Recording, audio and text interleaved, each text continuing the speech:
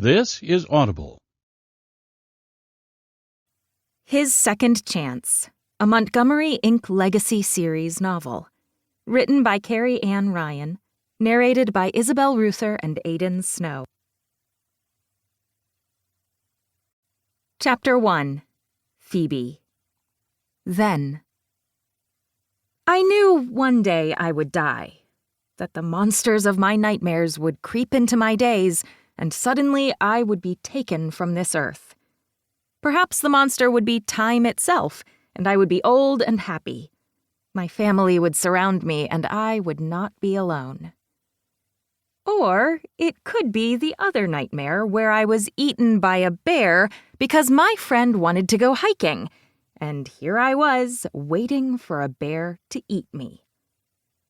Tell me again why I'm out here in the middle of the forest waiting for a bear to rip my face off? Or perhaps a mountain lion? Or a snake? Or an armadillo? My voice went a little high-pitched, and my roommate and best friend, Claire, just looked at me, raising a brow. We're in Colorado, not Texas. You're not going to be bitten to death by an armadillo. Not that armadillos eat people. She frowned as she said it, as if not sure she was telling the truth. For all she knew, there were man-eating armadillos that only lived in the mountains of Colorado. I narrowed my gaze at her, my lips twitching as I held back a laugh. You don't know that. Perhaps at night, when you think they're just rummaging around for bugs or whatever in people's yards, they're actually looking for ways to infiltrate your house so they can eat your eyes right out of your sockets as you're sleeping. Claire tripped over her own feet and nearly landed face first on the rocks. She caught herself, hands out, as she looked over her shoulder and glared at me. You're having a waking nightmare about bears, and suddenly you want me to have a weird eye-eating armadillo phobia? Are you serious right now? I shuddered, even as I thought back to my words, and held out my hands to keep Claire steady. Okay, perhaps that was a little ridiculous, but it's really not my fault. Just because you say that in a high-pitched voice doesn't actually absolve you of any responsibility. Claire grabbed onto my hand and squeezed, and I just laughed, shaking my head. An older couple walked by, walking sticks in hands, and they glared at the two of us. I didn't know if it was because we were holding hands or that I had just yelled about armadillos trying to eat us. There are children here, the older woman said, and Claire tangled her fingers with mine.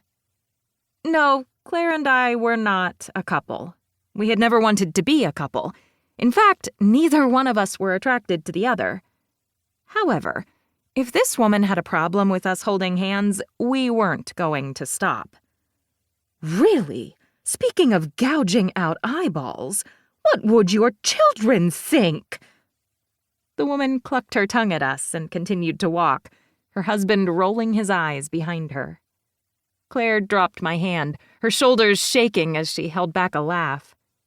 Well, at least that disdain was because I'm a monster rather than anything else, I muttered under my breath.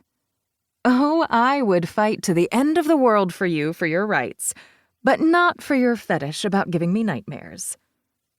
Claire wiped her hands on her jeans again, since she had fallen back on a rock behind about a mile back. Of course, I had fallen right before her, so it wasn't that she was klutzy. We both were.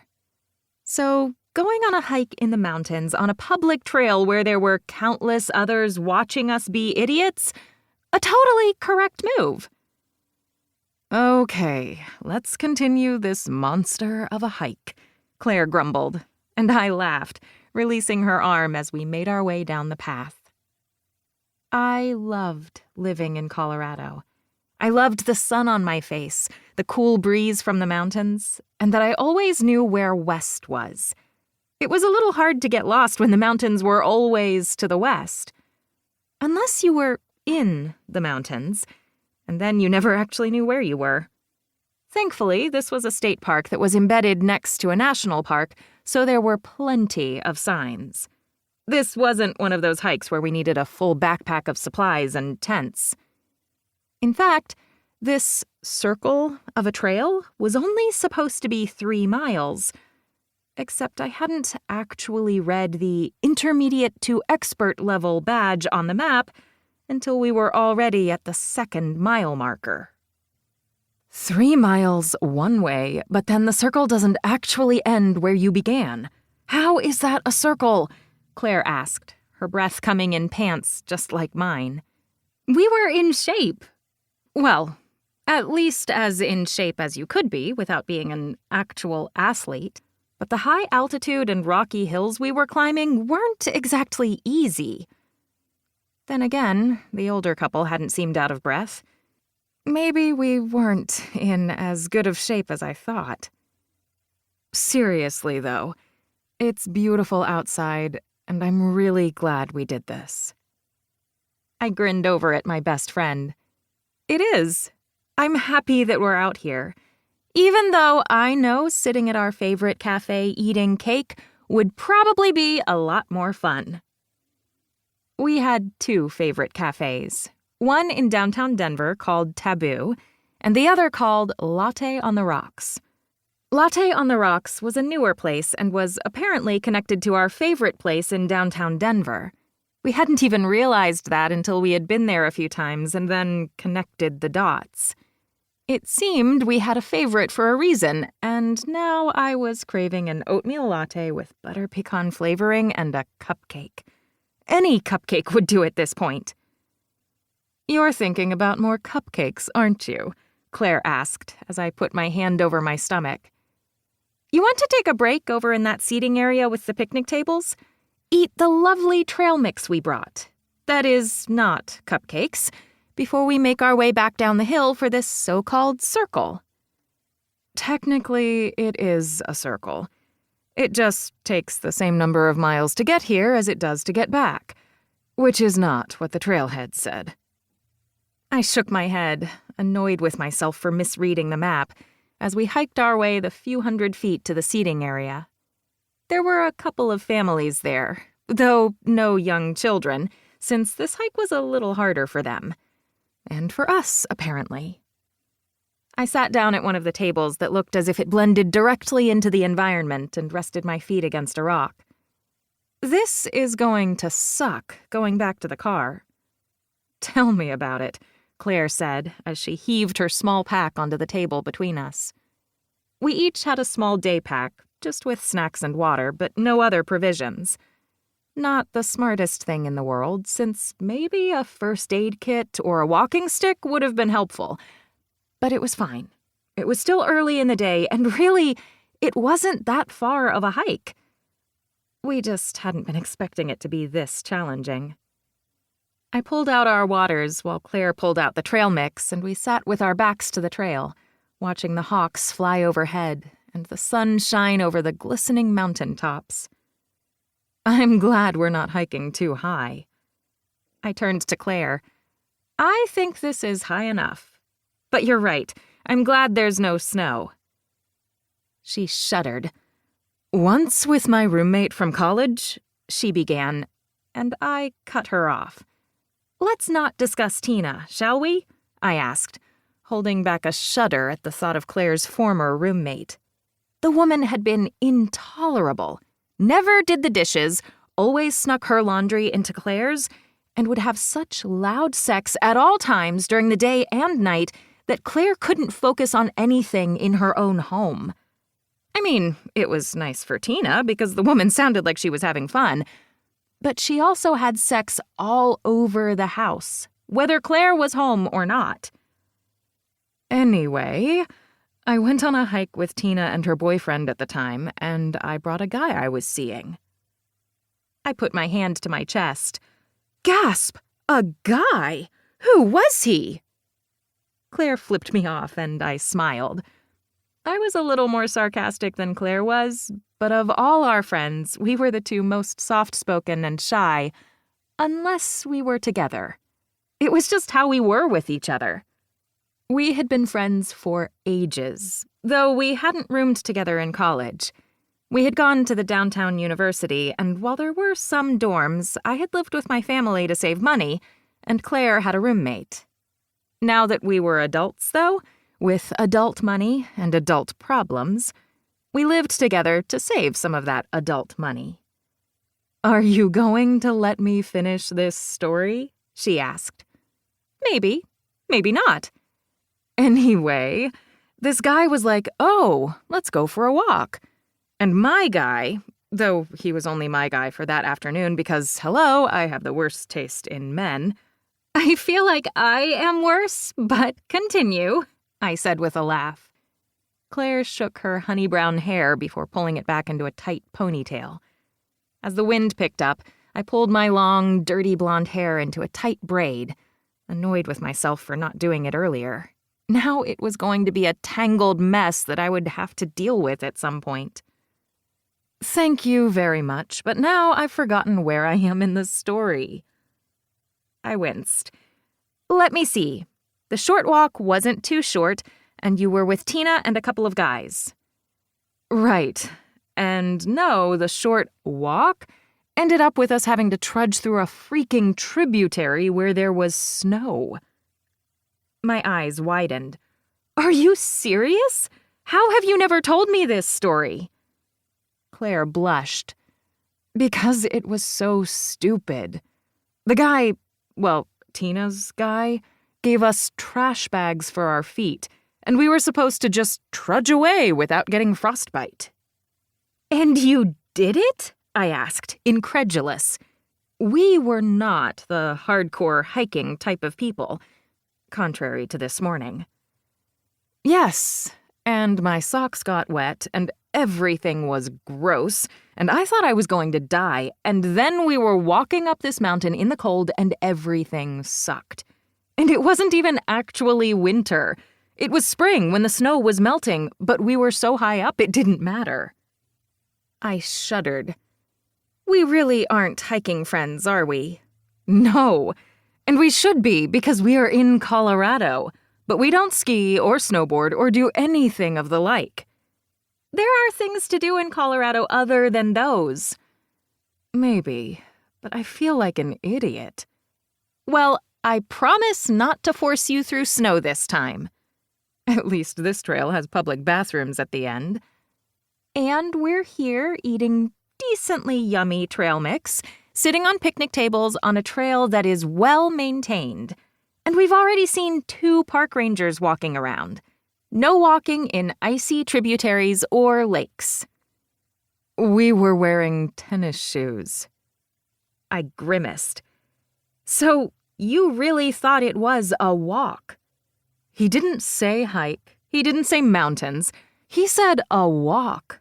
And it was a nice day, so I thought it would be fun." I was an idiot.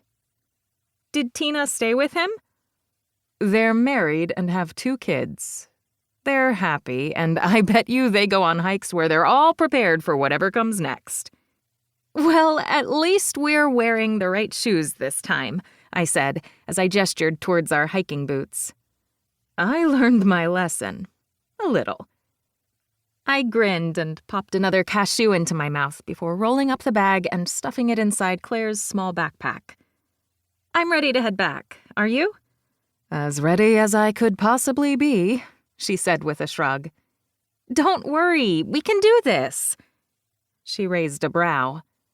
"If I sound optimistic, it's because I know we're close to being done." "We're halfway done, hence the edge of this circle." "We both know that this geometry doesn't make any sense," I grumbled, before we stretched a bit and made our way down the path. We walked past couple after couple, watching as they leaned on each other, laughing and stopping to take photos.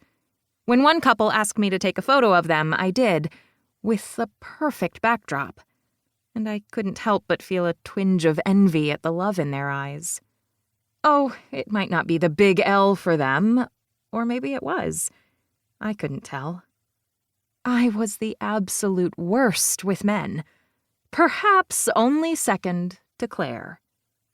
I knew there were plenty of men out there. I saw them all the time, and they were always married, douchebags, or only wanted sex. Which I liked sex. Sex was fun. But I would like some dinner and conversation along with the sex. Or maybe someone to just hang out with. Maybe someone to go on a hike with. No, scratch that. No more hiking for a long time. I just wanted to be with someone. "You're thinking hard," Claire said, as we hiked our way down the path. "I'm just a little in my feels." "There are so many couples on this path." I loved when our minds were on the same page without discussing it. Right? I hate it. I mean, I shouldn't hate it because it's just jealousy asking to be slapped in the face. But it'd be nice to actually have a long-term relationship. We're both catches. How come we can't make it work? "Because everything sucks and we suck?" I asked, and Claire rolled her eyes. "Really?" "Okay, we don't suck. Well, I could make a dirty joke there, but I won't." Claire snickered. "I just want to be happy. And to find a nice, rugged man who can hold me against the wall as he pounds into me." Claire burst out laughing as another couple walked by. Thankfully, they hadn't seemed to hear what I said, and I counted that as a win.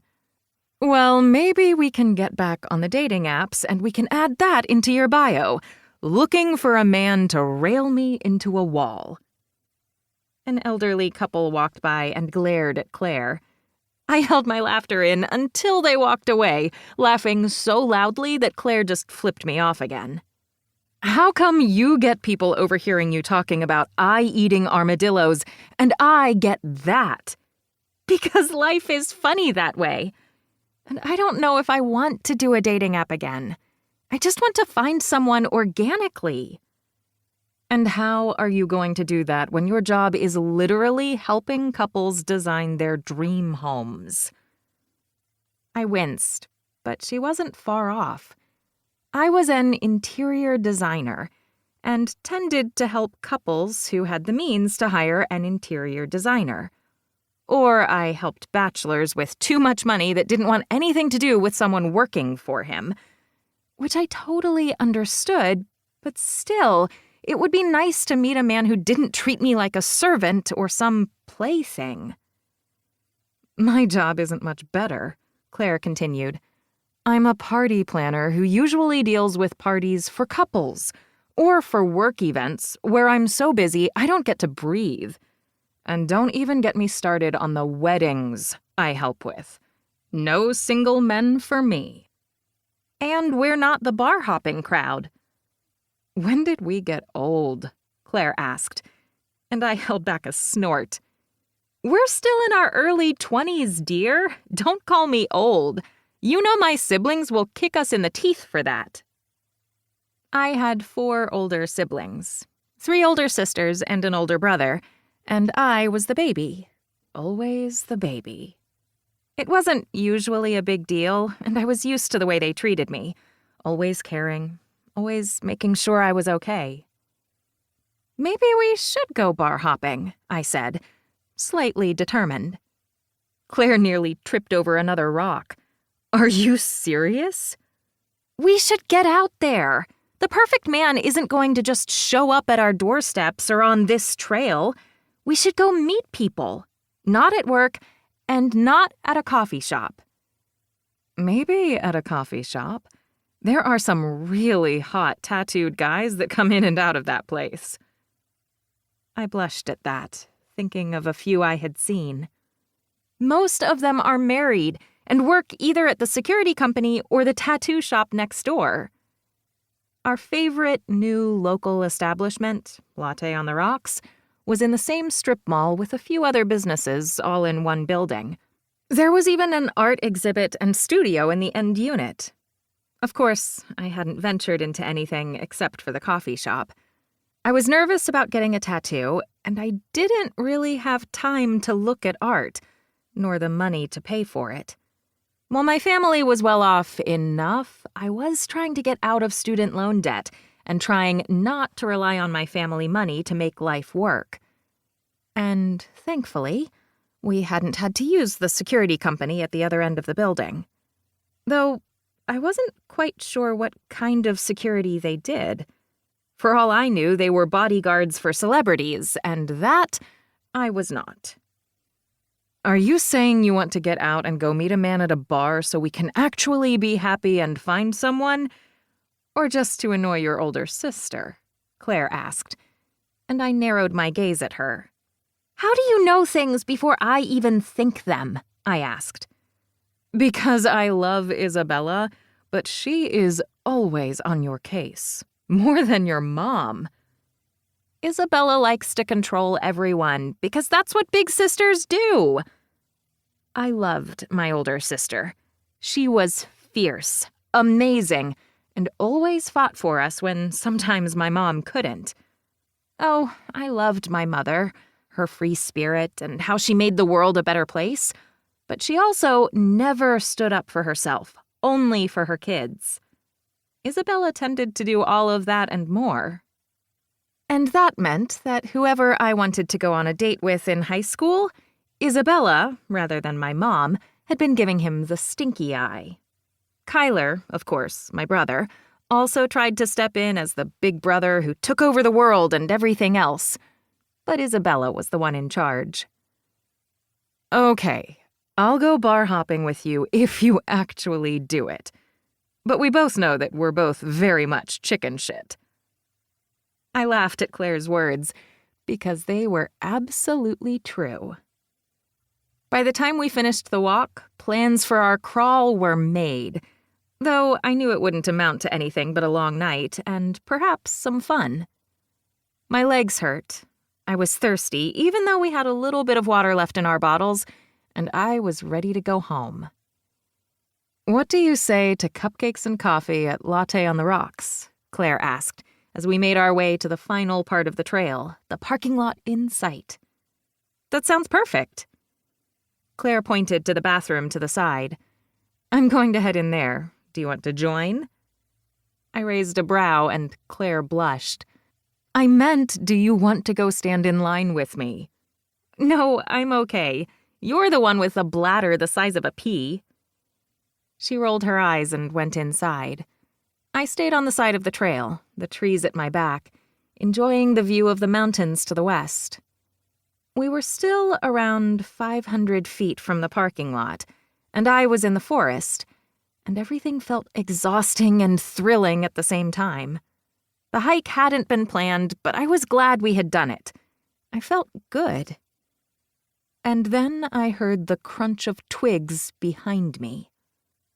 I froze, nervous, and I tried to turn without looking like I was turning. I thought maybe it was just a man, some guy walking through the forest. Or perhaps it was a serial killer? But not the very large black ball that I saw out of the corner of my eye. My eyes widening, I turned and, off in the distance, but far closer than it should have been, one of the nightmares from my dreams filled my vision, and it wasn't an armadillo. Bear, I whispered, barely a sound coming out as my mouth moved. Bear, I said, a bit more loudly. The bear didn't look toward me. It just scratched its black body against a tree. All thoughts of what I was supposed to do if I saw a bear fled my mind. Was I supposed to act big? Was I supposed to stand still like a Tyrannosaurus Rex? No, this wasn't a T-Rex. They could see movement. Or they could see you even if you were standing still. This wasn't a brown bear, so they weren't as dangerous. Black bears were cuddly. But as I watched that claw dig into the side of the tree, I swallowed hard and took a tentative step back, and then another. I was a few hundred feet from the parking lot and the bathroom, but as somebody screamed behind me and slammed the bathroom door shut, I realized I hadn't been the only one to see the bear, and there was no way they were going to let me in. So I did the only thing that I thought I could do. Because I was not a fight person, I was apparently a flight person. This was probably the wrong thing to do in this situation, but I hadn't paid attention when they told you what to do if you saw a bear. I ran. I ran towards the parking lot, but our car was on the other end, and I could hear crunching and scuffling behind me. I had no idea if the bear was following me or if they even saw me, but it could probably outrun me, and it could kill me with a single bite. Why couldn't it have been an armadillo that happened to migrate to Colorado? Without thinking, I ran to the nearest car, even though it wasn't my own, and prayed it was unlocked. And when the handle moved, I let out a relieved breath, nearly crying as I jumped into the passenger side seat and slammed the door behind me. The bear moved through the trees, then over the picnic area as people scrambled away, some using their phones to take video, others being smart and getting away. The bear didn't seem to mind, and it calmly walked through the trees again, going unseen. I didn't realize my breaths were coming in pants and my hands were shaking until someone cleared their throat beside me. That's when I remembered that this wasn't my car. I turned to see a large man in a beat-up bomber jacket and bushy beard, looking at me as if I'd lost my mind by getting in his car without asking. I was a stranger, after all, and had probably set myself up for not only humiliation, but being tied up and thrown in the back of his SUV. The bearded man with blue eyes smiled at me and raised a brow. Well, either I had jumped into a stranger's car and he was now laughing at me after I had run from a bear, or this was the second part of my nightmare. I had just gotten into a car with a serial killer. And yet, the serial killer felt like better odds than the bear. Well, that's one way to meet someone. You doing okay? The bear is gone. I'm Kane. Would serial killers introduce themselves like that? I cleared my throat. Phoebe.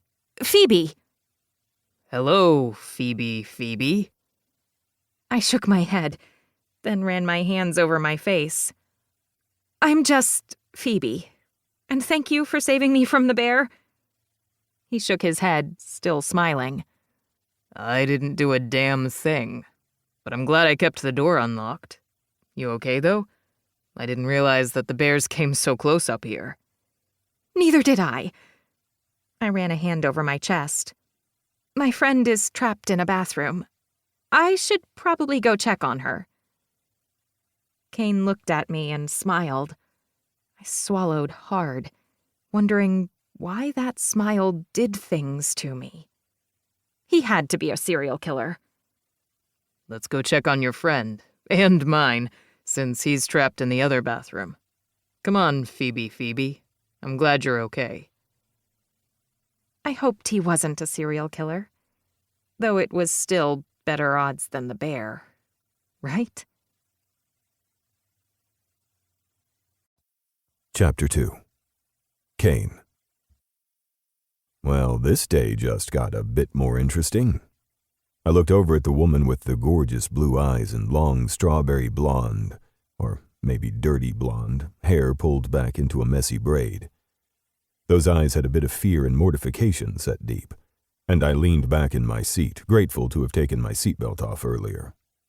My cousin Kingston and I had come out for a hike, and then I'd gotten a phone call from one of my clients at Montgomery Security, and he needed to call his family as well. Then everybody started screaming, running away like there was an actual bear running after them. And while the bear had rambled around, it hadn't seemed interested in people. After all, we were on his land invading his property, so he would have had the right to swat those giant paws at us. Thankfully, it had been a black bear, not a brown bear. I hadn't gotten out of the car, though I had been on alert at the first sound of trouble, had my hand on the door, ready to jump out of the car if needed. I wasn't armed, since we were on state park property next to a national park and my concealed and carry permit didn't allow me to carry in parks. I was in security, and was one of the top bodyguards we had. And that wasn't just me bragging on myself. I was the one they called when they needed to keep another person safe one-on-one. Kingston was too. Some of my cousins were better at electronics or setting up perimeters. Some could organize a group of 18 and keep everyone exactly where they needed to be when they needed to be there. I was better at one-on-one work, mostly because I could smile and make the person I was keeping safe feel like they were actually safe. None of that mattered right in that moment, though, because there was a stranger in my car, a car I hadn't locked because I had still been in it, and Kingston had just gotten out. "So, Phoebe, I started, and she narrowed her gaze at me. That was good. The anger or frustration and irritation was better than the outright fear from before. "Just Phoebe. You don't need to tease me." I shook my head. "Didn't mean to tease you." That was an outright lie. "Anyway, now that I am sitting here in a stranger's car, and you could possibly be a serial killer, I'm just going to go now. Please let me go." Well, the reality of the situation sank in. And while I knew I wasn't a serial killer or anything of the like, getting into a stranger's car like that probably wasn't the smartest thing for her to do. I nodded and gestured towards the door. "The door is unlocked. The rangers and everyone are going into the forest to look for the bear, so we should be safe. Where are you parked?" "I don't think I should tell you that. In case, her voice trailed off. I grinned. "In case I'm a serial killer. Got it. Come on, how about we both walk to the area where your friend and my cousin are, and we figure out what's going on. I promise I don't bite." I hadn't meant for the words to sound so sultry, but she raised a brow. "I'm pretty sure that's a lie, too. But still, your bite would probably be better than a bear's." She blushed so prettily. I just smiled. Today had gotten interesting. I really hadn't wanted to go on this hike. If anything, I had wanted to sit on my couch with a beer and watch sports and just do nothing. I wanted to be lazy and sit in my underwear and pretend that nothing mattered. We'd had a long case, one that had nearly killed Kingston, and the ramifications of everything that occurred weren't over yet. Daisy was still healing from the explosion, and I was tired. So damn tired. Kingston was healed enough to go on this small hike and had dragged me along with him. And whatever he needed, he got.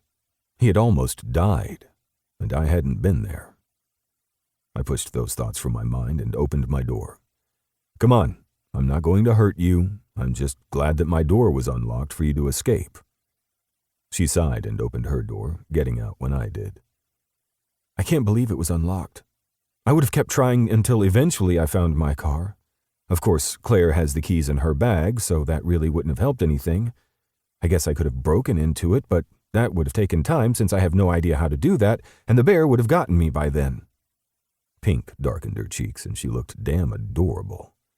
And lickable. "Time to think of something else. Claire's your friend?" "Yes, and her name isn't Claire," she said dryly, and I threw my head back and laughed. "Look at you. You've got this down. Everything's going to be fine." "I don't know if I actually believe that, but thank you. It's just been a very weird day. Our tiny little hike turned into a strenuous one because I didn't realize the circle wasn't a true circle." I winced. "A lot of people make that mistake on this one. We did the first time we were up here," I said. She narrowed her gaze at me, probably because she thought I was making fun of her.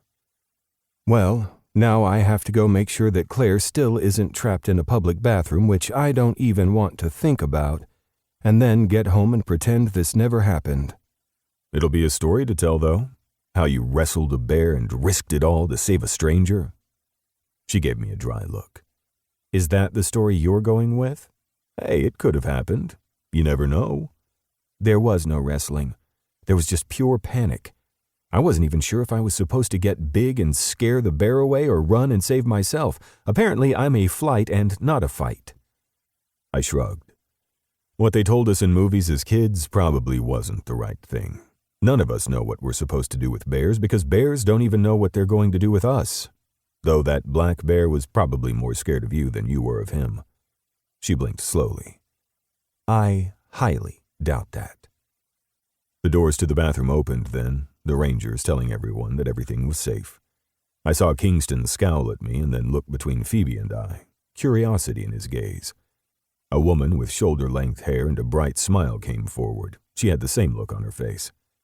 "Phoebe, are you okay? The ranger said that nobody got hurt and that the bear is off doing its own thing, but oh my God! We were trapped inside the bathroom and the Amazon holding the door wouldn't open it so I could let you in." Claire scowled at the woman, who had to be over 6 feet tall, as she confidently strode to her car on the other side of the parking lot, oblivious to the fact that she had probably scared Phoebe's friend half to death. "I'm really okay. I'm just glad you were safe in there." "And where were you? I had the keys. I felt terrible." Kingston lifted his chin at me, and I did the same. There, we both knew we were safe. There was no need to go into it.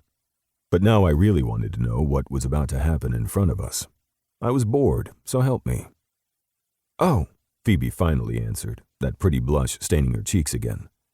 I'd like to see exactly where she blushed all over. "Well, I sort of got into Kane's car because he had the door unlocked and he didn't murder me, so I count that as a win."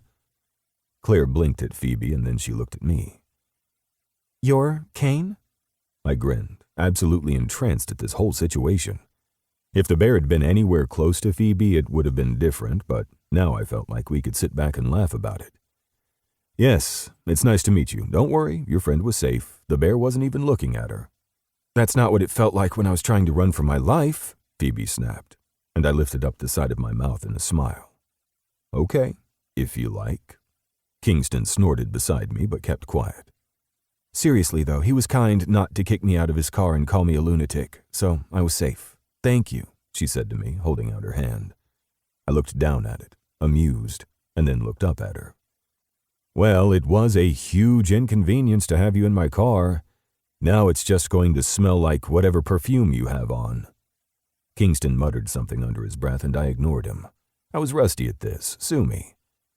"Your car probably smells like I was just on a hike." Then she let out a little oof as Claire elbowed her in the side. "She totally owes you, and I have the perfect idea. She can take you out to dinner." I looked at the soft-looking Claire and at the flabbergasted look on Phoebe's face. Oh, this was going to be interesting. I liked Claire, though she didn't intrigue me as much as Phoebe. "Claire," Phoebe muttered under her breath. "You know, that sounds about right." I looked over at Kingston as he spoke, aware that I now had 2 people in my corner. This was a good day, bear and all. "I don't need to put you out." I held up my hands. "No, they're right. You should take me to dinner, and that way I can make sure you're really okay after the whole bear scare." I practically felt Kingston's eyes roll to the back of his head as Claire beamed and Phoebe blushed. "Dinner? Really?" "Oh yes, dinner." And I was just going to have to find a certain black bear and thank him for this, because this was one way to meet a woman, one I hadn't expected, and I sure as hell didn't mind. Later that evening, I sat across the table from Phoebe and sipped from my water glass. We'd exchanged numbers at the top of the hill and then decided what restaurant we would meet at. I didn't mind that Phoebe hadn't wanted me to pick her up. It was safer for her in any situation that we meet up at a neutral location. As someone who worked more stalker cases with ex-boyfriends than I cared to admit, I liked that she was being safe about this. Kingston had given me shit over how I had gotten this date, but that was Kingston, constantly giving me shit about everything. I didn't mind, though, because it just meant that I had gotten the girl and Kingston hadn't. Now Kingston was off working with Daisy while I had a beautiful woman in front of me. "You're an interior designer?" I asked, putting my brain back into the moment and not over the fact that I was stressed that they were at physical therapy. "Yes. I work for a company that was thankfully there for me during my internship when I was in college. I'm just grateful that it all worked out and they had a spot for me when I graduated." I nodded, watching as her face lit up any time she talked about her job. I have no artistic talent when it comes to that. My house that I share with Kingston looks like an actual bachelor pad. "You live with your cousin?" she asked, and then winced. "I mean, I live with Claire, so it's not like I can judge."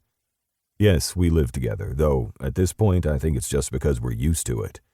We each own a part of our business, but we share it with a few more cousins, so it's not like we're rolling in business ties." She smiled at that. "I like the fact that you work with your family. I do not, and I'm a little glad that I don't." I scowled. "Do they treat you badly?" Her eyes widened and she shook her head. No, the exact opposite. They're so caring. But I'm the baby sister, so they're constantly wanting to know what I'm doing and asking how they can help me. They wanted me to move back in with one of them after I got out of college so I could be under their care and not have to worry about rent or anything. But it's not like they're so much older than me that they have multiple homes or something for me to stay in. They just want to take care of me. I don't think they realize that I'm an actual adult.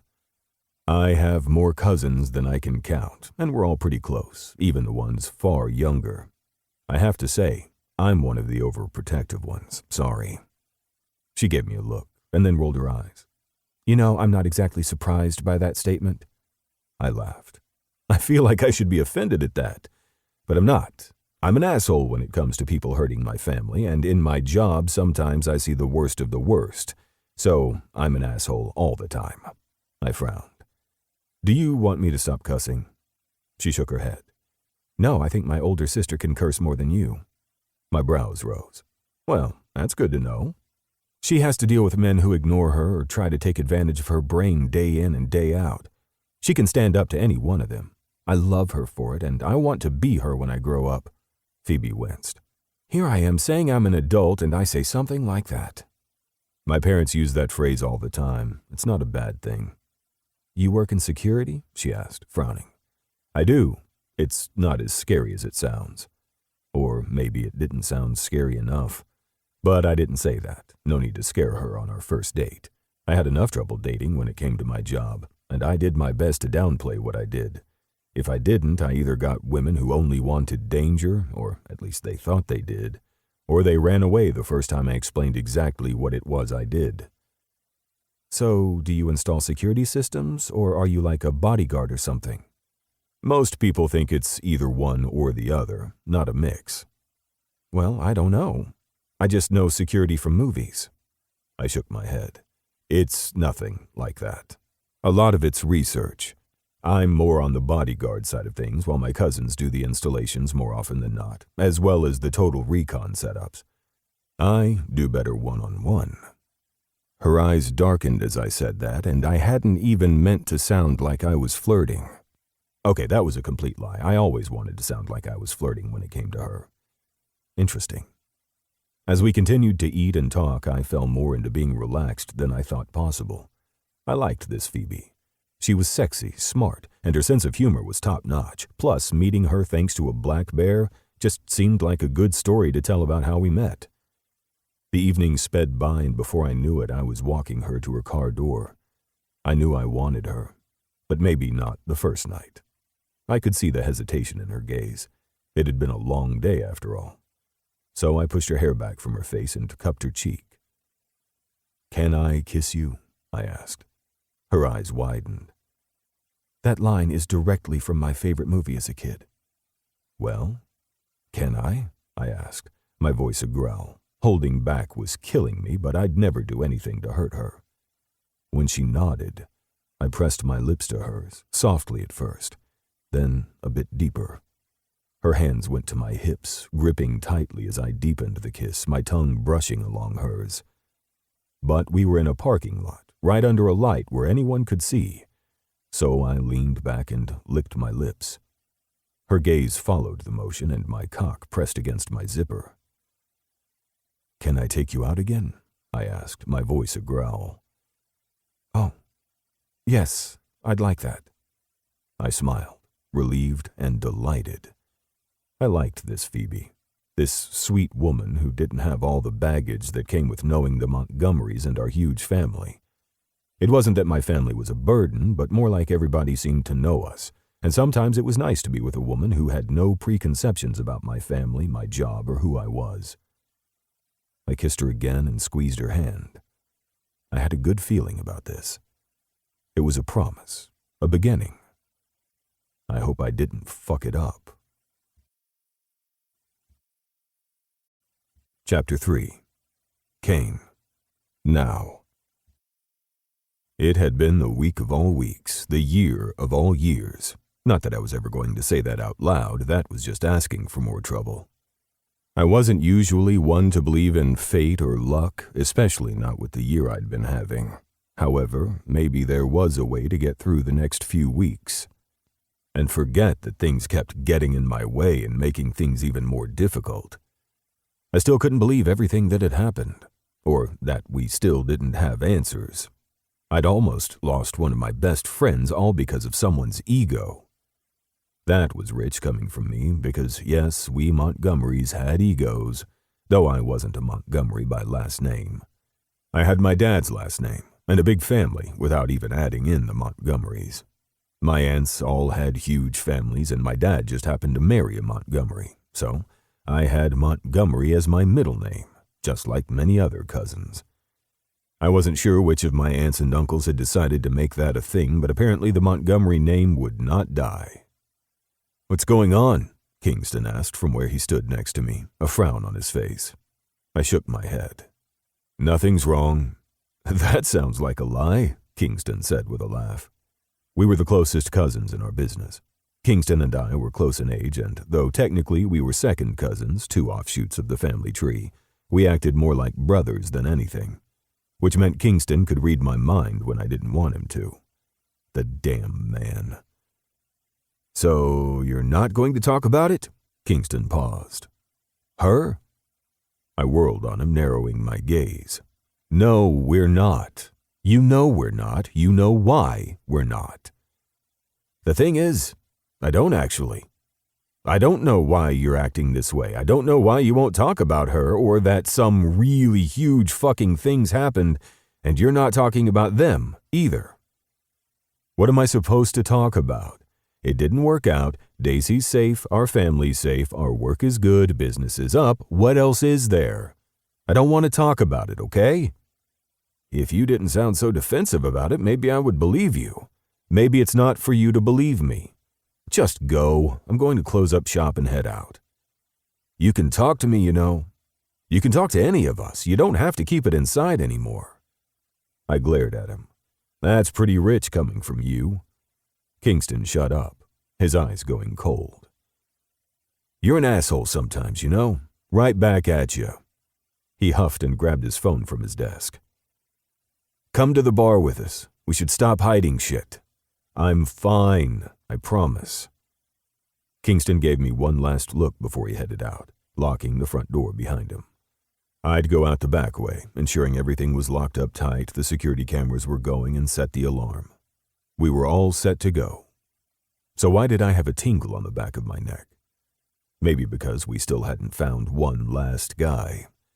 The cops were looking for him, but he was long gone. He'd taken his money and run off. We all knew that. But I still had an uneasy feeling.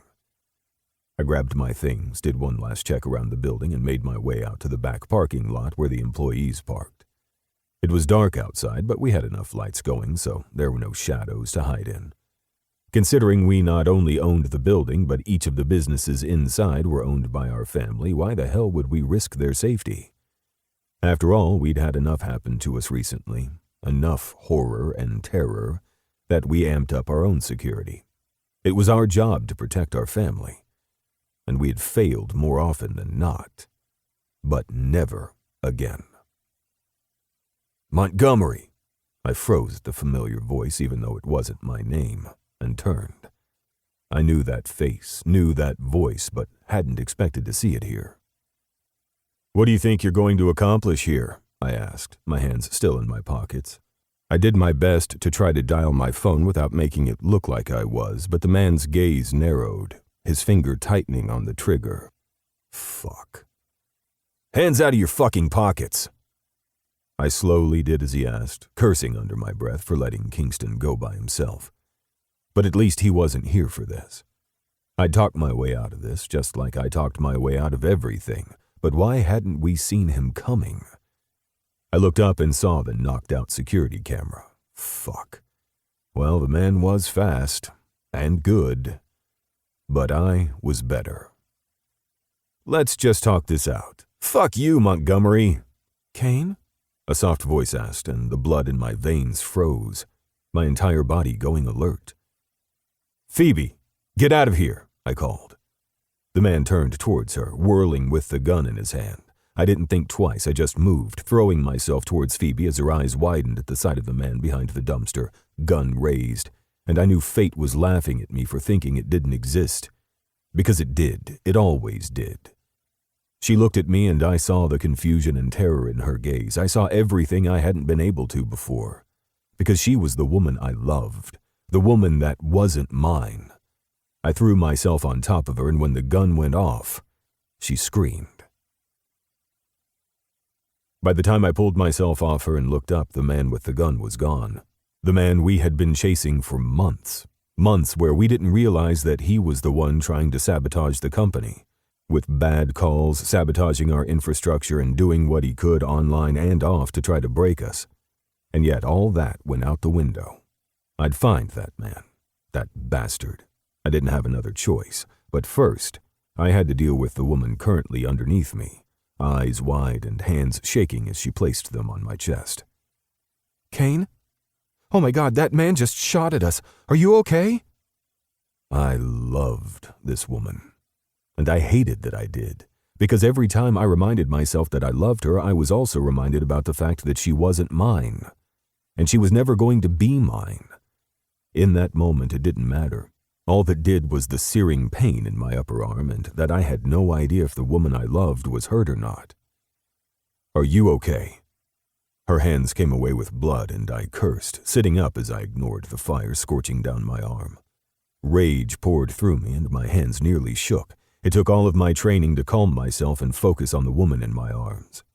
Fuck, you're bleeding. You're hurt. Where are you hurt? There were pounding footsteps running towards us, and my head shot up, past her, on alert. But it was only Kingston coming back. I'm not hurt. I mean, probably a little scraped from hitting the ground, but you're the one bleeding, Kane. You're shot. Her hand went up to my arm and hovered over it before she pulled her hands back. Am I supposed to put pressure on this? Oh my God, I don't know what I'm supposed to do. Your cousin's coming. He'll know what to do. She looked over her shoulder as Kingston came running, and I felt her stiffen when she realized that Kingston's gun was in his hand. I didn't see who ran off. Fuck. You're shot? Kingston's gaze slid over mine, then down to Phoebe. Phoebe, what are you doing here? She shook her head. It doesn't matter. Kane's hurt. Should I put pressure on it? I mean, you guys know what to do in these situations, and I literally do not. Should I move him? Wait? Should we call the cops? We need to call the authorities.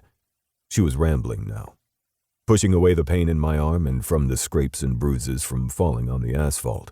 I cupped her face, ignoring the sight of my own blood on her porcelain skin. My blood was on her, just like every fucking dream I had leading to our breakup. She was hurt. I could see the scrapes on her hands, the fear in her eyes. That was because she had come to me at my place of business and gotten hurt because of a man I couldn't fucking catch. The blood on her skin was just a way too visual reminder of that. I'll be okay. I'm fine. Put pressure on it, Kingston said as he handed Phoebe a bandage. I scowled up at him, but I saw the anger in his gaze over the fact that there were going to be questions.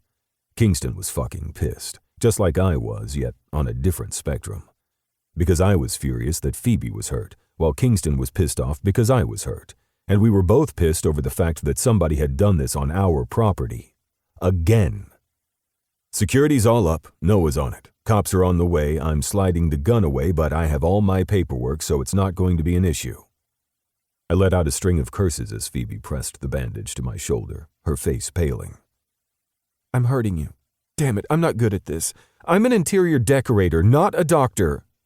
Nice Star Trek reference, Kingston said with a twitch of his lips, though the humor didn't reach his eyes.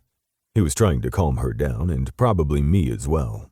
I was ready to rip the door off the place and hide Phoebe inside before I chased down the asshole who dared hurt her. I ignored the voice in my head telling me that I'd been the one to hurt her while trying to protect her, yet another reason we weren't together. Phoebe scowled at him. Shouldn't we move him? What if the guy comes back? Somehow she paled even further, and I cursed. You're going to be okay. I'm not going to let anyone hurt you. But they hurt you. I wanted to hold her close, to reach out and press my lips to her forehead, but that wasn't my place. I didn't even know why she was here, maybe to bring back my toothbrush, though I was sure we were well past that in our breakup. But she was here, and she had blood on her skin because of me. By the time the authorities were there and our cousins showed up, we thankfully weren't taken away and handcuffed over the fact that Kingston was armed. Instead, we handed over our security footage as the authorities prowled the parking lot and building. And once again, our family, teams, and everyone else that worked near us were inconvenienced because we had fucked up. Because we couldn't catch this damn man. The owner of Sherman Priority Security. The one man we hadn't been able to get after the whole fucking fiasco.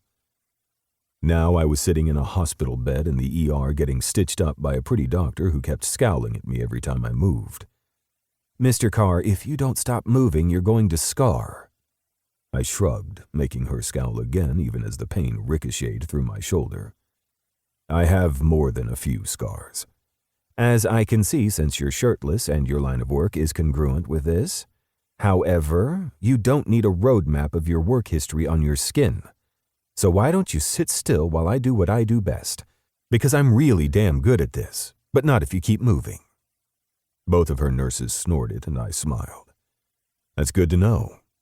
I know one of your cousins, and an aunt, I think, and they taught me how to deal with you Montgomerys and your ilk."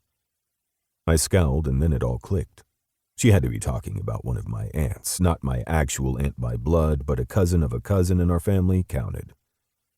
"The Gallaghers are worse." "That's what you Montgomerys and Carrs say. Then again, you are the one currently in my place of business while I stitch you up." I couldn't fault her there.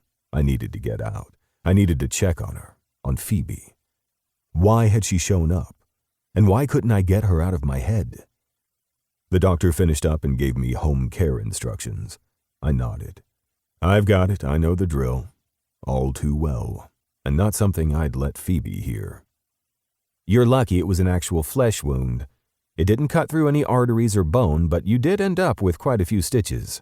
I want you in that sling for at least 2 weeks. "No way. I don't do slings." "He'll wear the damn sling," Kingston said as he stormed into the room. "He'll wear it and he will be happy about it. I'll even take a photo of it while he's smiling and send it to you." The doctor just raised a brow. "Well, if that keeps him in a crappy mood, maybe he won't get shot again, so I'll take it."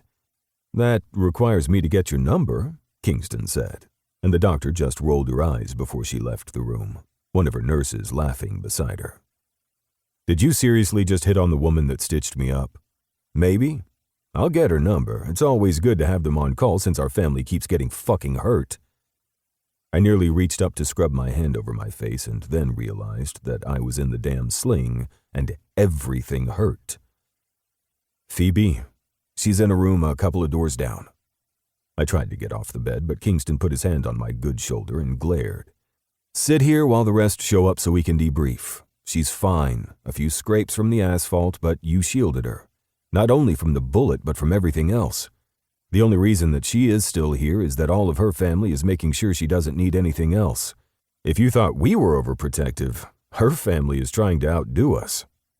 "Don't remind me," I grumble. Phoebe's siblings hadn't hated me, they just hadn't known what to do with me. Phoebe was the baby of their family, the youngest of 4 daughters and a son. Of course they hadn't wanted their baby sister to be with a rough-and-tumble guy, in their words. They hadn't been mean about it, but they had been protective. And while I honored that, and agreed somewhat, I had resented it. Now, though, they had been right. Phoebe had been in danger because of me. She had my blood on her hands and face because of me. Her family should have taken me out back and shot me or buried me in a deep hole so I couldn't ever hurt their precious baby sister. They had treated me with respect, made me feel welcome, but had always been protective. So I deserved any lashing that came my way once Isabella, Phoebe's oldest sister, figured out where I was. "But she's okay." "Yes, she is," Ford said as he walked in, scowl in place. His partner in more ways than one and my cousin Noah walked in with a similar scowl. And then Daisy, her boyfriend and coworker, and our partner Hugh walked in as well. "So it's the whole family," I grumbled. "Pretty much," Daisy said as she moved toward me, cupped my face, and pressed my forehead to hers. "Never do that again. That scared me." "You're the one who got hurt recently. Why are you even here?" Like I can keep her away, Hugh grumbled, his familiar British accent not so calm like he usually was. You guys don't need to be here. You should be with your kid.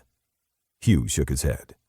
She's with Daisy's parents, and we're here because we want to know what the hell happened.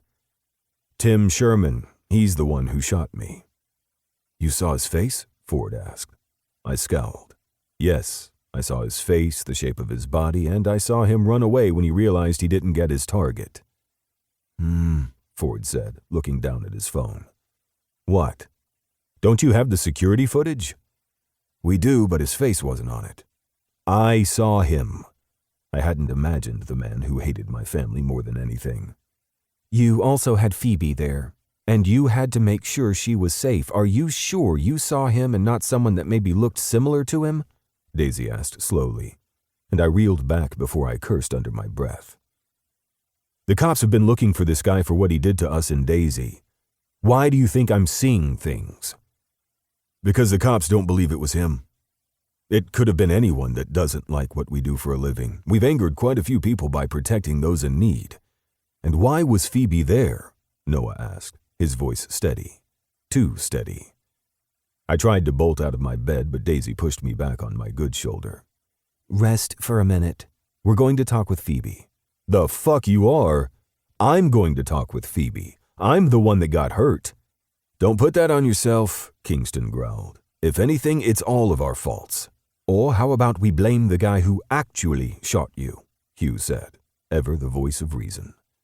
If he was going to join our family like I figured he would at any minute, he was going to have to panic with us. It helped. I need to talk to Phoebe, but we all know what that man wanted. To take out the Montgomerys, Noah said succinctly. And it was true. Just because I didn't carry Montgomery as my last name didn't make me not a Montgomery. It was my middle name, just like it was the middle name of all of my first cousins that happened to come from my dad's side of the family. I didn't know why they had done it, but I liked it. It gave me that sense of family. I had cousins and aunts and uncles and other family members that I loved on the Carr side as well as everyone connected with them, but I also loved the crazy Montgomerys that I happened to be part of. So it didn't matter to me that I had a different last name because my mother was the Montgomery. She still held the Montgomery name as a middle name, just like I did. And we Montgomerys stood together in the face of adversity, terror, and apparently a shooter. I need to talk with Phoebe. Okay, but let's go through it again. I know you already did this with the cops, and I do believe you, you know, Ford said, and I scowled at Kingston. You're the only one that doesn't believe me, my cousin sighed.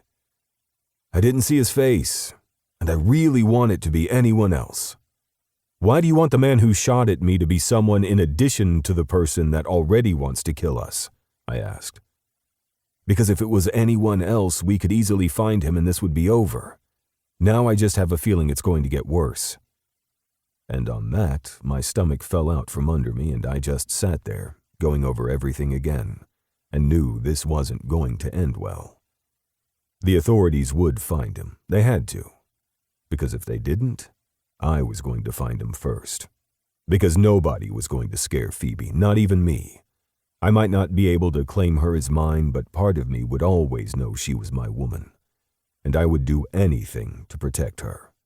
Even burn down the world and my reputation along the way. Chapter 4. Phoebe. All I really wanted to do was close my door and pretend that none of this had happened. Only, I didn't think I was going to have a choice, not when my family wouldn't leave me alone. I mean, I loved my family. I truly did. They were kind, generous, and always took care of me. Even if that meant they were overbearing to the point that they made me want to rip my hair out. Case in point, I hadn't been shot. If anything, I had probably been in the way and was the reason Kane got hurt, more than he would have if I hadn't been there. I hadn't been admitted to the hospital, and I hadn't even needed to go to the ER, but Kane and the others wouldn't consider anything else. So I had gone with him to the ER, and then hadn't been able to see him. Not only had my family pretty much forbidden it, Kane hadn't come to me. I didn't know why that hurt me. We weren't together anymore. We both made sure of that. He wasn't mine to check on, nor was I his. I should just get that in my brain and forget that anything had happened. But I couldn't. I wanted to know more. I wanted to make sure he was safe, that he was being taken care of. Who was going to tuck him in and make sure that he actually rested? I had a few cuts and scrapes, my palms taking the brunt of it when I fell, because Kane pushed me out of the way of a damn bullet. But I wasn't the one who'd been shot at. Not technically. He had, and had bled on me. And I hadn't been sure how to help him until Kingston arrived and told me what to do. I hated feeling inept and like I wasn't smart enough to handle things on my own. But that wasn't in my wheelhouse. This was in their wheelhouse. They dealt with things like this often. Kane put himself in danger, and there was nothing I could do about it. There hadn't been anything I could do about it when we were together, and there sure as hell wasn't anything now that we were separated. Annoyed with myself for my train of thought, I glared at my older sister. I loved Isabella. She had shoulder-length dark hair with my eyes, sharp cheekbones, and a no-nonsense attitude that meant she could get what she wanted out of anyone most days. She'd had to. She was the eldest of us and took that responsibility seriously. Considering our father was rarely in our lives, she had been the one to take care of us. Our mother mothered just as much as Isabella did, but with Dad constantly on work trips and the two of them never actually married, Isabella had taken the brunt of the responsibility. It didn't matter that I had 2 other older sisters and an older brother. Isabella had always taken the role as protector. Our father sure as hell wouldn't have done it. No, he and my mother had loved each other, according to our mother, and had always done their best to make sure that we weren't caught in the middle of their dramatic love affair. I was pretty sure my mom still loved my father, even though he was rarely around. He always showed up with huge promises, giant presents, and then left as if he had never been there, though the scars of his manic happiness always left evidence. My mother loved him, even though he was a wild child with a life of his own. I hated that I was even thinking about him right now. I wasn't sure if Isabella had called Dad to tell him that I was hurt. I sure as hell hoped not. Isabella, I'm fine. Go annoy someone else. My eldest sister scowled at me. You're lucky I don't tuck you in so tightly that you're unable to move, Missy.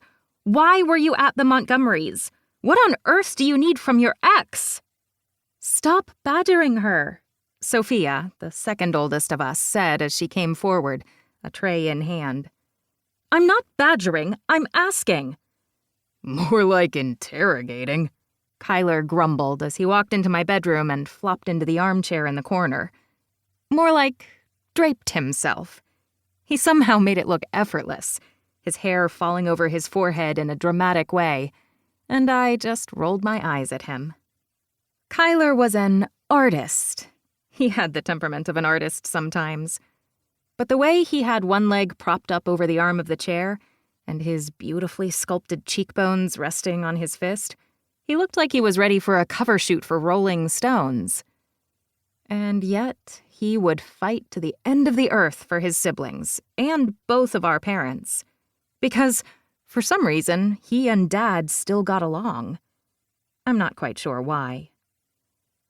I know Emily is out of town, but why are you guys all here? I asked. I let Sophia settle me against the headboard with fluffy pillows behind me. I looked down at the tea and toast in front of me, with perfect marmalade jam, and narrowed my gaze at my beautiful sister. Sophia was tall and elegant, a former principal dancer for the Denver Ballet.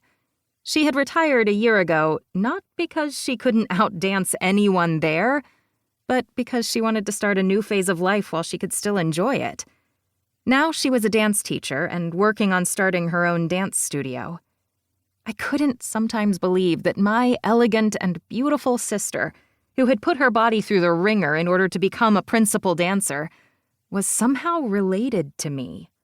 I was far shorter, far rounder, and had significantly worse coordination and balance, as is evidenced by the fact that they had put me in bed immediately, as if I were a Victorian child with a cough, when all I had done was fall. "Seriously, why were you there?" Isabella asked, and I ran my hand over my face. I wasn't going to tell them.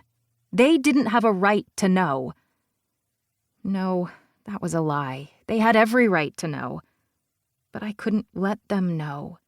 Not when I knew as soon as I said the words, I would worry them to the point that the current mothering and hovering was going to pale in comparison to how they would act if they knew.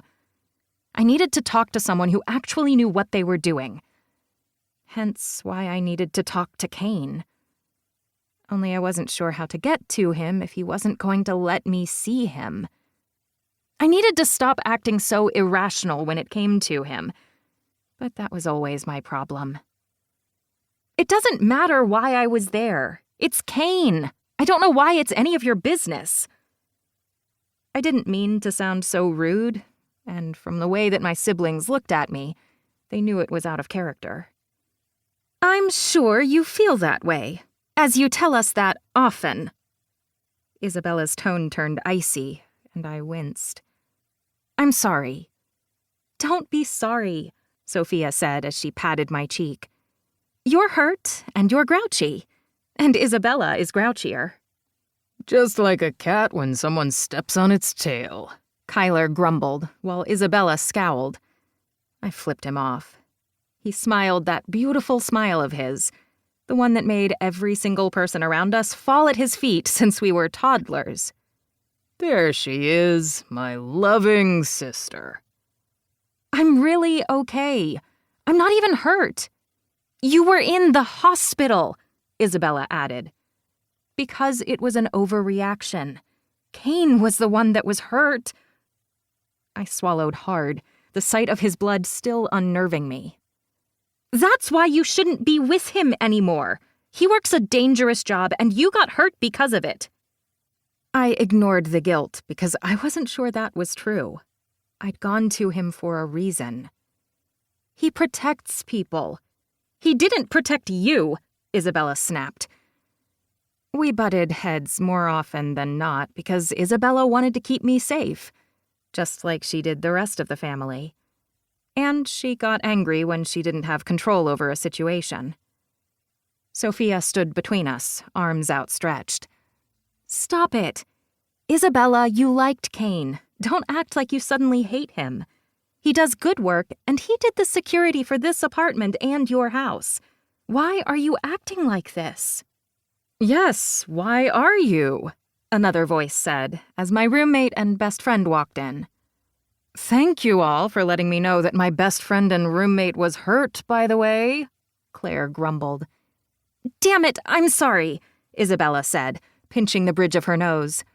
"We're gearing up for tax season, and I fucked up. My brain's doing too many things." Claire reached out and gave Isabella a one-armed hug. "It's okay. But seriously, next time that my best friend gets shot at, maybe let me know." "I'm fine. Have you heard from Kane?" I asked. Claire shook her head. "No, I only heard because Kingston mentioned it." I raised a brow and she waved me off. "Group chat. You're part of it too, so I'm sure you got the text." I glared at Kyler, who had the grace to look a little embarrassed as he pulled my phone out of his pocket. "I didn't read any of the texts. I was just making sure you got some rest." "How is all of you in here hovering over me when I'm not even hurt, helping me rest?" I asked, as I put my hand out for my phone. He slid off the couch in a smooth and fluid move, one that I saw Claire notice. Claire had always had a crush on Kyler. Not that she would do anything about it, and I'm pretty sure Kyler would never do anything about it either. Or maybe they had and they weren't going to tell me. It didn't matter, though, because I had a feeling Claire was meant for someone else. Of course, my thoughts on that meant nothing because I thought I was meant for Kane, but here we were. Thank you for my phone. Now everybody get out. You've fed me, overprotected me, and now I'm in bed when I'm really fine. I could run a mile right now. Claire blinked at me.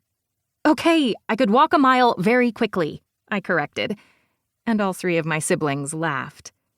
We'll leave you be, and I'll update Emily too, Sophia said as she tugged Kyler and Isabella out of the room.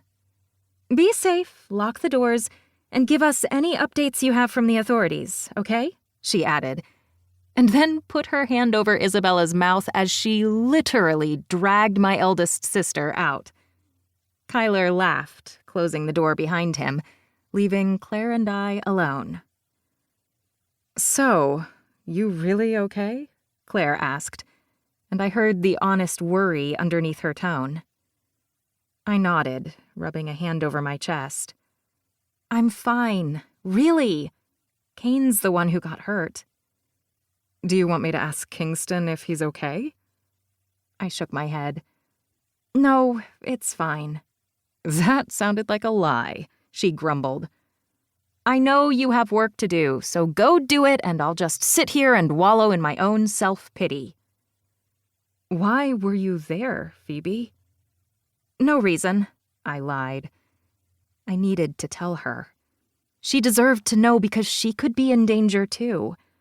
I hated keeping secrets from my best friend and from my family. But maybe I was just overreacting. That's why I needed to talk to Kane. Why I had been there in the first place.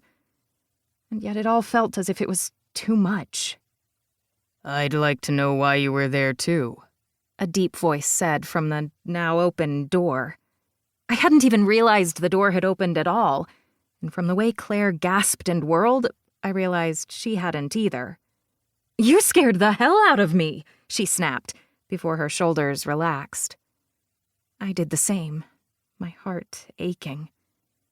He had a sling on his arm and looked so pale.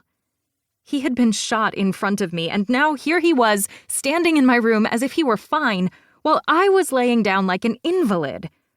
What are you doing out of the hospital? I blurted. I'm fine. Seriously, I'm fucking fine, he grumbled as he slid the sling off his arm.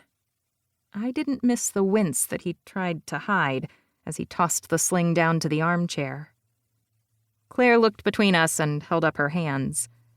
You know, I don't need to be a part of this, but I will get the details later, okay? Because you're hiding something, and you don't hide things from your best friend, Claire said as she glared at me, then looked up at Kane. Don't hurt her. Kane's eyes darkened at the warning, but he nodded briskly. I don't have any plans to. We never do, she whispered before she left the room, closing the door behind her. I knew it was the strength of her character that allowed her to leave with so much curiosity in her gaze. I wasn't sure I would have been able to do the same if the shoe was on the other foot. Alarm shot through me as I put the tray to the side and scrambled out of bed. Get back in bed. No, you should. You're the one who needs to be in bed. He raised a brow. You're asking me to your bed? I let out a small growl, throwing my hands up in the air. Are you serious right now? He sighed and ran his hand over his face, wincing as it jostled his shoulder. I'm fine. It was a graze and I have stitches. I hate the sling. It hurts my neck more than anything. Let's just sit down then. You got shot tonight. And you got thrown to the ground. I just have a few cuts on my hands, see? I held up my hands, and I realized it was the wrong thing to do when his eyes darkened. You got hurt because of me, he growled, his voice low and pained. I moved forward before I even realized I was doing it. I put my hand on his chest, ignoring the slight sting from the cuts.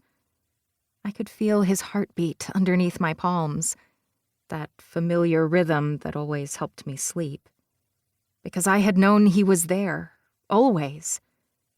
Of course, that had been one of the problems. You got hurt because of me, he whispered again, his gaze on mine. I swallowed. No, it could have been because of me. There. I said the words. I broached the subject. Because there was a reason I had gone to his place. I had needed help. What are you talking about? He asked, his whole body stiffening. I'd made a mistake. More than one. I shouldn't have gone to him for this.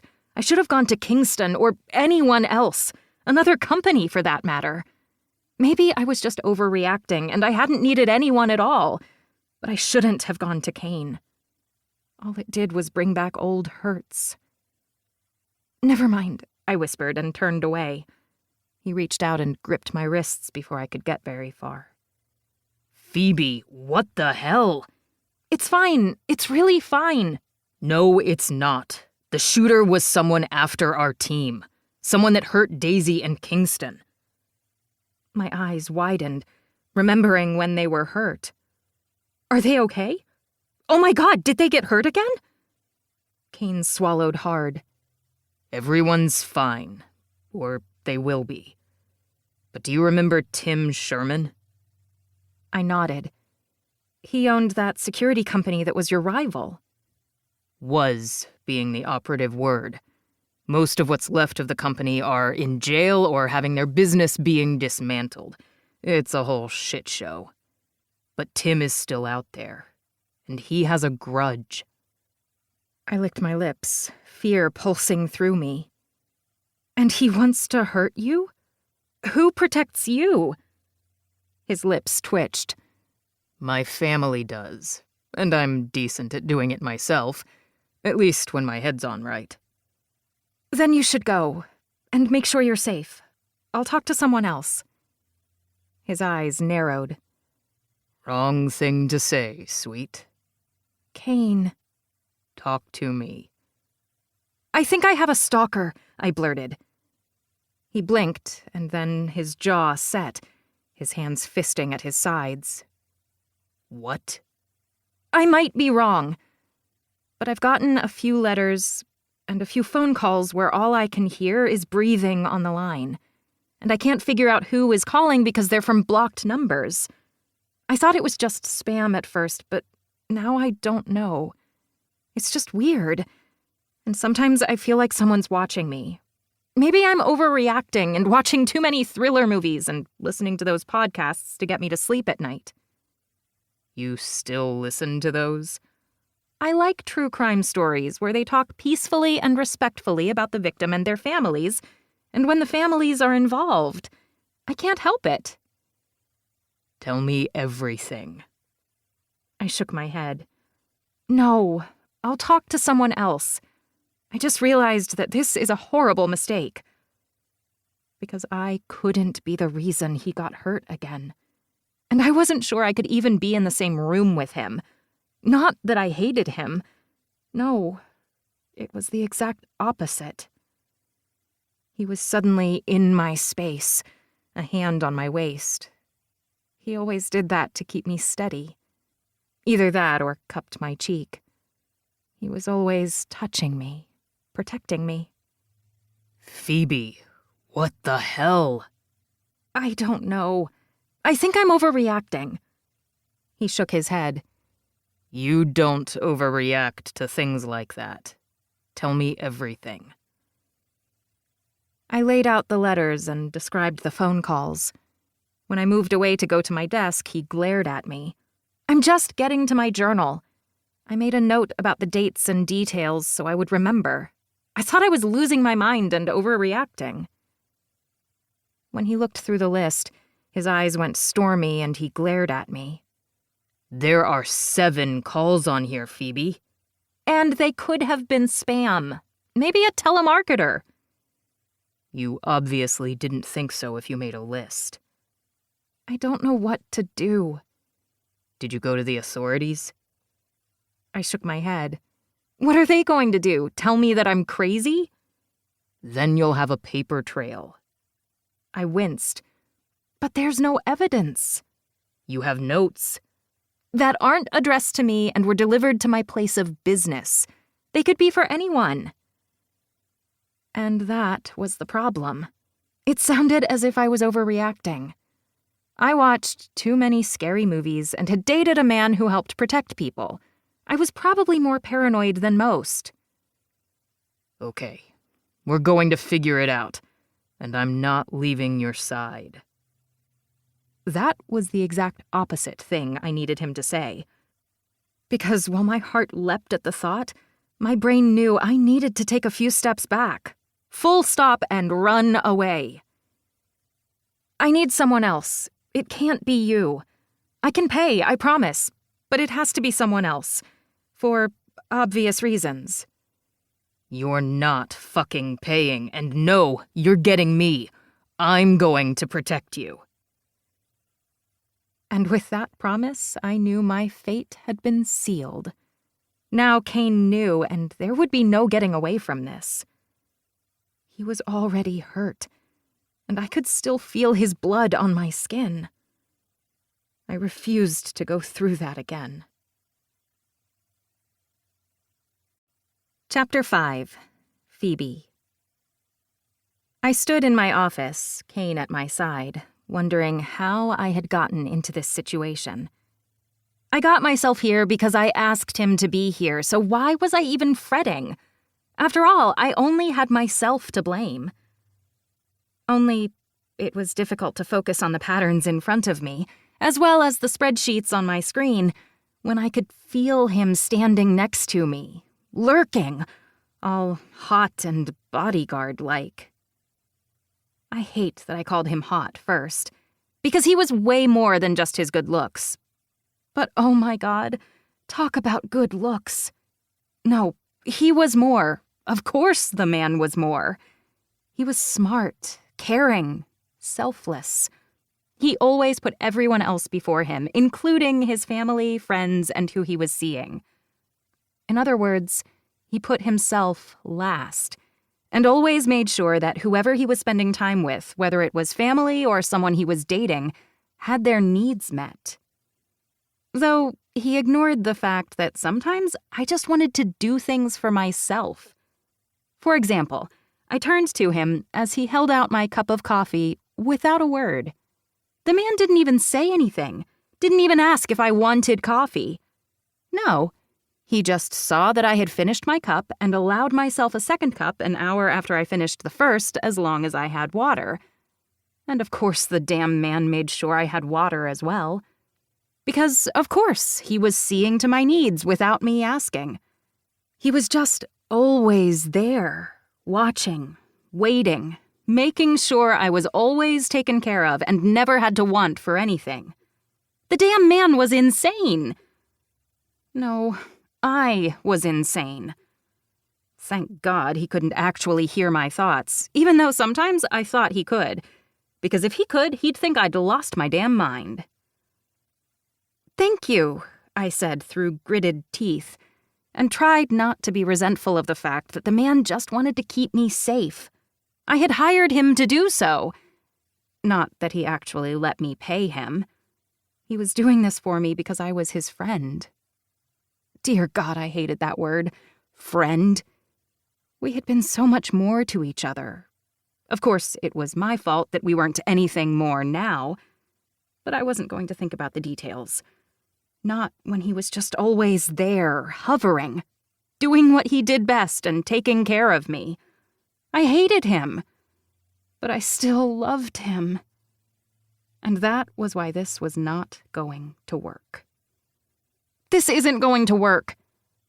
I have no idea what you're talking about, he said, so calmly, so coolly that I knew he knew exactly what I was talking about. Damn the man. You're just always there. No matter what I do, you're there, and so helpful. He raised a brow at me. Would you rather I not be helpful? I would rather you not be here at all, I said. and then immediately regretted the words when I saw that flash of pain. Whether he meant for me to see it or not, I still saw it all too well. I had ended our relationship. Yes, for our own good, but wasn't that just the worst fucking thing to even think? We weren't together because I had needed to breathe. Because he had needed to do the same, even though he hadn't realized it. And he looked better for it. Before he could say anything, though, I reached out and gripped his forearm. I knew it was a mistake as soon as I had, but there was no going back now. I felt the heat from him on my skin and swallowed hard. It took everything within me not to lick my lips and meet his gaze. Instead, I let out a breath and let my hand fall. I'm sorry. That was uncalled for. I wasn't sure what I was expecting him to say, but him leaning forward and taking my hand was not part of it. I get you. You don't want me here because of why I'm here. But Noah and the team are working on it. Kingston's going through the information you gave him and the authorities, and we'll handle it. And since I am not allowed to be on too many active duty things right now, thanks to nurses Noah and Ford, I snorted and grinned, just like he wanted me to. I'm going to hang out with you. I see you're still not wearing your sling. He looked like he was about to shrug and then thought better of it. When it's in the sling, it hurts just as much as it does when it's not. I'm not planning on doing any heavy lifting or rolling around on the ground. Don't worry, I'm fine. You keep saying that, and yet I'm not quite sure I believe you. Do you know what fine means? He grinned. Freaked out, insecure, neurotic, and emotional? No, not so much. Is that a real thing? Or is that just from that movie with Charlize Theron? I love how of all the people in that movie, you went with her. Not that I'm saying that's wrong. She was the hottest, and the most talented, and has the most Oscar nominations. I think. Well, now I have to go do the math on that because I might be wrong. I rolled my eyes and looked back at my desk. You really don't have to sit in here and watch me do this. There were a couple of letters and phone calls. It's not like whoever is bothering me is at my house or in my office. But he was sending the notes to your office. Until we figure it out, I'm here. When you could be at home resting. We both know I don't rest. Okay, then go sit over there. You're hovering. He shook his head. I don't hover. You are the definition of hovering. I swear, if I put you and Isabella in a room, all you would do is try to out-hover each other, and then I would be locked in a box somewhere trying to figure out how to get unhovered. First off, unhovered isn't a word. Let me make a word up. I'm having a little bit of a panic episode. You're not having a panic episode. And second, Isabella and I cannot be in a room together. We fight more often than not. Because you guys are the same person. I hadn't even realized that fact or that I was going to say it until I did, and then I burst out laughing. Oh my God, I was dating my older sister. I need to go to therapy. So much therapy. Kane looked appalled until his lips twitched. You were not dating your sister. I promise you, Isabella and I are not the same person. I don't know. You guys overwork yourselves, ignore injuries and illnesses, do your best to make sure you're the most amazing at your work, and you like to make sure that I never strain myself or make a misstep in any way. What on earth are you talking about? I shook my head and was thankful that my phone rang so I didn't have to figure out how exactly to explain myself to him. Jefferson Interior Designs, this is Phoebe speaking. How may I help you? I took notes as a potential client gave me their information and put more information into my spreadsheets. No problem. I can be out there next week. Does Thursday at 8 a.m. work, or is that too early? You're right. No, Mr. Jefferson doesn't have any space for the next year, but I'm fully certified and can fix all of this. You've seen my portfolio? I nodded, even though they couldn't see me. Great. Let's go over a few more details. As I wrapped up the phone call and then the next, I didn't have any time to worry about Kane, or the fact that he finally stopped hovering completely. I had work to do, orders to fulfill, and tomorrow I would be out at clients' houses doing what I did best. I was an interior designer, and I loved what I did. I loved brightening up a house to be filled with memories, or have an office be functional and yet warm. I loved moody interiors and bright spots of color. I didn't like to gray wash or monochrome anything. Thankfully, the person that I worked for was on the same page, and we didn't go crazy on the budget. We were moderately priced, which meant my commissions weren't as high as some of my fellow graduates, but I could pay my rent, at least with Claire as my roommate, and I had a small savings account. I counted that as a win.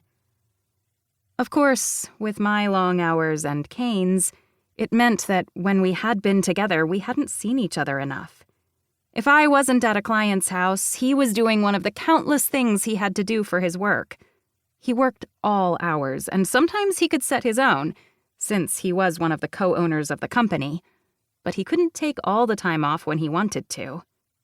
We both put our careers before our relationship, and that was just one other thing that stood in the way of us. Just the thought of me dating again made me want to be sick, because I wasn't ready for that. But even if that did come up, I wasn't sure when I was going to find the time. I barely had time with Claire these days, let alone my family. There was no time for men in my life. I still wasn't sure how I had fit Kane in when we dated. And then that made me think about what would happen when he was ready to fit another woman into his life. A woman that wouldn't be me. My hand tightened around my phone for an instant, before I focused back on the hold music. I did not need to think about Kane with anyone else. He could be with someone right now, and I wouldn't know. I wouldn't have the right to know. We were no longer together. He was helping me as, what? A friend? A client? An acquaintance he used to sleep with? That thought made my saliva turn to sawdust, and I swallowed hard, reaching for my water bottle. He was going to find someone that he fit with and who wouldn't run away when things got tough. And he wouldn't feel as if he needed to protect them. He would find someone strong and capable that could handle things on their own.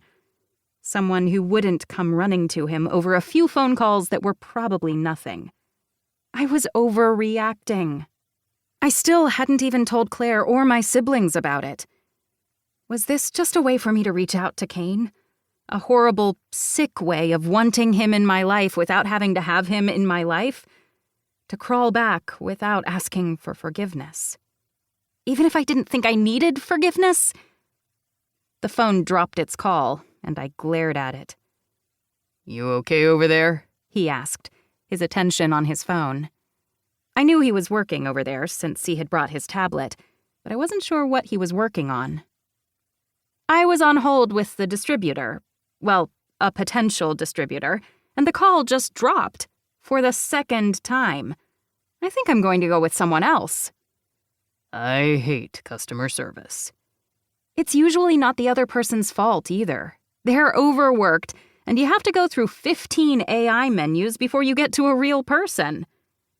And then the mom and pop shops are either overworked or don't know how to deal with phone calls or websites. Even in this day and age, it's exhausting. When do you get off work? I don't have to go to a client's house today, so I can go home after that phone call. I had a few meetings earlier that day that were easier to have at my office rather than at home, since Claire had been working at home for the morning. While we could usually work together in the same apartment, having Kane there would have raised questions that I didn't have answers for. And that reminded me I needed to do the one thing I should have to begin with. You know what? I was completely overreacting to this. I don't need your help. But I want to thank you for helping me with my delusions, or at least calming me down. Nothing happened today, so I'm not going to waste any more of your time. You can go back to work, as long as you promise not to hurt yourself in the process. Because he had still been shot. That person was still out there, and it made my palms sweat to even think about. I wanted to wrap him in cotton wool and keep him safe. But there was no way I could ever do that to Kane. I couldn't get him to stop doing that to me. How was I supposed to protect him? The answer? I wasn't. I never got to protect Kane Montgomery Carr. He only got to protect me. And the imbalance of that relationship and situation meant I'd had to walk away. I wasn't going to keep him in my life with a slight tether over something I was clearly overreacting about. Kane raised a brow and turned his tablet towards me. You got another letter today. This one has a little more detail. You want to tell me that you're overreacting now? Ice laced his words, and I went to him, my eyes widened. I got a letter? I didn't know. You were on the phone. It came at the top of your mail, without a postmark, meaning whoever did it left it here. I've already contacted the officer with your case, and they came by for it. Are you kidding me? What did it say? And why didn't you tell me? The officer's going to talk to you tonight. I told him you were on a business call, and since he knows me, he'll deal with it later. What did it say? You can read it here. I see you. I'm sorry I scared you. But you're safe. I promise you're safe. I just want you to know that I will always be there to protect you. I will always be there to watch over you, to make sure that the others don't know. You were always so caring, so attentive. I see that. I understand. And don't worry. I'll keep watching. My mouth went dry, my hand shaking as I reread the letter once, twice. They've never been that long before. And the words changed to more possessive. The pronouns changed as well. A lot more I's and you's. I'm not walking away from this. You worked your ass off today, and you finally looked a little more relaxed as the day went on. I wasn't going to change that. But this person is watching me. They are. And I'm going to figure out who the fuck it is. Kane, I began, and he shook his head. Come on. Let's get you out of here and talking to the person on your case, and then we'll go get you some dinner and take you home. This can't be right. They're just silly notes. I deal with silly notes all the time, and I'm going to make sure that whoever wrote this doesn't get near you. I couldn't process what he was saying as I went on autopilot to gather my things. Speaking with the officer in charge went quickly because they didn't have anything to add. It helped that Kane knew the man and they had worked together in the past. I felt 2 steps behind, coming to terms with nothing making sense. I just wanted this to end. I had been ready to kick him out of my office, to pretend that nothing like this had happened at all, but this was all too real. We stopped by a little Greek place to pick up takeout, and I hadn't even realized what we were doing until we were on the road. Wait, what? This isn't the way to my house. We're going to my place. I figured we should talk. Well, that doesn't sound foreboding at all. You were freaked out back there, and I don't think you've really processed it. Kingston's finishing up the security on your place, too, he added. And I nodded, finally understanding. And you're feeling just as weird as me? Why would I feel weird? Because you're having to watch me. Maybe Kingston should be here? Or maybe I don't need a bodyguard. Maybe this can just all go away. First off, Kingston's not going to be watching you. That's on me. And after that note, you do. At least until we figure out what's going on. Noah and Ford aren't letting me out into the field beyond this anyway, so just know that I'm here because I want to be. And this isn't weird for you? That you're watching me? That we're in the same car together? Any of it? I love watching you, Phoebe, he whispered as he glanced at me, and then his gaze was on the road again. What do you mean? You're the best at what you do. I love your creativity. You can fix any room on a budget or with $1 million. Hell, my house is fucking amazing because of you. I didn't even realize I was blushing until I felt the heat rush to my cheeks. Really? Yes, really. I've always admired you and thought you were talented. And I like hanging out with you, even when it's because I'm protecting you. I pressed my lips together, reality crashing in once again. Ah, that. Because that was why we had broken up. I was the baby of the family, and my siblings were all so overprotective sometimes it was hard to breathe. Kane was the same. He wasn't a bully ex, no. He got growly, and I felt stifled. Maybe that was an issue that came from being abandoned by my father. But no, that just all circled back to the fact that I wasn't equal in this relationship. And I wasn't ever going to be. Someone was playing a game with me, scaring me, and yet here I was, running and asking Kane for help once again. This time it wasn't a bear, and Kane wasn't a stranger. But I was still the damsel in distress. And that was something I never wanted to be, especially with him. Chapter 6. Kane. As soon as we were at a stoplight, I looked over at her, her silence digging in. "What did I say?" I asked. She didn't say anything, just sat and looked at her hands, her mind going in a million directions. I could always tell when it did from the way she pressed her thumbs together, her forehead scrunched as she tried to organize her thoughts. She constantly had a multitude of thoughts and imaginings going on in that brain of hers. It was how she could take a simple room with 4 white walls and a lowered ceiling and somehow turn it into a warm masterpiece that fit the client perfectly. She was able to do all that in that mind of hers, all while having a full conversation with you without you realizing part of her brain was working on something else. I had always admired her for that, for her strength, her brilliance, and her beauty. We had met in a situation where she had been running for her life, and yet it turned into one of the most hilarious and kismet parts of my life. "Come on, we're near my house. We're going to talk this through." Not only was someone stalking her, sending her threatening notes, calling her, there was something else going on, and we needed to get to the bottom of it. "Kane, I'm fine, really. We don't need to talk it out." I shook my head as I went through the green light, taking the next street to my house. "Phoebe, we never talked about it." "Kane, I want to know," I huffed. "I think we both deserve to know." "Fine." Her voice was so small, and I hated myself. But if this was the only way to get her in the same room with me where I wasn't going to growl or feel as if I was losing my damn mind, then I would take it. Because I fucking loved her, and she had broken my heart.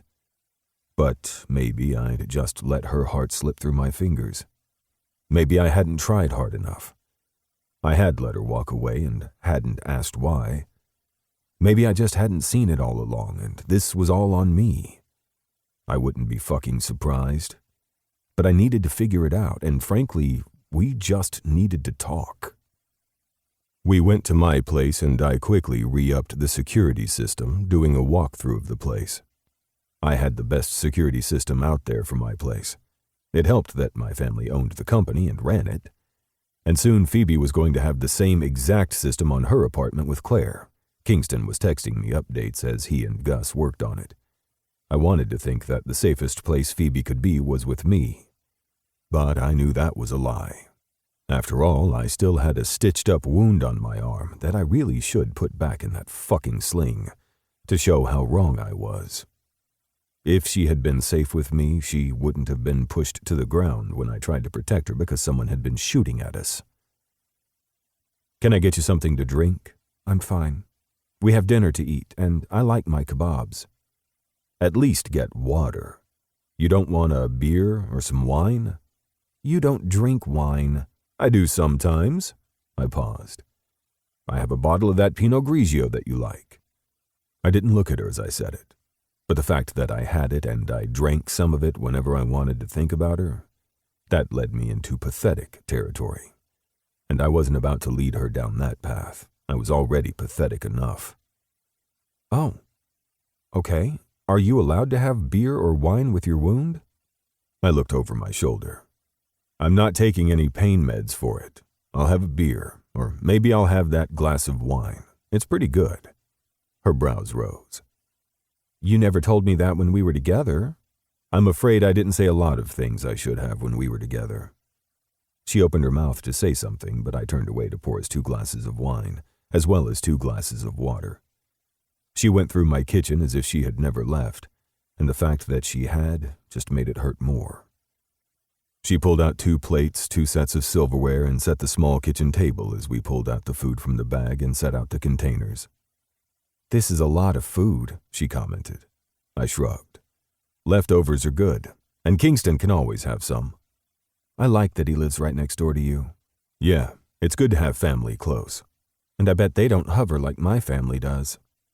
I looked at her, then threw my head back and laughed. You dated me for how long?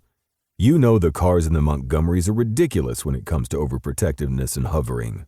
It's in the blood, the DNA, and those who are adopted in sort of assimilate into the culture. It's just what we do. She met my gaze, something flashing over her eyes that I couldn't read. When had I stopped being able to read her? How many mistakes had we made? We ate in silence for a few moments, but it wasn't awkward. It felt like we were falling back into rhythm. After a few bites, I set my fork down, suddenly not hungry. Why did we break up, Phoebe?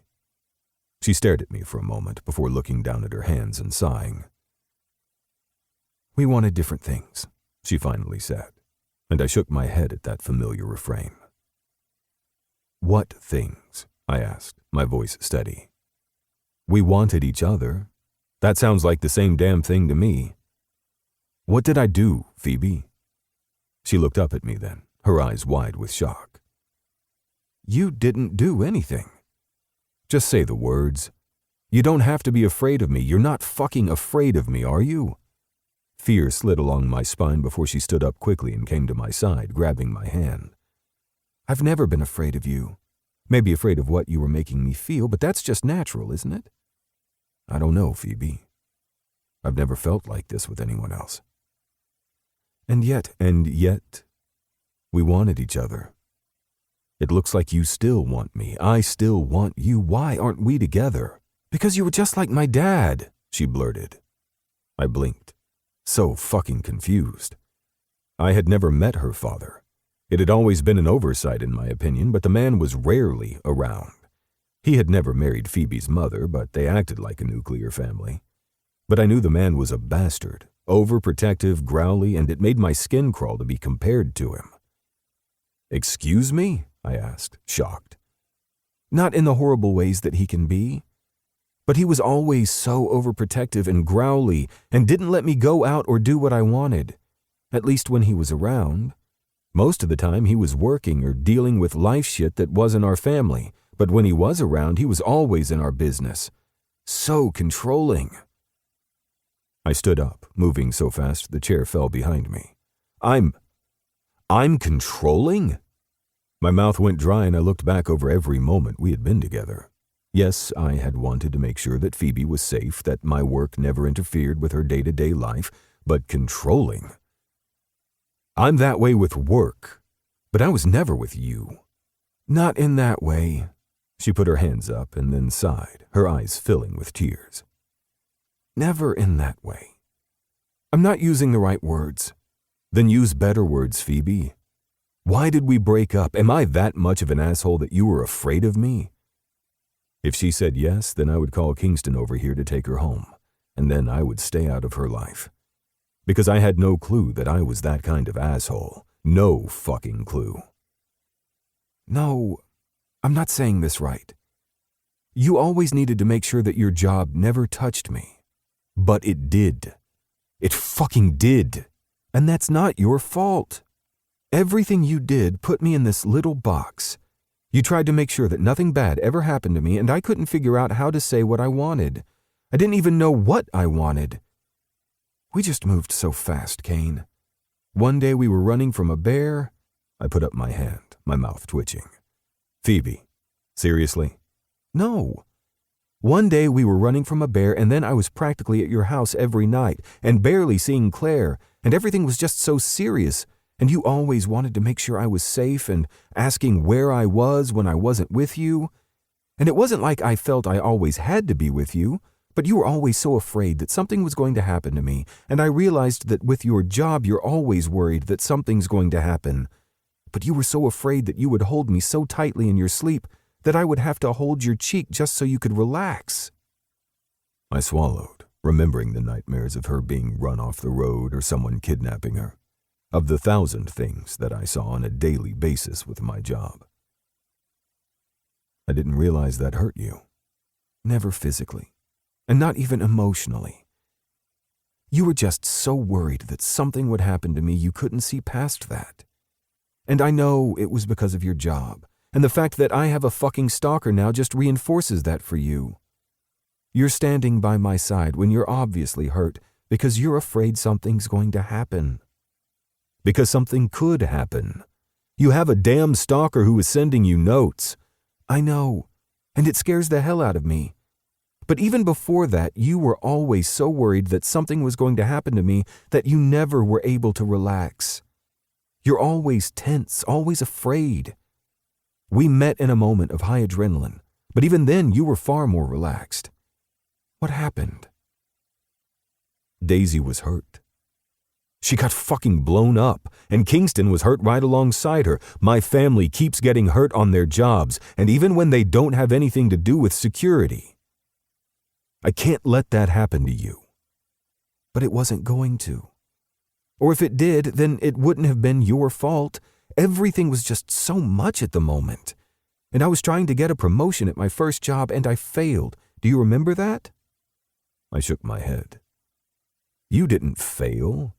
They went with the other person, the one sleeping with the boss. Yes, he was sleeping with the boss and doing a very good job of it, so I started over again on my own with Jefferson. And it was all too much.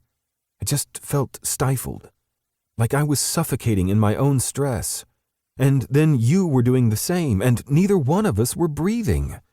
Not only was I feeling like I couldn't get out, you were stuck in the same position, always worried about what was going to happen to Leaf or Kingston or Lake. Your family kept getting hurt, and yet you were so afraid that I was going to also. You weren't even thinking about yourself. It wasn't healthy, Kane, so no, you weren't controlling. That was the worst word to use. But you were so scared that you put us both in these boxes that we couldn't escape from. And I didn't want you to hate yourself if I got hurt. Just like I know you're beating yourself up now, even though you threw your body on top of mine. You protected me. So I know there's still feelings, and there's still something between us because I don't think that's ever going away. But you are so afraid of what could happen that you weren't living in the moment of what was happening. And I couldn't breathe. Everything she was saying was true. I hadn't even realized I was doing it. I'm doing it right now. I had taken her to my house even though I had been planning to take her to the apartment to show her everything. But I wanted her in a place of security, a place I could control, because people were after her, people were after me. The safest place she could be was not at my side, something we had done to ourselves in the first place, and yet I needed her to be safe. I needed to keep my eyes on her. I was the fucking problem. I loved her so much, and watching her walk away, letting her walk away the first time had broken me. I wasn't sure I was going to be able to do it again. I'm sorry. She shook her head, then moved forward, putting her hands on my chest. The warmth seeped through my suddenly chilled skin, and I swallowed, running my hands through her hair. I didn't even realize I was doing it until I looked down and saw those wide eyes. I hate that you're sorry, because you shouldn't be. It wasn't your fault. That's just how you're wired. And I know everything happening to your family hurt, and I tried to help. I tried to be by your side. But you didn't want to talk about it. You just wanted to put more security up and find out exactly who was hurting your family. You weren't talking to me about it. Along the way, I needed to find out who I was before I could have someone as amazing as you. I'm just now realizing that I lost out on the best thing of my life and the best chance I had at happiness because I couldn't say that I need to figure it out without hurting you first. And that I'm sorry for. I cursed, her words shocking some sense into me. Like the strike of a match burning me from the inside out. So I leaned down, taking her mouth. She tasted of dinner and wine and sweetness and everything that I had fucking missed. I had missed her mouth, her taste, her needs. I pulled away and swallowed hard, my breath coming in pants, her lips swollen. That was probably the wrong fucking answer. She shook her head, her hand digging into my shirt. No, that's the right one, I think. Or maybe it is the wrong one. I don't know anymore. I leaned down and kissed her again, needing her taste, just needing her. There was so much to talk about, so much we needed to go through, but it didn't matter. Not right then. I let her slide her hands up my shirt, her palms on my skin as I tugged on her hair, deepening the kiss. She moaned against me, both of us reaching for the other. We needed to talk, needed to go over it all, but I didn't care. I missed this. I missed this so fucking much. I was like a dying man in a desert, craving temptation and salvation, and she was it. She was my everything. And now she was in my arms again. I hadn't realized that I had pushed her towards the counter until her back reached it and we both froze. But without a word, I took her by the hips and lifted her onto the counter. She immediately wrapped her legs around my waist and I moaned, stripping off her shirt. Her breasts were full, the lace cups barely containing them. I had always loved her tits, loved sucking on them, playing with them. She had let me fuck them over and over again, and she would lean down to lick the tip of my dick. It had been so hot, so fulfilling, and I missed those beautiful breasts. I'm glad you did, she whispered, and I realized I had said that last part out loud. I didn't care, just leaned down and pressed a small kiss to the top of each globe before undoing the snap at the front. Her bra slid to the floor, her breasts falling heavy into my palms. I pinched her nipples between my thumb and forefinger, rolling them as she leaned her head back and moaned, pressing her breasts more firmly into my hands. She gripped the edge of the counter and I continued to play with her breasts, licking and sucking at her nipples. When she leaned forward, gripping my shirt, I jerked it over my head in one quick motion, loving the way that she panted as she looked at me. But then her gaze went to the bandage on my arm and I pinched her chin, forcing her to look at me. I'm fine. You just lifted me up on the counter. Did you hurt yourself? I'm fine. Let me kiss you. Let me love you.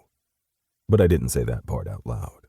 Instead, I pulled at her leggings, loving the way that she immediately lifted her ass up, letting me pull them off her legs and tossing them to the ground. She had on peach lace panties and I groaned, leaning between her legs. So warm, so fucking sweet. I pressed my nose against her clit through the lace, loving the way that she moaned again. When I slid her panties to the side, I found her wet and swollen. So I sucked and licked, moaning again as she rolled her hips along the counter, pressing her pussy against my face. I spread her with 2 fingers, then used my other hand to play with her clit, my gaze on her cunt, then up at her face, watching her eyes darken. I dipped a finger deep into her cunt, loving the way that it squeezed my finger before I pulled it out and reached up to her mouth. Suck. Lick it clean. She did as I asked, and for a moment I wondered if this was the controlling part, but I pushed those thoughts away. We would deal with all of that. We would. But right now we needed this, even if this was a big fucking mistake. She sucked my finger clean, then I went back for more, spearing her with 2 fingers, my thumb on her clit. And when she came, I stood and captured her mouth, swallowing her shout for more. It was my name on her lips that nearly sent me over the edge in my own jeans, but I held back, knowing we both needed this. I undid my jeans and pushed my pants down below my ass, my cock springing free. She leaned forward and gripped me, stroking me once, twice. I missed this. I missed you. The most beautiful words I'd ever fucking heard. I positioned myself at the entrance of her sex and gripped the back of her neck, my thumb along her jawline. Pull me in. Take me. All of me. In more ways than one. She arched her back, pressing the tip of my cock deep inside her. I moved the rest of the way, thrusting slowly in and out, tantalizing, teasing. And when I was seated to the base, both of us groaned. I've missed you, she whispered, her lips at my neck as she ran her hand over my hair. I did the same, just holding each other, stock still as her pussy pulsed around my cock. And then we were moving, both of us breathing into one another, taking everything that we could. Because this was probably a mistake, a memory and time of fractured silence, but it didn't matter. This was what I had missed. Her everything. We fit in so many ways, but I had missed the parts where we hadn't. The fractured connections that had never made sense, but I would fix that. I would find a way. Because I loved her. Even if I had fucked up beyond all recognition, and when she came again, clamping around my dick, I followed her, filling her up, taking everything. I'd find a way to fix this. Find a way to protect her. But that was for later. Right now was one more mistake. Right now was my second chance. And probably my last. Chapter 7. Phoebe. The smart thing would have been to discuss what had happened, to talk out our feelings and decide what it all meant. I had just had sex with my ex-boyfriend. The same ex-boyfriend that had been through so much with me, even in the past few days, that it felt like I was constantly catching up. But did we talk about it? Of course not. Instead, I sat there at the edge of the counter, my legs wrapped around his waist, him still buried deep inside of me, and let out gasp after gasp, trying to catch my breath. Because that was one of the things with Kane. He always took care of you. Even when you needed space to try and take care of yourself, he was always there to make sure you didn't fall. And to make sure you rose to the occasion. I had orgasms before in my life, countless ones with my vibrator and my hand. But I had never had a real orgasm during sex like I had with Kane. I had thought those little, slightly toe-curling, warming sensation bursts through my body during sex had been orgasms. No. That had just been a sneeze, a quick sensation that hadn't really gotten me there. The blackout orgasms, where it felt like I couldn't catch my breath, my whole body shook, my pussy clenched, and it felt as if my breasts were aching. The ones where light burst behind my eyelids, and I literally saw stars and maybe even God. Those were the orgasms I got from Kane. And I just had more than one sitting on his kitchen counter when we hadn't even discussed what the hell we were doing with each other.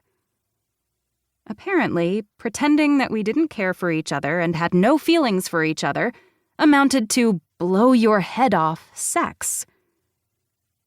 I sat with my arms still around him, afraid to say anything.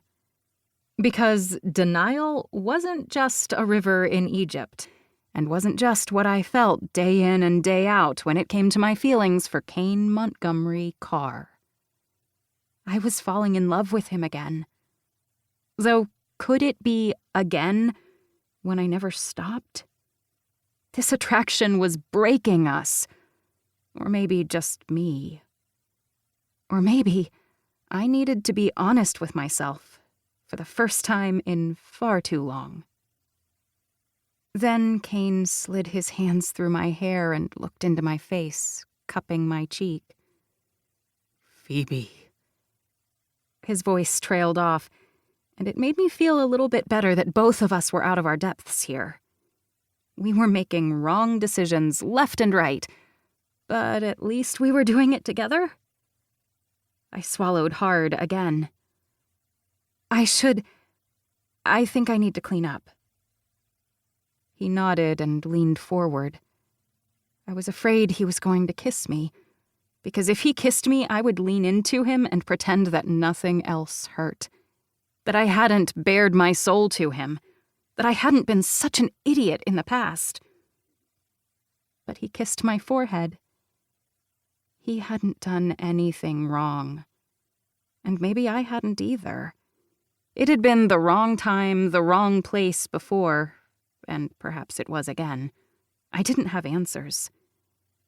And I wasn't going to find them sitting on the counter with him still buried deep inside me. When he pulled away, I felt the loss immediately. I made my way to the back of the house to clean up, while he did the same in the kitchen. I wanted to sleep in his arms, and I knew I needed a break, needed to breathe. But I stood in his bedroom, his robe wrapped around me, wondering what I was supposed to do. He walked in and frowned at me.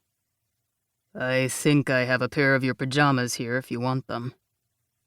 He ran his hand through his hair. I know I probably should have given them back to you, but, well, I probably should have done a lot of things. Kane, I whispered.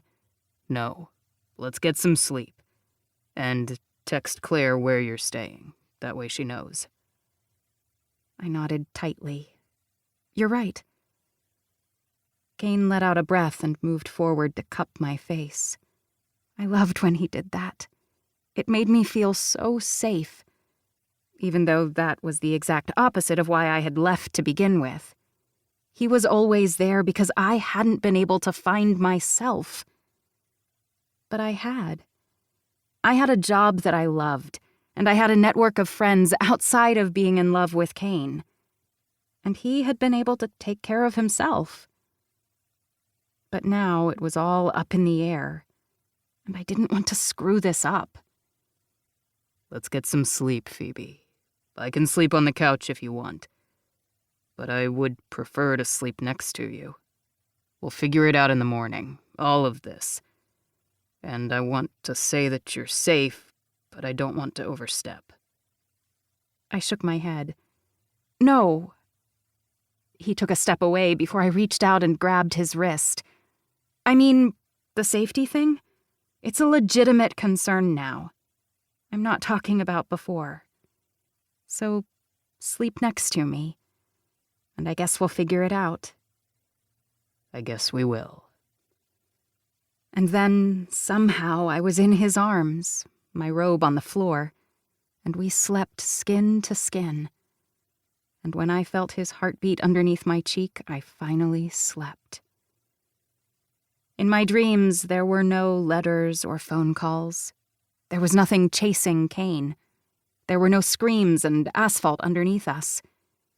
There was just him, his heartbeat, and everything I had missed.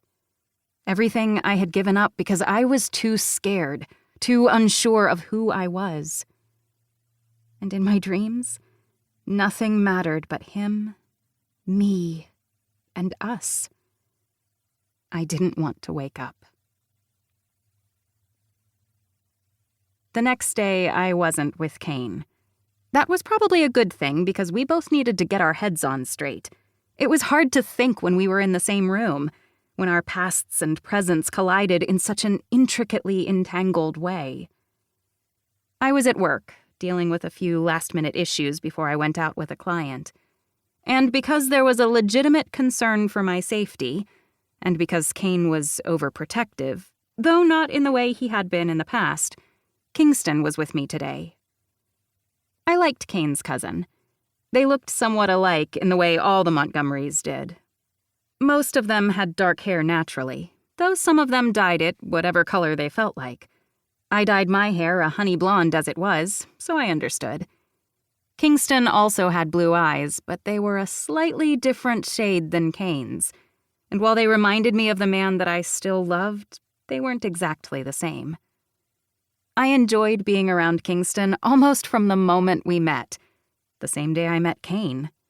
After all, Kingston and Claire were the reason that it had been easy for Kane and I to actually go out that first time. As soon as I hung up with my client, I pinched the bridge of my nose. Kingston grunted. He'd been sitting in the corner working on the countless things he had to do with his job, and I wondered if he hated being forced to be a full-time bodyguard. I would hate it, because it meant that he couldn't actually do the work that he needed to do because he was too busy babysitting me. "Everything okay?" I asked, feeling as awkward as ever. Had Kane told him we slept together? Kingston had picked me up from Kane's house, so he probably figured it out. The man was observant, after all. But maybe he thought Kane and I had slept in separate spaces. That I hadn't slept naked next to the man that I thought I would spend the rest of my life with. The fact that we were in a situation, not a relationship, was concerning. I had no idea what it meant. But none of that mattered in the light of day when we had other things to worry about.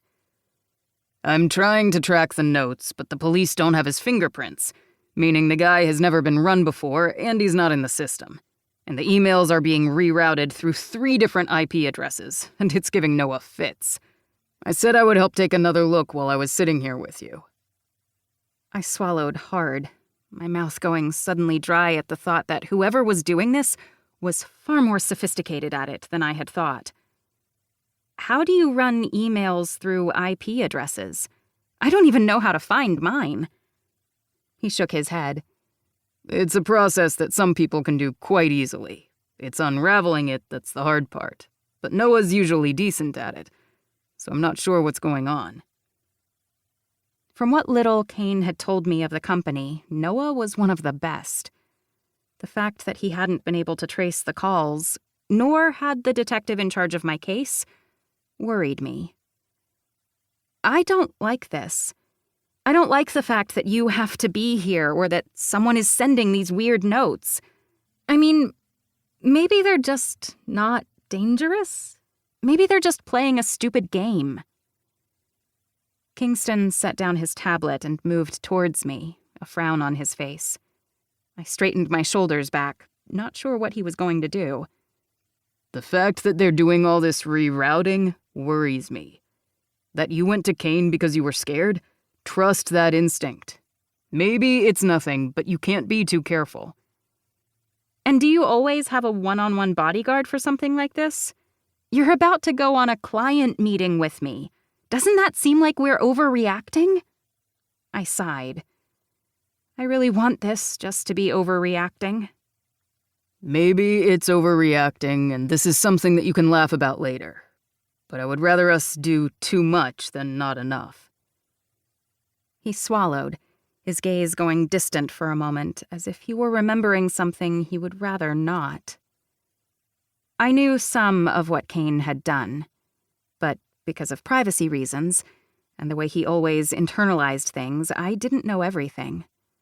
He sometimes had bruises and cuts, but never went into any detail about how he got them.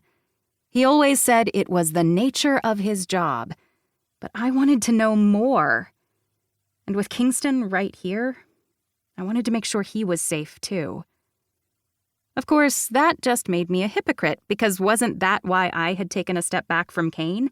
Because he needed to know that I was protected? But who was protecting the Montgomerys? We do a lot in our job. A lot of times it's boring. It's setting up cameras or sitting outside a door during a meeting and waiting. I don't mind the boring parts. They mean we did our jobs right to begin with. And frankly, if Kane wanted me to sit on you for the entire day and make sure you didn't even get a paper cut, I'd do that. He's family. And he loves you. I blushed, shaking my head. Let's not talk about that, okay? It's far too complicated. Yes, because Kane totally slept on the couch last night. He rolled his eyes and held up his hands. No, I'm not going to pry. I'd say it's none of my business, but it is because I'm a nosy asshole when it comes to my family. However, you both need to work your shit out. I told him that when you first broke up, but he was too fucking proud to do it. So maybe this is your second chance. I just really wish it wasn't while he was at the doctor getting his stitches checked out. I dropped my phone. What? He's at the doctor? The panic in my voice made my words screech, and Kingston cursed. Shit. I wasn't supposed to tell you that. Why? Because I'm not supposed to worry about him? No, that's not how things work. His job is dangerous, I know that. But if I'm kept in the dark, then what does that make me? Just a fraction of his life that doesn't mean much? I don't need to know everything, but I need to know some things. Like the fact that he's not here because he's at the doctor.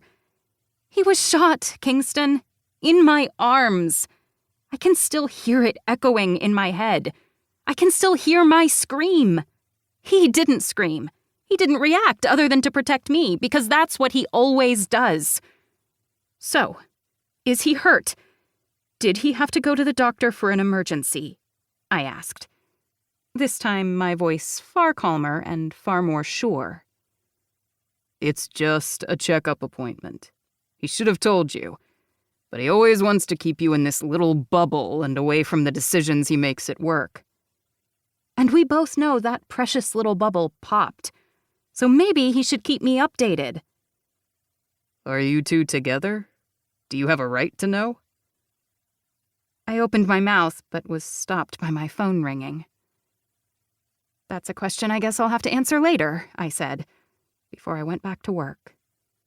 Kingston sighed. It looked like he wanted to say something else, but refrained. That was good. I didn't have any answers. I wasn't going to ask Kingston for them. And I was truly afraid to ask Kane. By the time I was finished with work, I was frazzled and tired. I hadn't slept much the night before, and it wasn't all to do with who I slept next to. Kingston followed me home, then made sure I was safe and locked up in my apartment with Claire before he gave us a two-finger salute and walked away.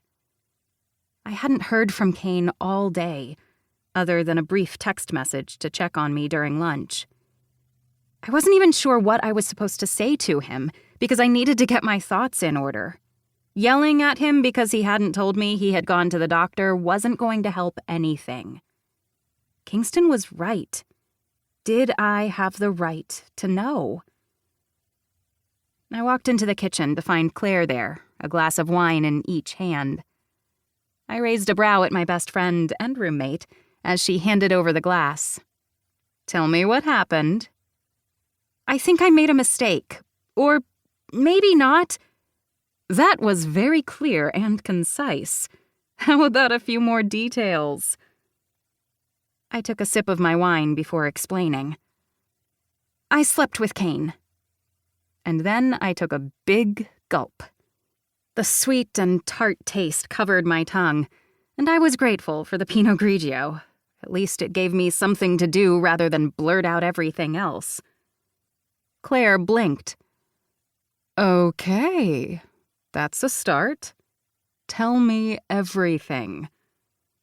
She gestured towards the couch, and I sat down and told her everything that had happened, from start to finish, including my conversation with Kingston. Claire set her half-finished wine glass on the coffee table and nodded. "He's right, you know. It's good that they're being overprotective. I like that we're more secure in this apartment. And while I think Kane should have told you he was going to the doctor since you were there for the incident, it does bring up the question, what do you want?" I don't know. I don't know what I want. All I know is that I like him. I love him. If you love him, then talk to him about it. I did. I told him why I made that decision before. why I think I made a mistake before. Claire snapped her fingers and pointed at me. There, finally! You finally admit that you made a mistake by breaking up with Kane. I set my wine glass down and put my hands over my face, screaming quietly for a moment. Why didn't you tell me? I let my hands fall, and Claire sighed. Because I thought you would snap out of it. It was what you needed at the time, but I thought the two of you would make it work if you would just talk to each other. It's so easy to talk to someone in a movie or in a book, but in real life, do you know how hard it is to bare your soul to someone? Claire shook her head.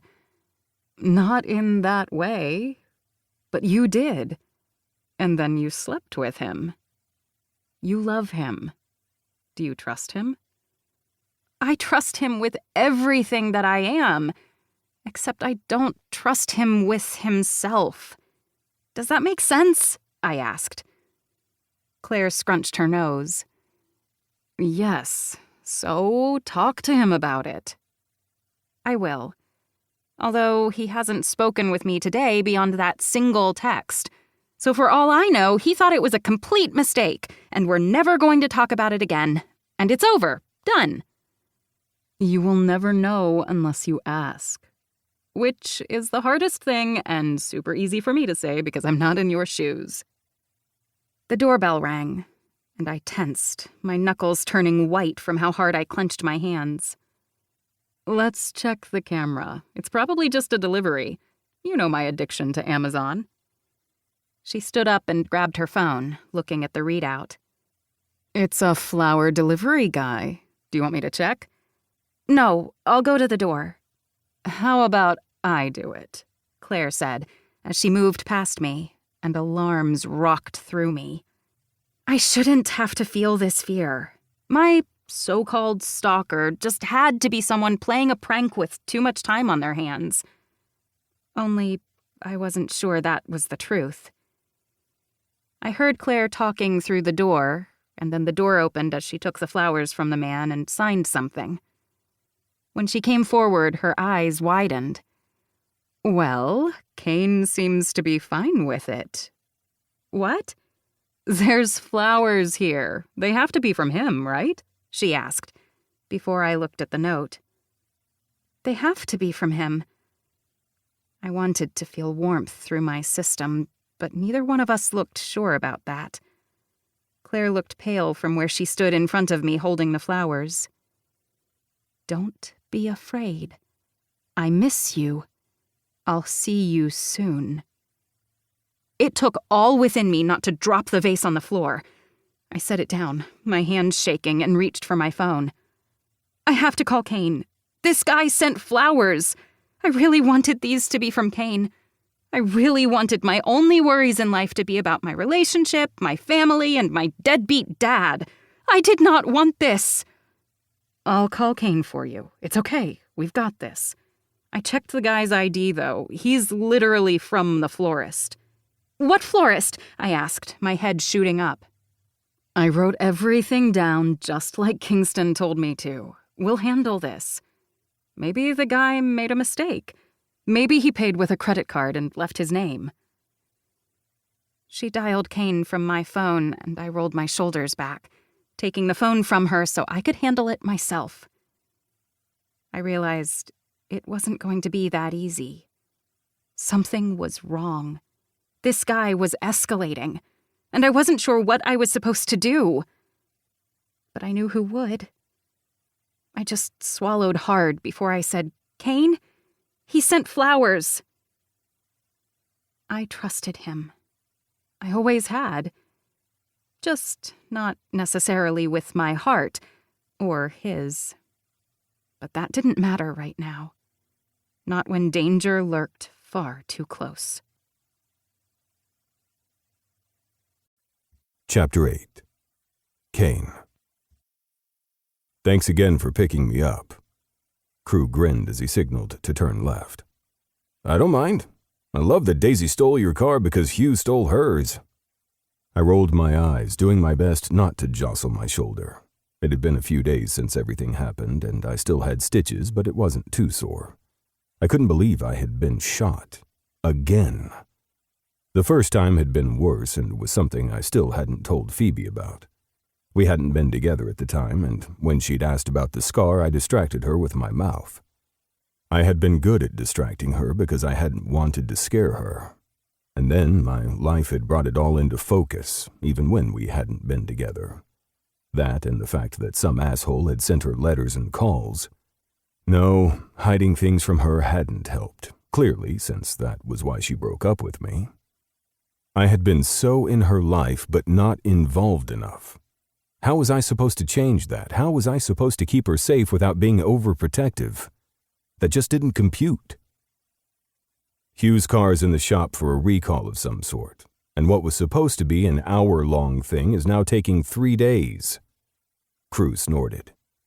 So Hugh took Daisy's car so they could get Lucy to school and shit, and then what? Daisy just carjacked you? Pretty much.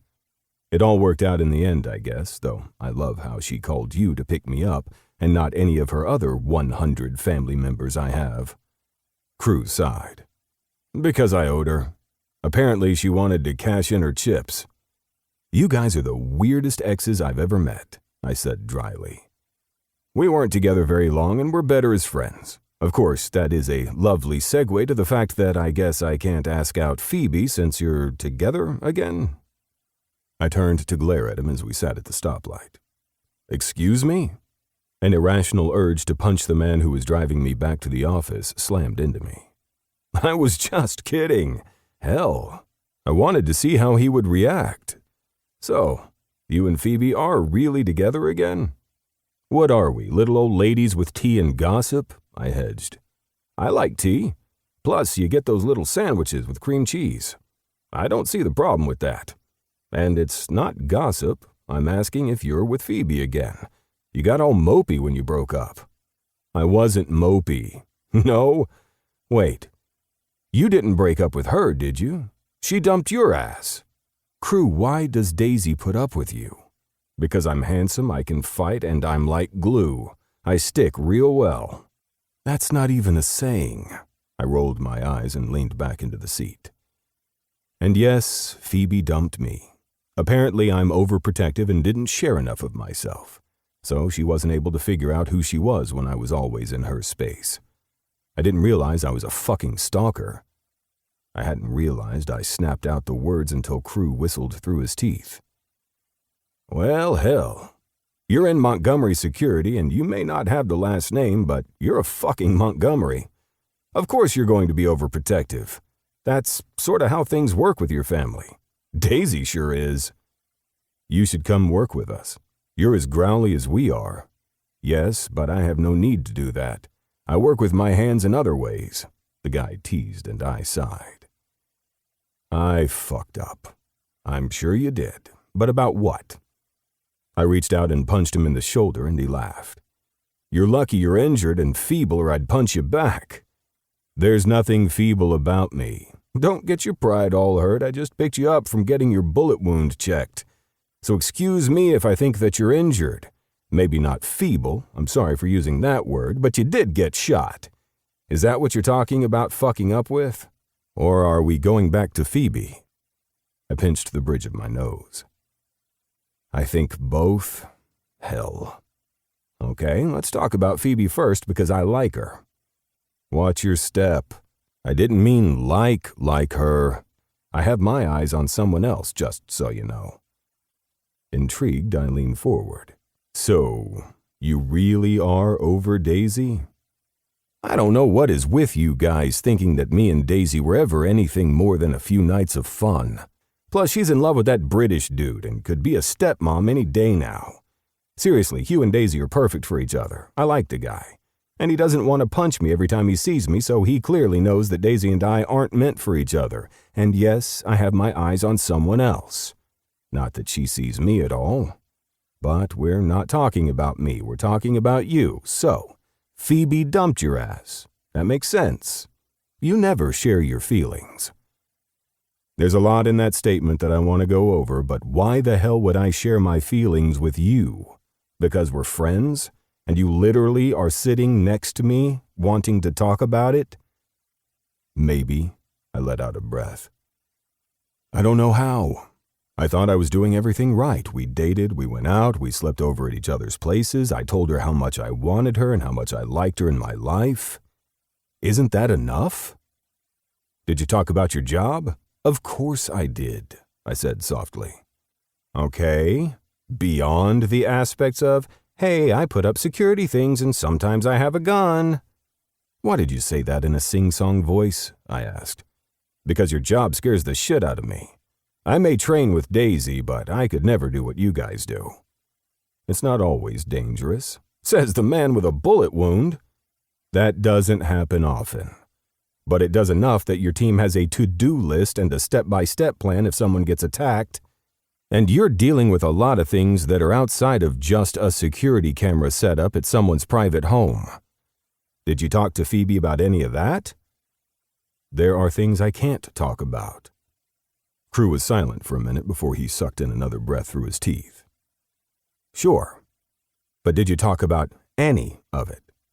Because if you say she's feeling overprotected, it's probably because you did that Montgomery guy thing where you want to protect the little woman and put her on a pedestal, which I get, I'm the same way. But you also probably didn't share anything that you were feeling. I know, this whole getting in touch with your feelings thing coming from me is pretty ironic, but maybe you should talk to her about it. About what? About the fact that if I had just caught the guy to begin with when we were in that building, if I hadn't let him get away because I was trying to protect Daisy, my family wouldn't be in the crosshairs of a Sherman Company dude? A guy with a gun who decided to just come after us because he thought he was better than us? I hadn't realized I was feeling like that until the words were already out.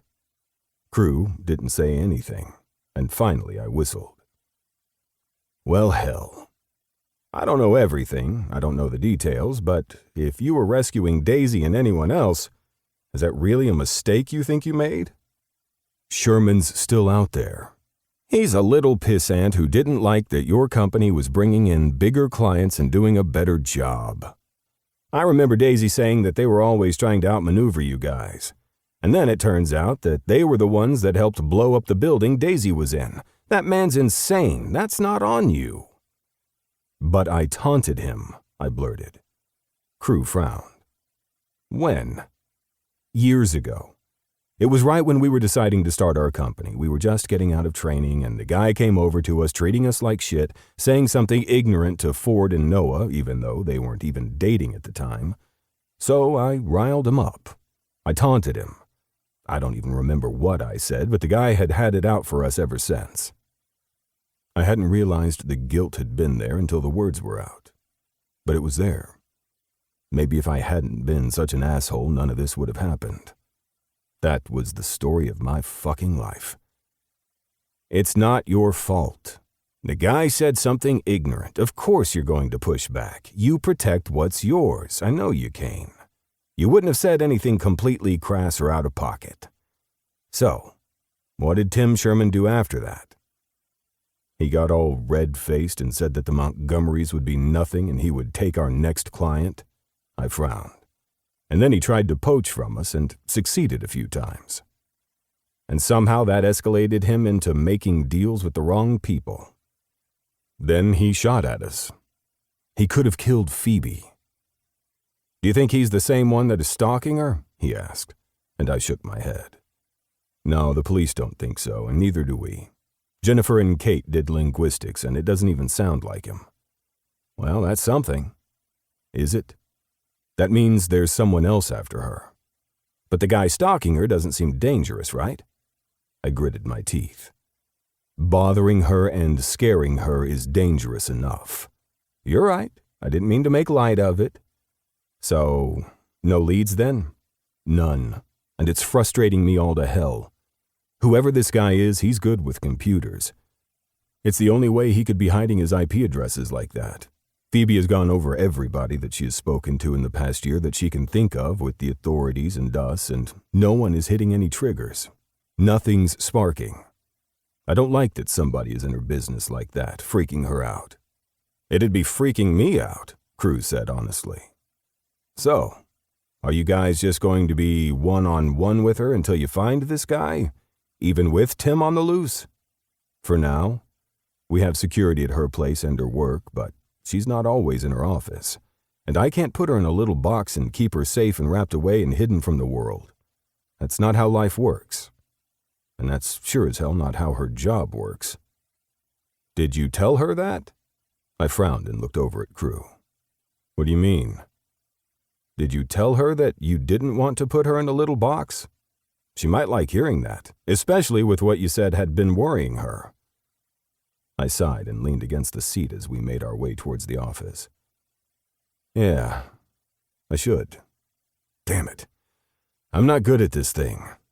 By this thing, you mean a relationship? I'm not good at them either. I don't know why you're taking any advice from me.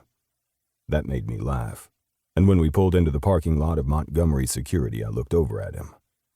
You're right. Why am I taking advice from you? No clue. Come on. I'm going to go get coffee, and I want to talk to Leaf about some ink. I liked that his eyes lit up at that, and I followed him towards the building that my family owned. My family wasn't a $1 million conglomerate or anything like that. We just had a lot of people who happened to own a lot of small businesses. My cousins and I owned Montgomery Security, which happened to be in the same building as Montgomery Ink Legacy, which my other cousins owned. Of course, that was next to Latte on the Rocks, which wasn't owned by a Montgomery, technically, although Greer was dating Ford and Noah and Raven had married Sebastian, so I guess it was now Montgomery-owned. And the art studio and showcase next door was owned by even more of my family. Somehow we had combined all of our likes and work life into this place where we could actually see each other instead of only at family reunions, which we didn't have as often as we used to. There were just too many of us, and it wasn't like we could rent a town hall every time we wanted to have a dinner together. Maybe it hadn't been smart to put our home office next to our family. At first, it had only been because we needed the space and it was available. And it wasn't like we brought dangerous people into our place of business. But things have happened, and not just with Montgomery Security that made the building sometimes a target. I didn't know the solution for that other than we were doing our best to keep each other safe. Hey, you okay? Crew asked, and I nodded. Yeah, just wool gathering. Well, gather wool later. Let's go get some coffee from your in-laws. I didn't correct him on the family connection. My younger sister Allison was my only sister, while Daisy was my cousin, not a second or third cousin. The rest of them were technically separated by more than just one line on the family tree. But our generation didn't care about that too often. We were all cousins, siblings, and everyone that married in we either called a cousin or an in-law. It helped the family dynamic without having to put a label on everyone. Raven, Sebastian's wife, was behind the counter at Latte on the Rocks and grinned at us as we walked in. Her dark hair was pulled back, and I noticed she had put in a few more hot pink streaks. I loved the way Raven lit up a room, and that she had been so good for Sebastian. He had been through hell and back, and had lost everything once. But now they were raising a beautiful daughter, and I knew they were only just beginning their lives together. Crew, Kane, how'd your appointment go? Raven asked, and I frowned. Fine, but how did you know I had one? Family group chat. Raven rolled her eyes. I don't know why you're surprised that we all know everything. It's sort of what the family does. I winced. Hell. Do you think someone told Phoebe? Raven raised a pierced brow. Probably, considering she's with Kingston right now. I wasn't even going to ask how she knew that. I ignored Crew's knowing look and pulled out my phone. I should probably tell her I'm okay. You didn't tell her that you had an appointment today? Raven asked, disappointment clear on her features. I ignored her and knew I'd have to apologize later. As I went to dial, Phoebe's name and face popped up on my screen before I had a chance to do anything. It was an old photo taken on the day we met. It was just a quick shot of the two of us, one that Claire had taken as a joke to memorialize the moment that a bear had tried to murder us. Those had been her words, and I had laughed and had leaned into Phoebe. I hadn't realized at that moment that I had already started to fall in love with her. I answered quickly as Crew went to order a coffee. Hey, I was just calling you to tell you how my appointment went.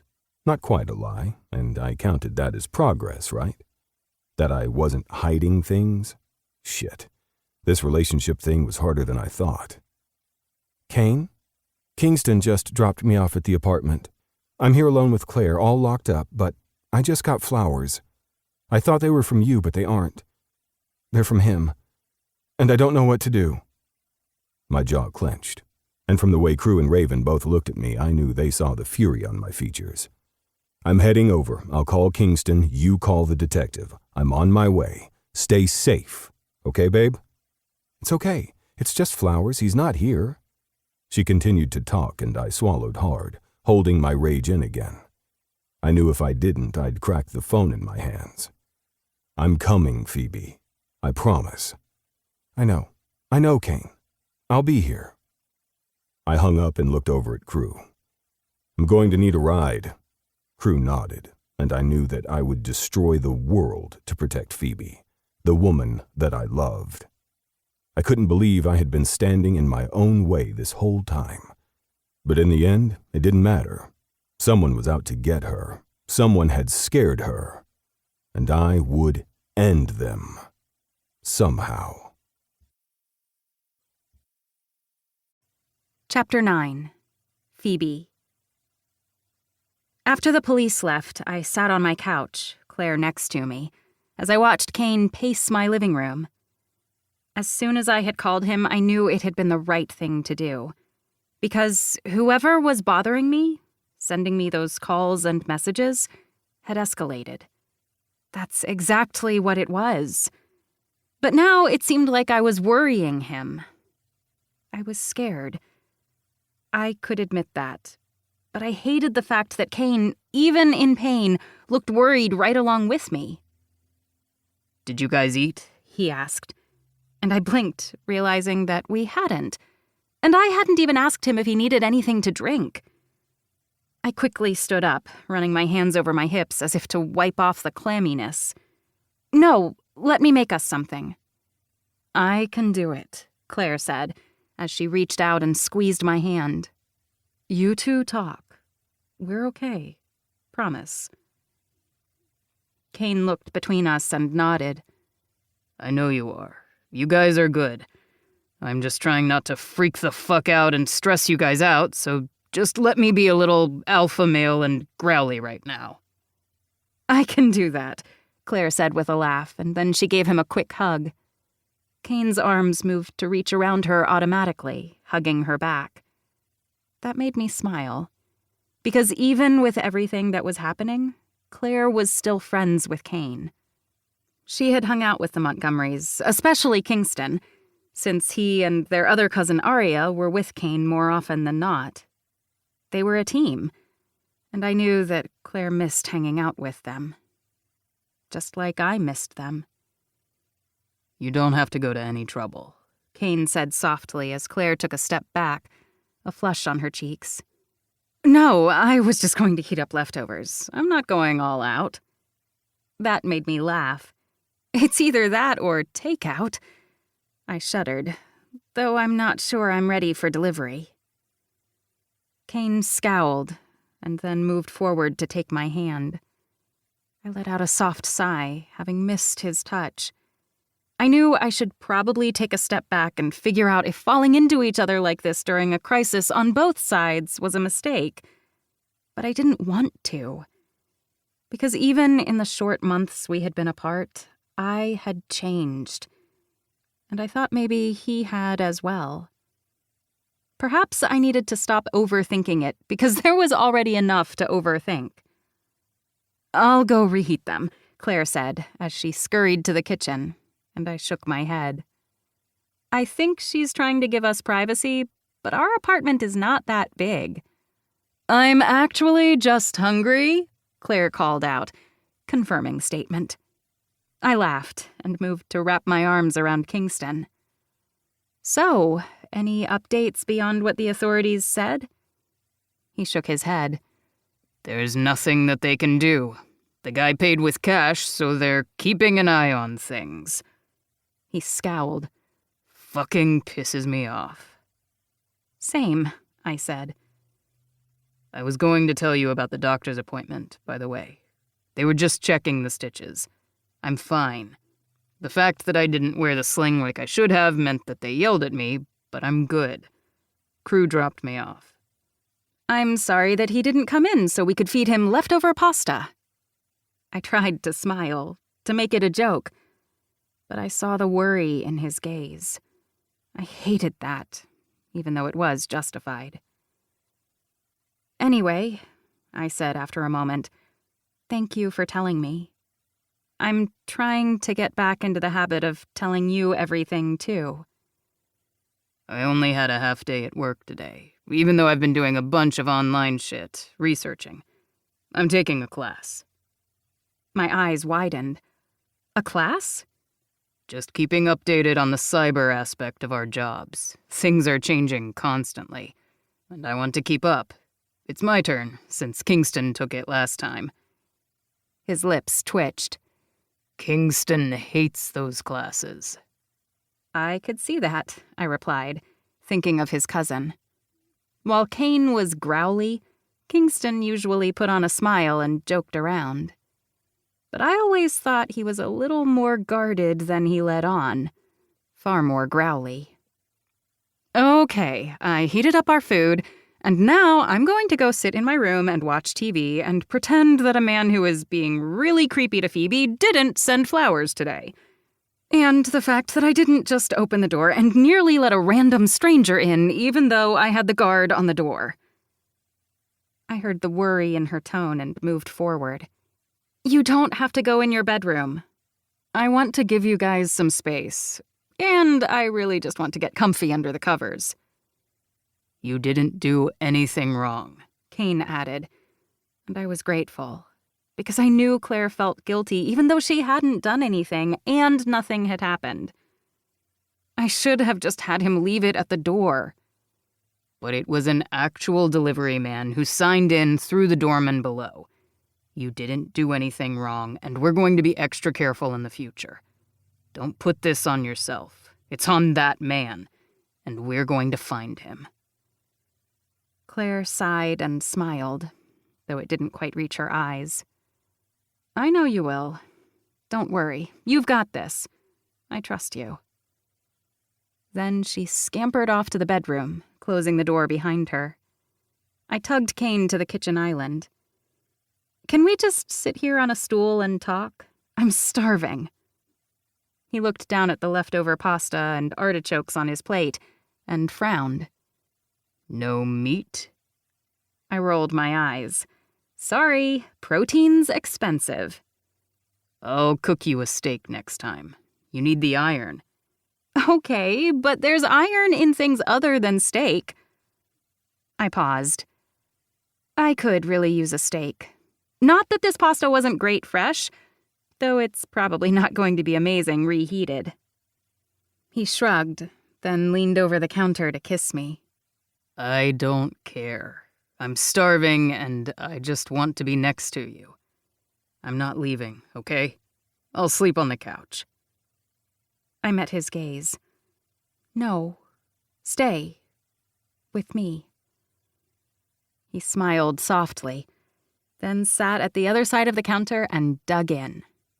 It didn't look like he hated the leftover pasta, and while it wasn't exactly perfect food, it was just what I needed. Comfort and no extra work. Sorry for being a bitch about the no-meat thing, he grumbled. You're a carnivore. It's fine. I should have remembered. He shrugged, then winced at the movement. I wanted to reach out, but considered if he would be receptive to that. The doctor said that I'm fine to do normal activities. I'll just be a little sore. The bullet didn't dig in too far, but it bled a lot. That's why it freaked us both out. So you're going to be okay? He met my gaze, the seriousness in his heartening. Yes, and I have been. We still can't find Tim, though. I blinked, shocked that he was sharing with me.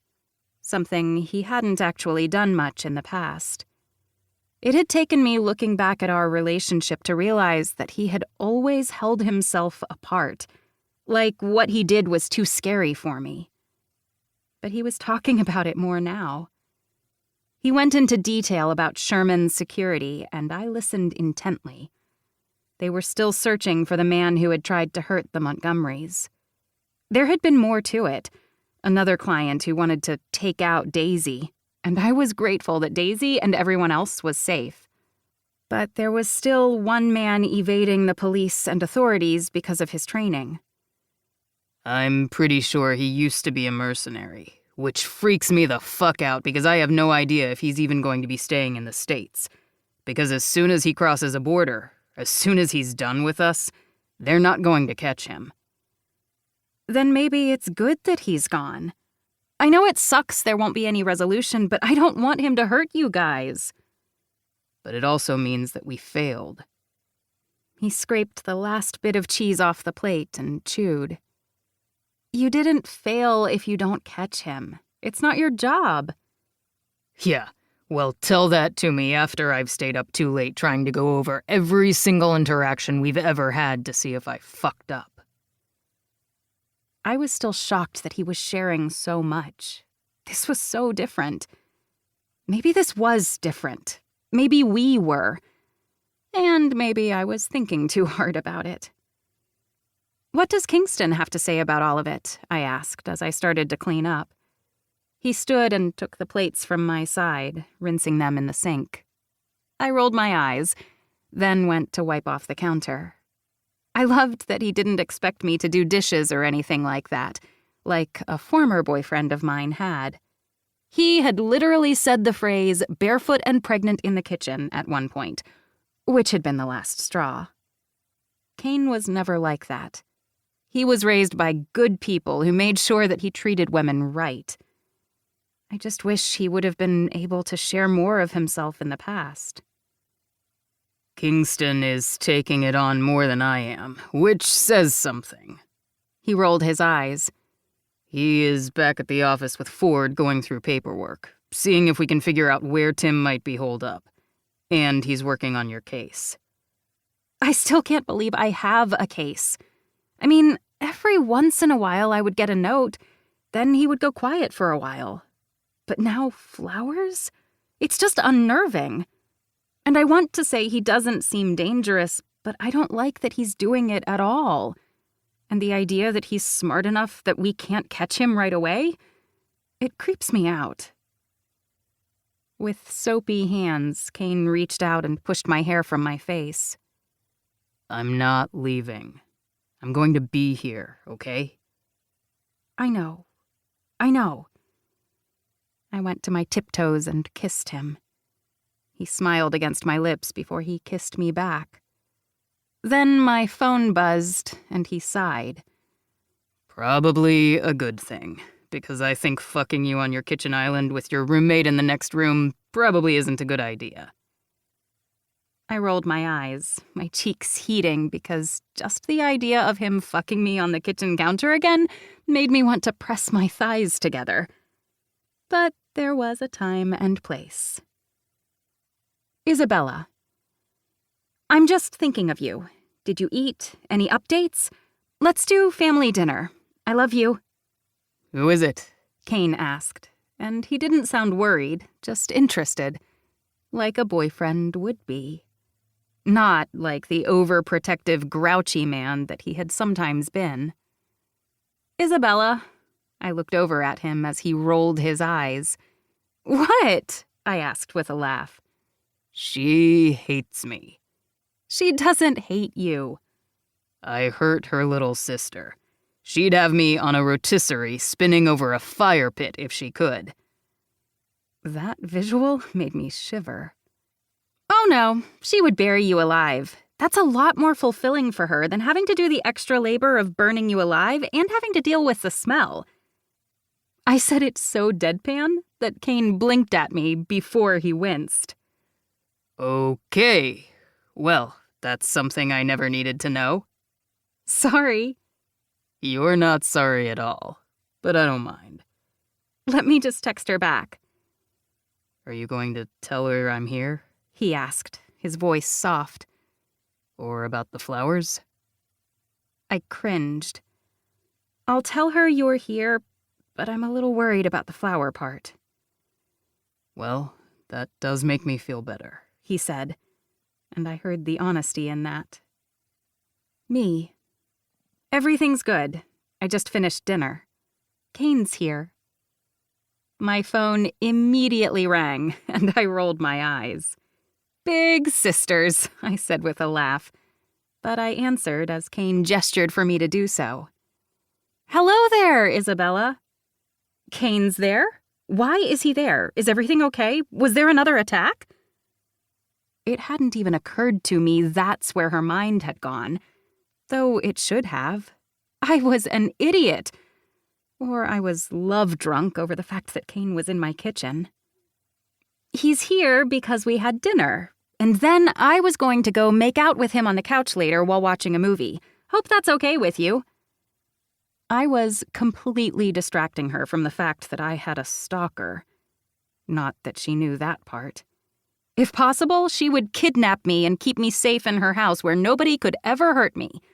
She would do that to all of us, including our mother, if she had a chance. I'm not sure if she would do the same to Dad. Isabella and the rest of my siblings knew our dad more than I did, since he had stayed with them longer. I only had a small relationship with him. I mean, I loved him. He was my dad. But Isabella and my mom were the ones that raised me. So, you're together again. She paused, and I waited to hear the lecture. Only it didn't come, which surprised me. Okay. Tell him hi for me, and if he hurts you, I will gut him. Or something worse. Actually, I'll have to figure out something because he's highly trained, so I'm going to do something that surprises him. Don't tell him I'm thinking about how to do that. Isabella, you're a nut. Maybe, but I'm a protective nut. Now I have to go back to work because a deadline waits for no one. But I love you. Stay safe and just, well, Phoebe? Yes? Be happy, okay? Kane used to make you happy. I hope he continues to do so. I swallowed the lump in my throat, grateful she couldn't see me. But Kane could, and when he frowned at me, reaching forward to wipe the tear from my cheek, I leaned into his palm, needing his warmth. I love you, you know? I love you too, baby sister. Now, be safe and use a condom. Kane burst out laughing, and I realized because he was so close, he could hear that. Isabella laughed on the other side and repeated the phrase, and I said I loved her again before hanging up. She's ridiculous. Kane raised a brow. Well, sadly, I don't have a condom on me. My cheeks burned again. Well, I have some in my bedroom. We should go in there and check, just to make sure they're still there. That was smooth, babe. I try. Seriously, though? I'm really surprised that Isabella was so cool with that. You're an adult, and I like the fact that she is protective of you, even though I'm trying not to be too much. As long as I can be equally protective of you, and as long as we talk about it, I'm okay. I promise. And that was the truth, even though I was once again worried I was making a mistake. Because things weren't perfect, but they felt good in this moment. Maybe that's exactly what I needed. When his lips captured mine, I set my phone down and leaned into him. I'm glad you're staying. I wouldn't want to be anywhere else, he whispered. We can deal with everything else later. I trusted him, because we would deal with it. He had already begun to. Things wouldn't be like before. I just had to ignore the fact that 2 people were coming at us, scaring us. But we would fight that. We'd find a way through it. I wasn't sure what I would do if we didn't. Chapter 10. Kane. Put your hands over your head and arch your back. Spread those legs for me. I licked my lips as I bent between Phoebe's open thighs, spreading her delicate folds. She was all warm and wet and mine. I didn't have much time. I had to be quick, but I needed to savor her. I loved eating a woman out. Scratch that. I loved eating Phoebe out. She was a feast, a glorious indulgence of sweetness and tartness blended on my tongue. "Kane." Her breaths were a moan, her body soft and pliant beneath me. "I've got you. Just let go." I spread her folds, looking down at her pussy. She was so pink, flushed, and I knew with just a lick and a slight touch I could send her over the edge. I loved watching Phoebe come. It made me groan. It made me want more. But it was all I could do not to just go too fast like we always did. I needed this moment to last, even though we didn't have that kind of time. I gently slid my thumb over her folds, spreading her before going back to her clit, and she shuddered in my hold. I continued to tease her, slowly using my forefinger to slide inside her wet cunt. She was hot, tight, and when she clamped down around me, I used her wetness to roll my thumb over her clit again. She arched against me as I knelt on the floor at the edge of the bed, her legs spread. She was a beautiful sight that morning, something I would remember to the end of my days. This was how I wanted to wake up, with Phoebe on my mouth, ready to come and ready to start our day. "I'm famished. This is the best fucking breakfast." She giggled softly, and then there were no more words. My mouth was on her, and we were both groaning. She licked her lips as she leaned up to watch what I was doing, but I pressed her back down on the bed, my hand on her breast, the other teasing her with my fingers. I had my mouth on her, and then she was coming, her cunt clamping around my fingers. She whispered my name, the sensation nearly too much. I pulled out of her, slid my hands over her thighs, and flipped her on her stomach. "Kane," she gasped, and I grinned. She looked over her shoulders, flipping her hair, and I did the only thing I could do. I slammed into her from behind. Her eyes widened, her mouth parting into a little O, and I stood there, balls deep in my woman, and groaned out of breath. "So fucking amazing," I gritted out before I pulled out of her, her wetness coating my dick, before slamming back into her again. She threw her head back, meeting me thrust for thrust. That morning I couldn't feel the ache in my shoulder, couldn't remember my own fucking name except for when she called it out. All that mattered was that my woman was surrounding my cock, and I was pounding into her. I was claiming her in the best ways possible. And when my thumb slid across her ass over that little puckered hole, she shivered in my hold. "Next time," I grumbled, and she looked over her shoulder again, sweat sliding down her back. "Only if I can do that to you," she teased. I groaned. "Let's talk about that later," I hedged, but she just laughed. The fact that we could laugh while doing this, that had to mean something. Or I was losing my damn mind. It didn't matter. All that did was her. With one hand playing with her breasts, her nipples hard points against my palm, I slid my other hand around to play with her clit. She arched up, and I pulled her back to my front so she was on her knees at the edge of the bed, and I was sliding in and out of her as I stood behind her.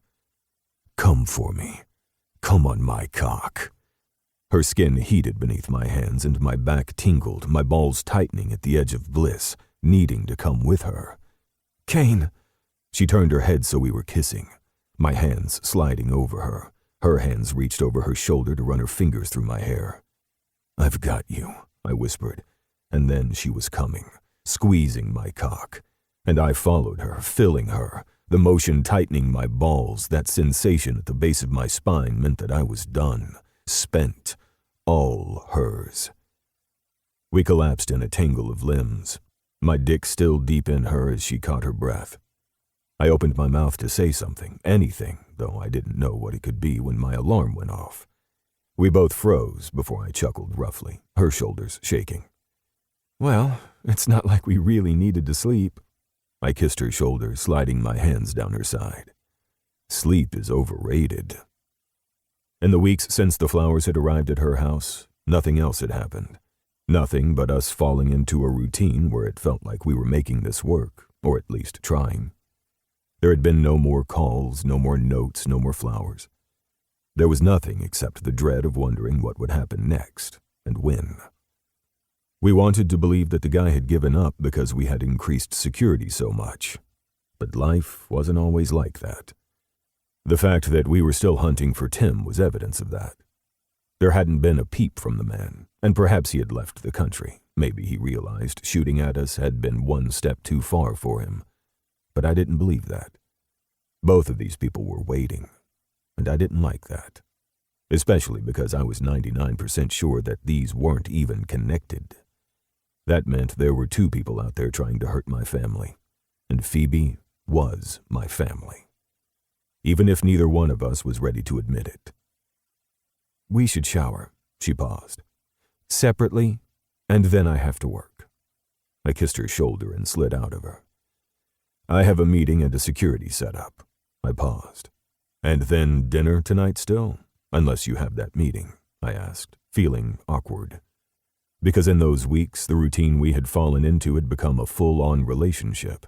I was trying to be more open, but Phoebe, she had always been open. She always told me what she felt. I just needed to listen better. And not be the grumpy asshole that I was really good at being. Tonight, though, tonight was something that we had avoided since entering back into each other's lives with a literal bang. Because tonight was dinner with my family. I loved my family. They were amazing, caring, and were some of the best people I knew. They put family first, were brilliant, and were just good people. And they loved Phoebe. And though I knew my family loved me, they had always wondered aloud what I had done to screw up the relationship. The fact that they had been right annoyed me. "Yes, I miss your parents and your sister." Phoebe slid the sheet above her, covering herself, and while I missed the view, I knew that we needed to get going for the day. "I just don't want you to be nervous." She bit her lip and shook her head. "No, I'm not." "Okay, I am, only because I don't want them to hate me. I feel like a horrible person." I frowned. "Why would you feel like a horrible person? My family loves you." "They did. They welcomed me with open arms when we first started dating. I love your parents. Your mom is brilliant and the best baker that I know." My lips twitched. "I did have the best birthday cakes when I was a kid." "And your dad? Talk about a hot zaddy." I shuddered as we walked into the bathroom to get ready for the day. "Please don't say that when I'm naked." "No, let's change that up. Never say that about my father." "I'm just saying. Dimitri Carr is one hot man." "I'm going to ask you once again to never say that," I said deadpan. "I just feel like I let them down. They welcomed me into their home and then we broke up, or I broke up with you." I stepped into the shower and frowned, looking over at her. "We don't have to keep bringing that up, you know," I said gently. "The who broke up with who thing. We're both trying. We're talking it out. You don't have to feel guilt over that." And that was the truth.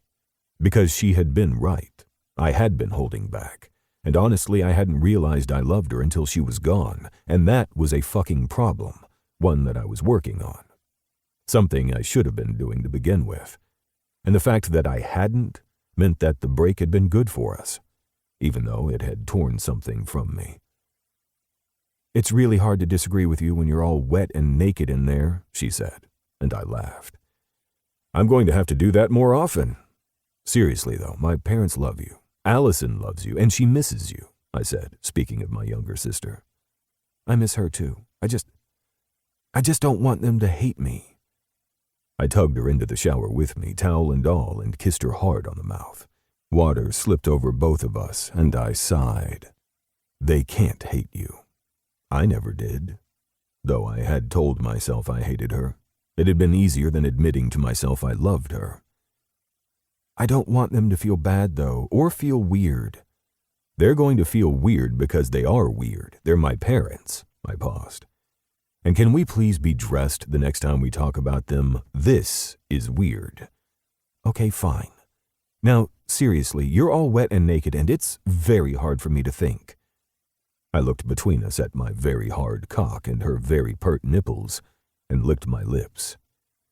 We might be late for work. "Kane Montgomery car," she called out, and then she wasn't speaking anymore because I was on my knees, one of her legs over my shoulder and her cunt pressed to my mouth. I couldn't help it. I had slipped. And we were indeed late for work. "So they think he is in Brazil, of all places," Kingston said from where he sat at his desk across from my desk in the office. He sipped his coffee while I glared at mine. Everyone else was out of the office except for Kate, our admin. She was up front handling the 1,000 things she did during a day. I wasn't sure how she did it, but she made sure I didn't have to do any of it. Because before we had Kate and after Arya left, it had been up to me and Noah, and that hadn't always worked out well. Noah was decent, but I was only organized when it came to my shit, not others' shit. Right now, though, with Kate working up front and the rest of the team out on assignment, I was alone to glare at my cousin. Brazil? They think he's in Brazil? That's what my contact says.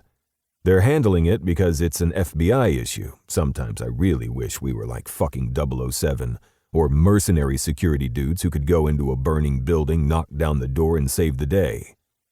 We aren't Jason Statham. Paused. Wait, which Jason Statham movie would that be if we were mercenaries and knocking down doors? We looked at each other and said at the same time, "All of them?" My lips twitched before I sipped my coffee. I wish we could handle it ourselves. I don't like that he's going to get away. He's out of our hair, though. He doesn't have access to the technology or the guy who knew how to work the technology because his cyber guy is behind bars. That's a small mercy. He's behind bars and so are the others. We're just looking for this last one and the FBI's on it. Then why did he come out and shoot me? He could have killed Phoebe. Because he was desperate. I should have gotten him then. I'm trained. I'm faster than that. And you would have left Phoebe alone in the parking lot while you were bleeding. I shouldn't have let you leave alone when we knew he was still out there. I just don't like any of it. Nor do I like the fact that Daisy is working with Phoebe today because Phoebe had a meeting outside of the office. Because it had been a few weeks, we had decided, mostly thanks to Phoebe talking me down, that when she was in the office or at home, and as long as her security system was up, she didn't need one-on-one protection. That was still me being overprotective like she had accused me of, but I couldn't help it. I loved that woman. And someone was threatening her, even though it didn't feel like a threat all the time. But because she was part of the family, she got one-on-one protection. She wasn't happy about it, but it did mean everybody got a rotation where they weren't doing tons of manual labor or dealing with assholes. In our line of work, we dealt with a lot of assholes. According to Daisy and Jennifer, working with Phoebe was a breath of fresh air, and I didn't mind that. I would have liked to be working with her today. However, we were each other's distractions, and I knew that. "You up for dinner tonight, or are you hanging out with Phoebe again?" Kingston asked. I frowned at my cousin. "Why did you say Phoebe's name like that?" "No reason." The door opened, saving Kingston from my response, and Hugh walked in. "Hello, both of you. What's with the tension?" he asked as he set his things on his desk. "Nothing. No tension here," Kingston replied, and I raised a brow at him. "You're just spending a lot of time with her. And I don't want you to get hurt if it goes south again. Not all relationships work out as perfectly as Hugh's. Though I will remind you that Hugh is on his second serious relationship." I winced as Hugh glared. "I literally just walked in here and I'm getting flybys. Fuck you. And I'll have you know that Daisy and I are endgame. Not that it's any of your fucking business. Though you are family, so I guess it is your business because all you fucking Montgomerys make sure it's your business. Hey, don't shoot the messenger. I'm just making sure that you have your head on straight.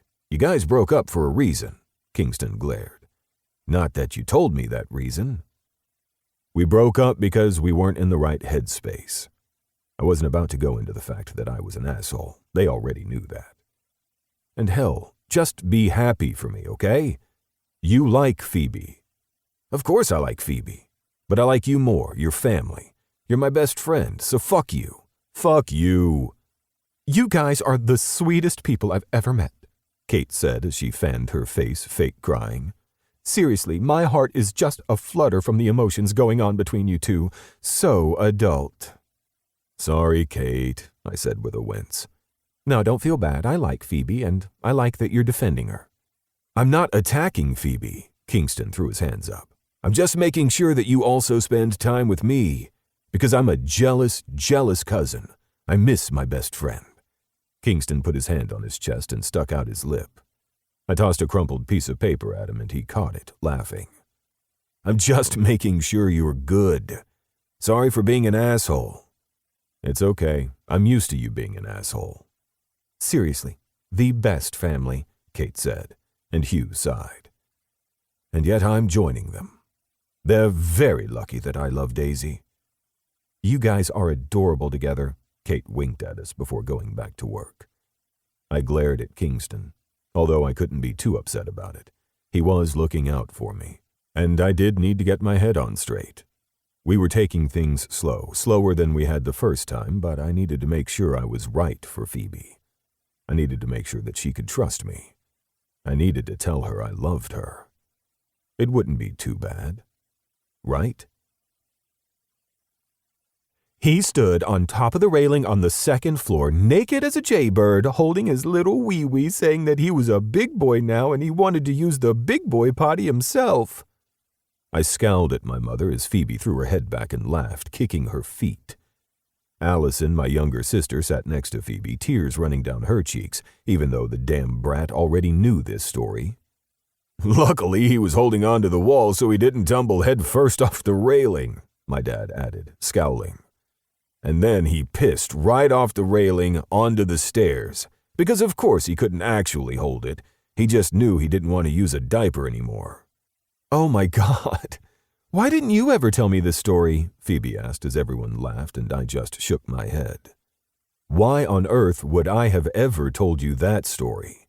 I scowled at my so-called loving family.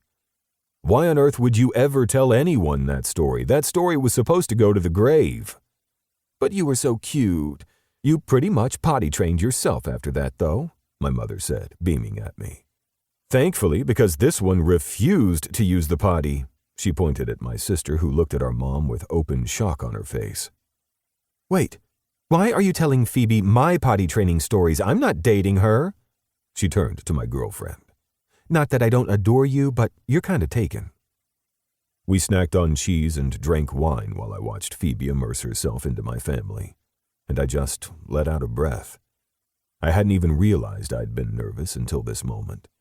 My dad caught my eye and gestured towards the kitchen, and I followed him to help. What's up? I asked. That's what I was going to ask you. My father had met my mother in a parking lot. At least that was the running joke between them. He had been married before they met, and my mom had actually been friends with her. It hadn't worked out, though I knew there was a bigger story there. One they told me when I was old enough to understand, though it hadn't had a happy ending for some. But my parents had ended up stronger because of it.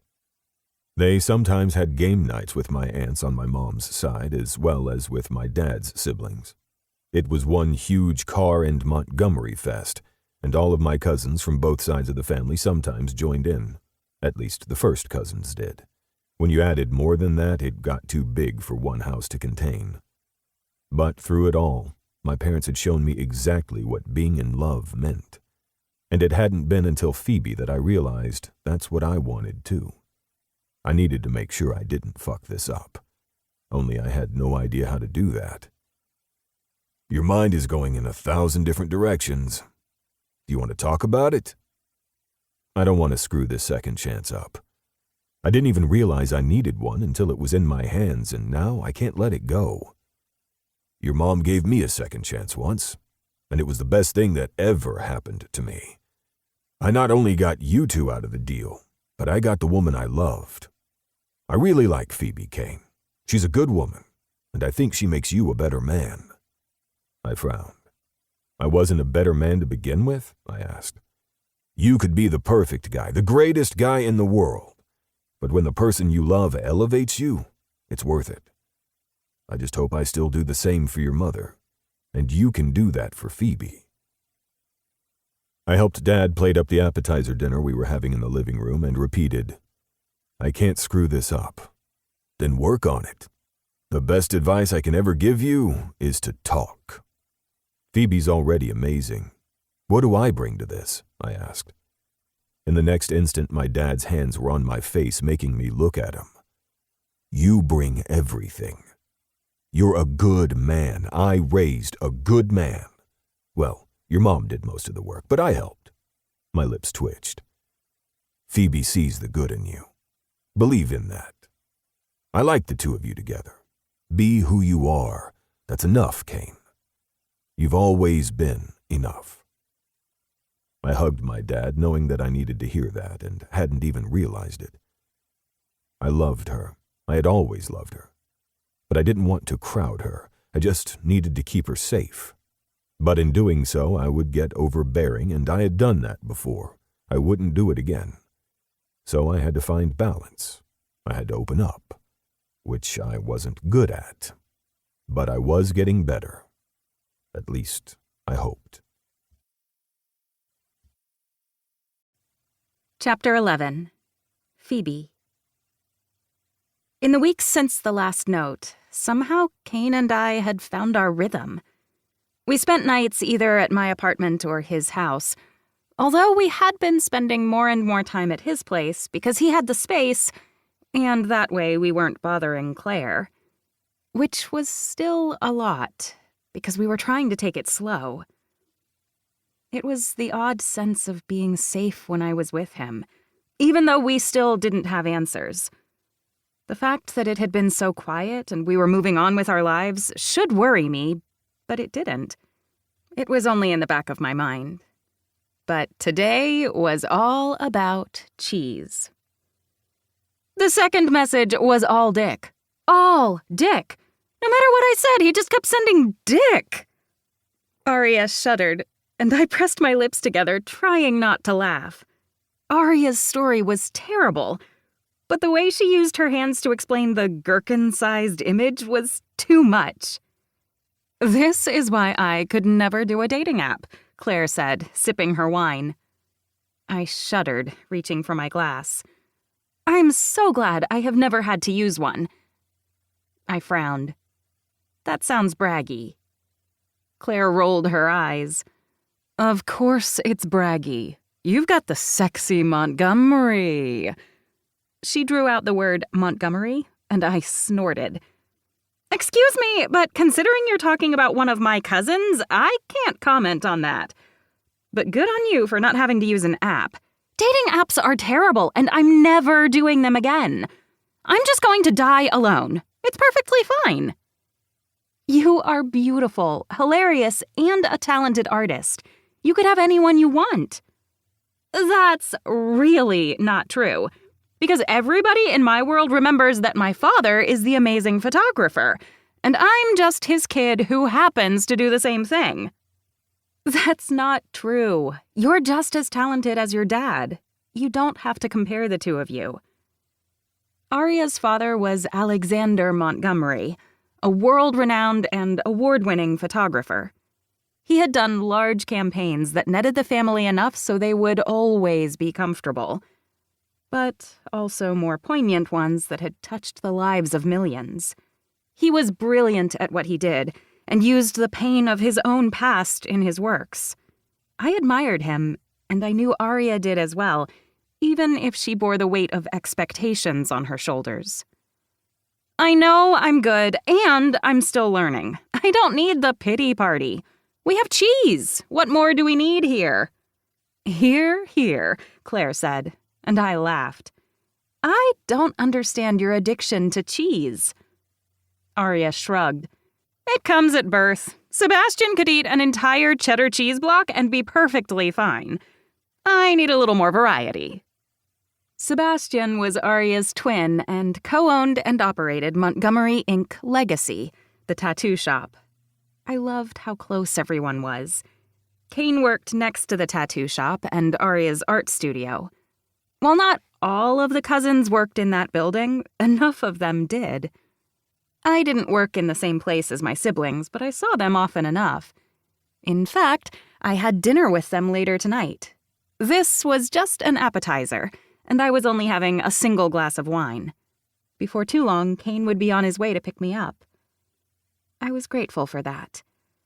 Though it was going to be a little weird to have him at another family function. For some reason, we had decided to put our family functions back to back within the same 10-day period. It was as if we decided to go through that hurdle together after so many months apart. But there was no going back now. At least, I didn't think so. It had been weeks since I had heard from the person that was trying to scare me. Weeks since the shooting. Things felt stable. And that was probably when everything was going to explode, but I decided to ignore that. "Where are you off to?" Claire asked, and I looked up at both of my friends who frowned at me. "What? Nothing." "You looked lost in thought. Are you sure you don't want to talk about it?" Arya asked. "I'm just thinking about dinner tonight. I'm bringing Kane." "Dinner with the family? I hear you had that with Uncle Dimitri and Aunt Thea." Arya beamed. "Yes, and Allison was there too. Though I am surprised Kingston didn't show up." Claire frowned. "But he's not Kane's brother, right?" "No, he's our cousin, but they act like brothers. It doesn't matter, though, because we're all family." "And you guys are taking over the world," Claire said begrudgingly. Arya shrugged. "We're trying, although Ford's brothers are catching up." I frowned.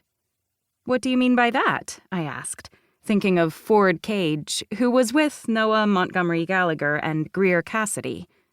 I didn't know him well, though he worked with Kane, but he was a nice guy, if a bit more growly and quieter than Kane was.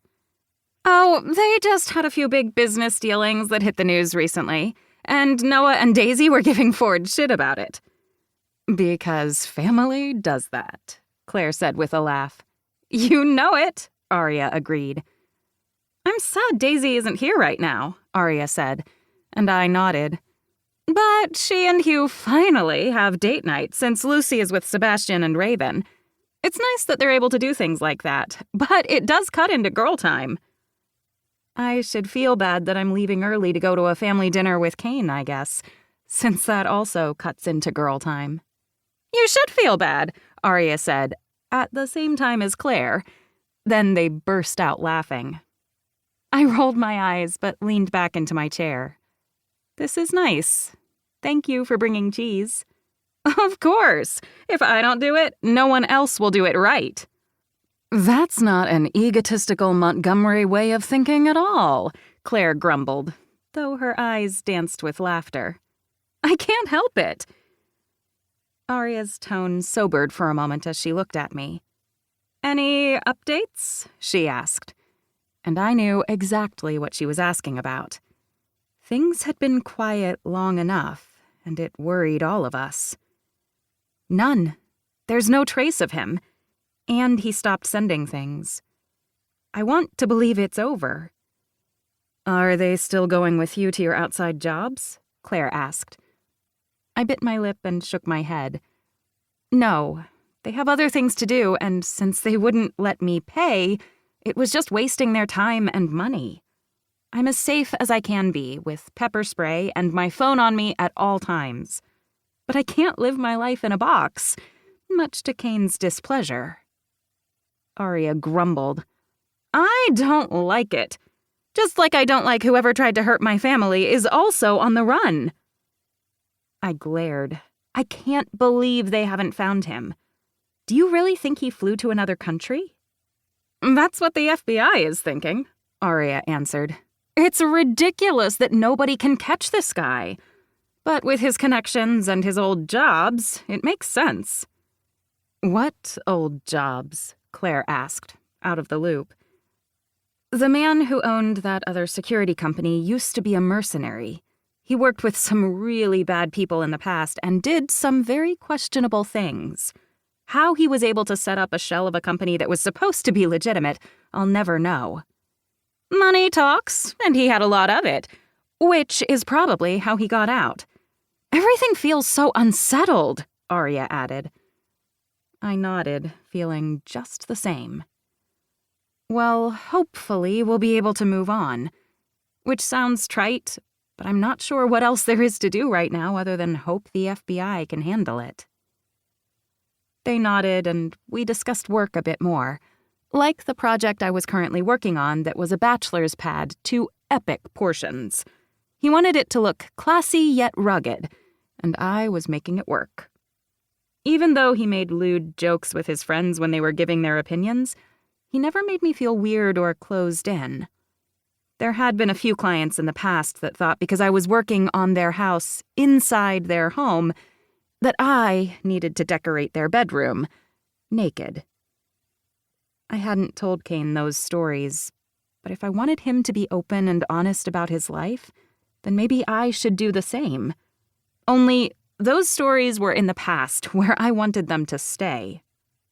So, I was thinking about writing a book, Arya said out of nowhere. I turned to her, my eyes wide. A photography book? She shook her head, and Claire's eyes danced with laughter. So it seemed that my best friend knew what she was talking about. No, I want to call it Life, Liberty, and the Pursuit of the Montgomerys. Just add cheese. Claire and I burst out laughing. Are you serious? What? It'll be perfect. I'll teach you all the ins and outs of how to deal with loving a Montgomery, because we take a lot of effort. So, you still haven't told him? I asked, as Claire leaned forward on her seat. Arya pressed her lips together and shook her head. Neither of us needed to mention who him was. Arya, I'm probably the worst person to say you should put yourself out there, but if it's killing you not to say something, maybe you should? She shook her head. It would ruin everything. It's okay, though. I have cheese. And this book idea. It'll make millions. It does seem like only a very small set of the community would appreciate it, though, Claire added. I have 4,000 cousins. Add in that more than a few of us will probably end up in triads. Just think about the possibilities and the sheer number of people who will fall in love with a Montgomery.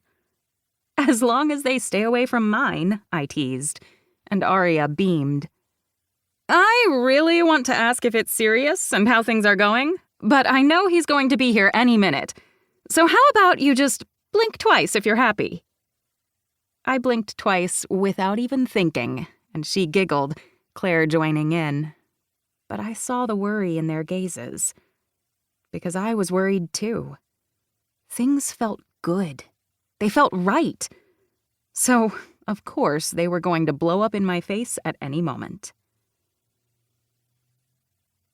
When they left after we cleaned up, I was ready to see my family. At least, that's what I told myself.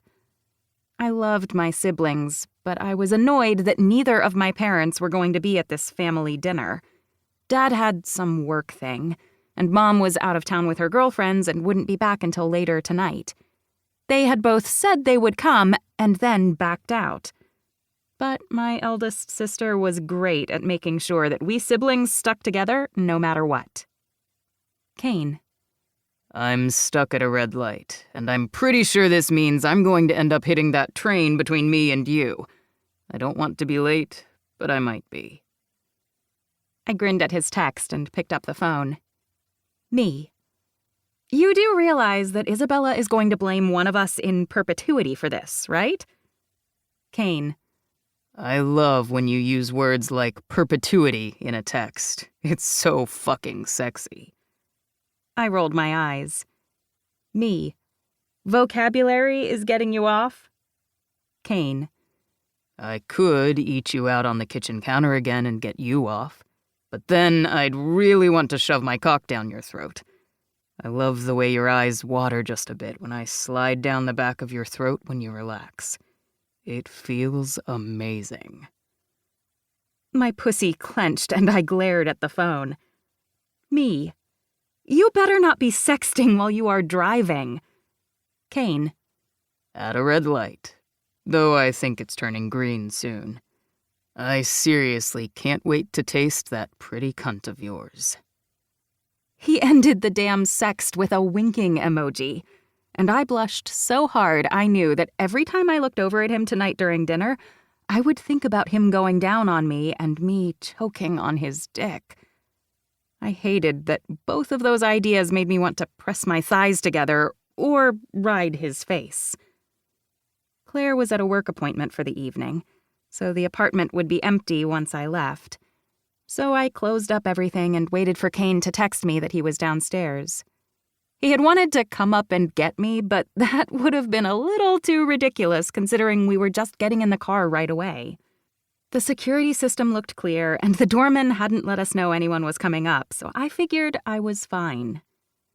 I locked up behind me and made my way downstairs. Kane was in the front of the building, getting out of the car as I came out, my dress swishing around my knees. He looked me up and down and licked his lips. I nearly tripped over my feet. You look good enough to eat, he murmured, as he leaned forward and pressed his lips to mine. Without thought, I wrapped my arms around his neck and deepened the kiss. When he put his hands on my waist, keeping me steady, I fell. Not physically, but in every way that mattered. I loved him so much, and this felt right. Right in a way that it hadn't before. We hadn't been ready. Or at least I hadn't been. But this was different now. He spoke to me, he shared with me, and I didn't feel confined. And it scared me like no other. But I had to be ready for it. I could be ready for anything. Such serious thoughts, he whispered, sliding his thumb between my brows. You're going to mess up my makeup, I teased, pulling back from him. I needed a moment to collect my thoughts. I'm sorry. I'm sure you can touch up that ugly hag of a face of yours on our way to your sister's house. Mouth agape, I shoved at him as he laughed and followed him as he opened the door for me. I cannot believe you just said that. Well, if I said that you didn't need makeup, then you would say that you wore makeup because you wanted to. Or we'd start talking about the whole not like the other girls motif that I know you hate. So, I'm going to call you an old hag. But you're my old hag. He closed the door as I stared at him, shaking my head. I glared at him as he slid into the driver's seat. I hate that you can read my mind. I seriously can't read your mind, Phoebe. But I'm trying. You shouldn't have to read my mind with everything. I'm doing better about telling you what I'm thinking, right? You are. And I hope I'm doing the same, he asked, the uncertainty in his voice hurting me. But it wasn't his fault. We were both learning this whole relationship thing all over again. I leaned forward and brushed the lipstick off his lips with my thumb. We're doing good. Promise. Well, great. Glad we have that covered before we go to the gauntlet. I rolled my eyes. My siblings are not the gauntlet. Oh, I'm pretty sure they are. Will all of them be there? He asked as we pulled out onto the street. I nodded, even though I wasn't sure he could see me out of the corner of his eyes. Yes, though my parents won't be there. Considering I haven't even met your dad yet, I'm not surprised on that one. I am surprised about your mom, though. I don't know what's up with her. She's usually at all of our family gatherings, but recently she's been doing her own thing. Which is great, because that means maybe she's not pining over my dad. But I just feel like something's off. I don't know what it's like to have parents who have a relationship like theirs, considering my family is the epitome of nuclear. But I'm here if you need me. I know, and I'm grateful for that. And your family isn't too nuclear. I mean, I don't think the gold standard of the nuclear family of 2 parents and 2.5 kids really qualifies as a Montgomery. I suppose the number of piercings and tattoos really count us out. True. Did Allison decide where she was getting her Montgomery iris? I asked.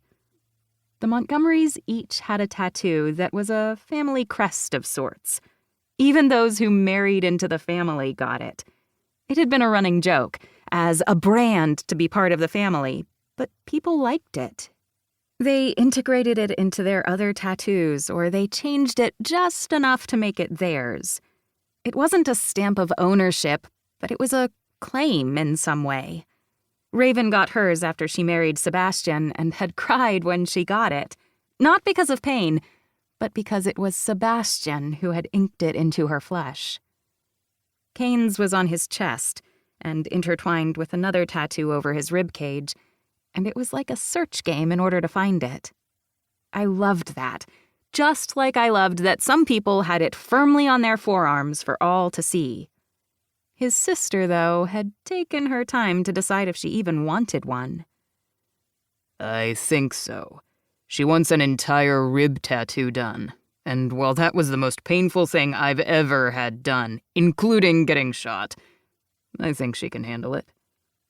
We're just going to gloss over the fact that you said you were shot because I don't want to even think about that, I said tightly, and he reached over and squeezed my hand.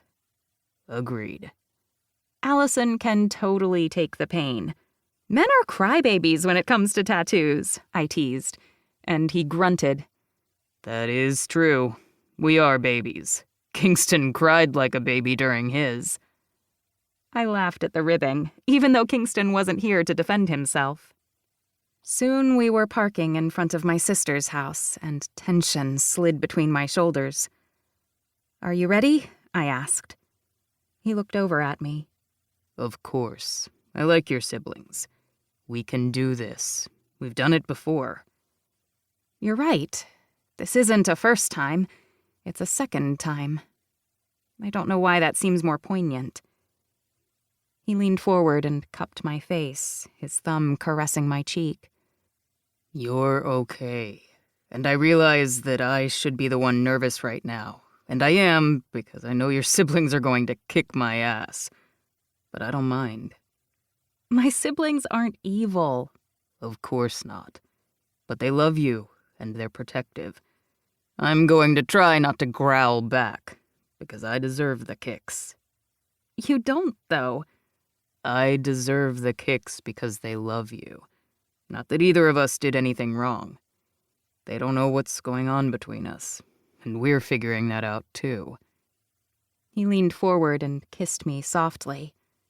The knock on the window nearly made me scream, and I glared at my brother.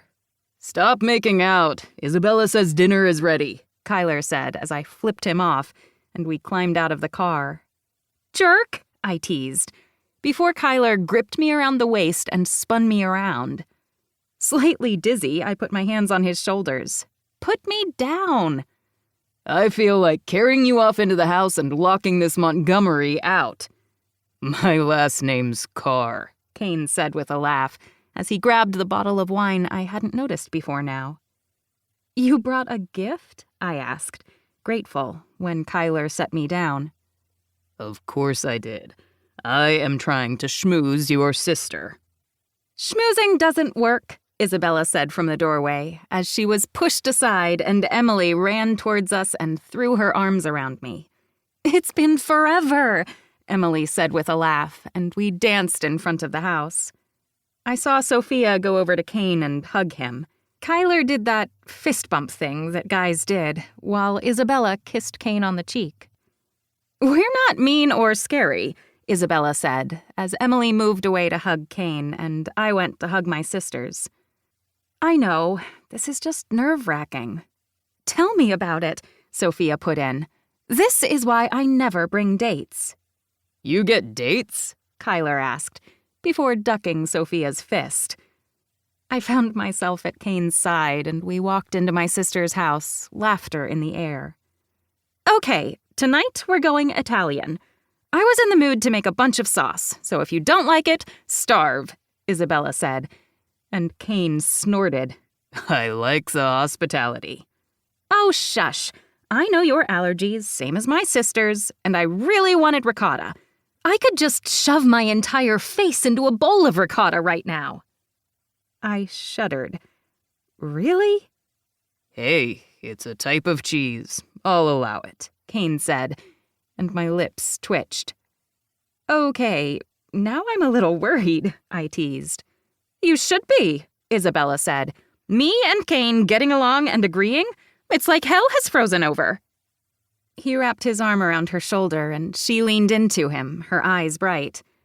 I see this is the start of a beautiful friendship. We'll see. I need to keep my ice bitch image up if I want to get a promotion.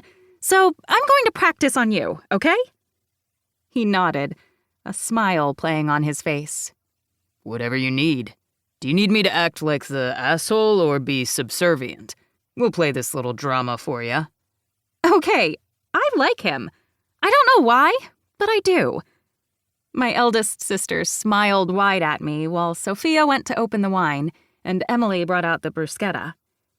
Isabella's phone buzzed and she looked down at it with a frown. Hey, it's Mom. You should yell at her for not being here, Emily said grumpily, as Kyler pulled her in for a hug. Kane handed me a glass of wine, but my attention was on Isabella, on the paleness of her face, the shaking of her hands. Kane had seen it too, his body at attention, his stance the way it was whenever he was on alert for any outside force. That was his training, not mine. All I saw was the absolute despair in my sister's eyes. She whispered something into the phone, but all I could hear was the buzzing in my ears. When she set the phone on the counter, she looked at us, her mouth opening, but no words came out. What is it, Isabella? Kyler asked. It's Dad. He's dead. The explosion I had been waiting for, the chasm beneath my feet, finally opened. All I could hear was the screaming in my head. Chapter 12. Phoebe. Phoebe, I can go with you. You don't have to do this alone. I heard Kane's words echo in my head, and I did my best not to pull away. It wasn't his fault that my dad was dead. It wasn't his fault that I felt as if I had no idea what I was doing. He had been wonderful, kind, and by my side for the last 48 hours as I came to terms with my dad's death. And the fact that I hadn't spoken to him in weeks. I wasn't even sure if I had told my father I loved him the last time we spoke. He had been in my siblings' lives far more than mine. It was as if, as soon as I was born, he decided he was done. It didn't matter that I was so close in age to Emily that we had been best friends when we were little. When I was born, everything shifted. He no longer worked from home when he could, when he wasn't out on the road wheeling and dealing. He wasn't on the conference circuit. He had basically left us, and my mother had raised us. I didn't know my father. Maybe I should have, but I didn't. My father had died, and I didn't have any words for my feelings. What words were there supposed to be? He was gone, and there was no coming back from that. There were no second chances or reconciliations. There would be no more time to tell him what I truly thought about him. He hadn't even given us his name. We had our mother's last name, and I never truly understood why. Then again, though my parents never married, Dad had always said he legally changed his name to her last name because he wanted their own version of a family. Phoebe? Kane asked, his voice soft. He slid his fingers along my jaw again, tilting my head up so I could meet his gaze. I loved when he did that. I loved him. But it was hard for me to breathe. It's just a meeting. I don't know what it's about, but Isabella and Mom said that we had to go. I hid my resentment because I didn't want to go to this meeting. I wanted to hug my boyfriend, to be with my family, and try to make sense of what I was feeling. Because it didn't make any damn sense to me. How could I feel this pain for a man I did not know? Why should I feel that way? I can go with you to the meeting. You don't have to be alone when you're there. He cursed under his breath. I'm not saying this right. I'm not good at this, baby. But I'm here. I sighed. That numbness that had settled in at my mother's phone call starting to ease a bit. I know you're here. I know. And I'm so grateful. But Isabella said it was only family. And I don't think she meant that in a cutting way, I clarified at the tightness in his gaze. I just think that it's the lawyer thing. Kane scowled. I don't understand why you have a meeting before the funeral.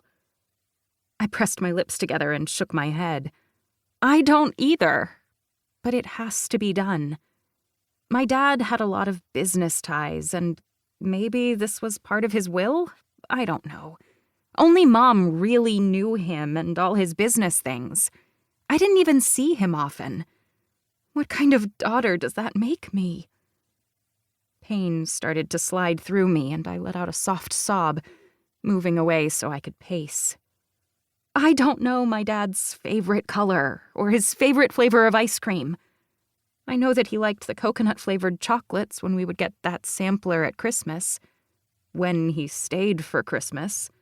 He would always have something else to do that evening because he used to say he had very important business. Because people relied on him at his company and he needed to make sure his workers, wherever they were, had time with their families. So we would get him in the morning, but not in the evening. I know he loved this one sweatshirt with bleach stains on the cuffs. He would wear it all the time when he was at the house, teaching Kyler how to use a hammer.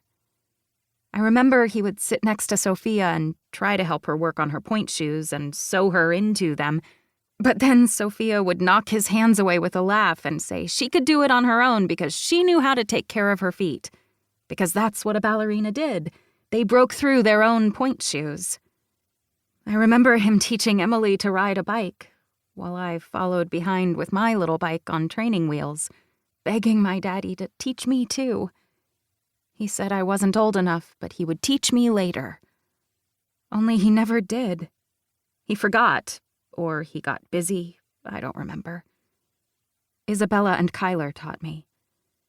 I remember him sitting with Isabella and laughing and playing video games, and then going through her homework because she was so good at math that she was in an accelerated program.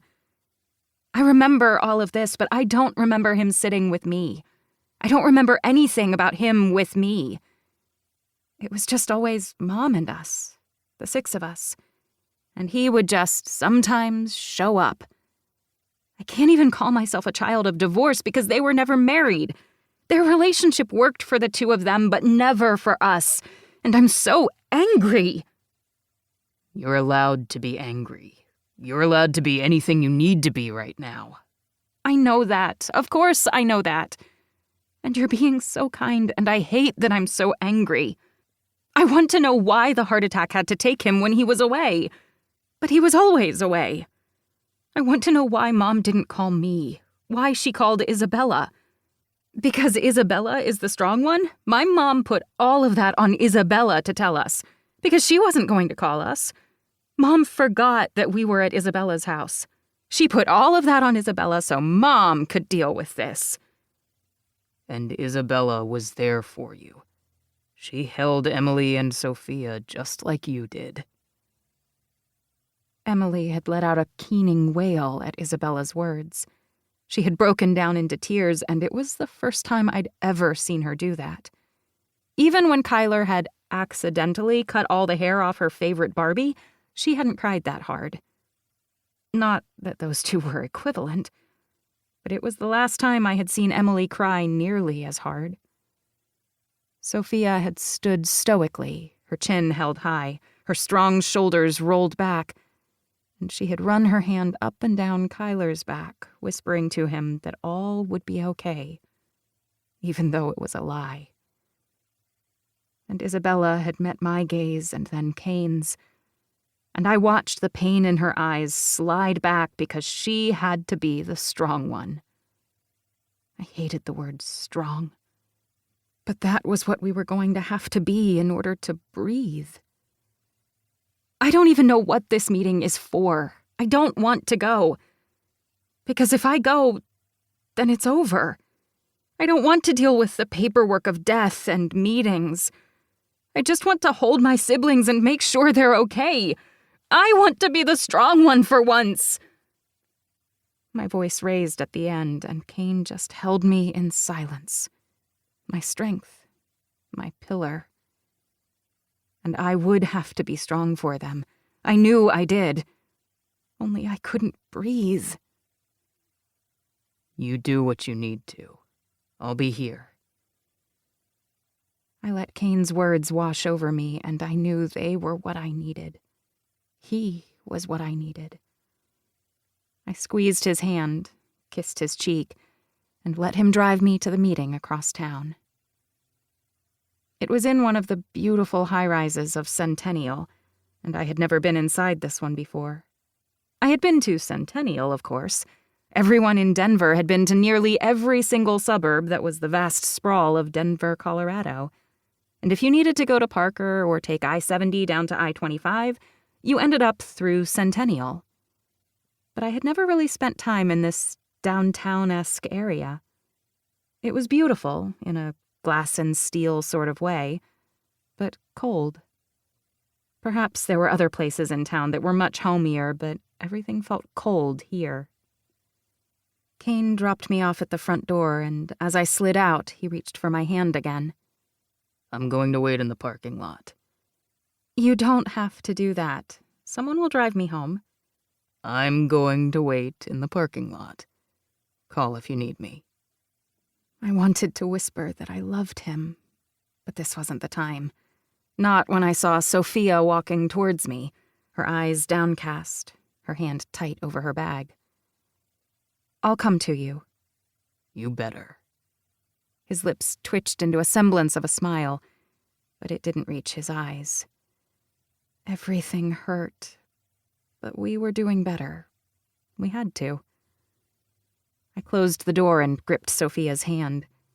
She waved over her shoulder at Kane, who drove towards the visitor parking lot. That's a good man. I smiled over in his direction. He is. The best. Does he know you love him? She asked. I shook my head. No, I was going to tell him, and then, well, this. I gestured towards the marble lobby, and Sophia sighed. You should tell him. We all need a little love, I think.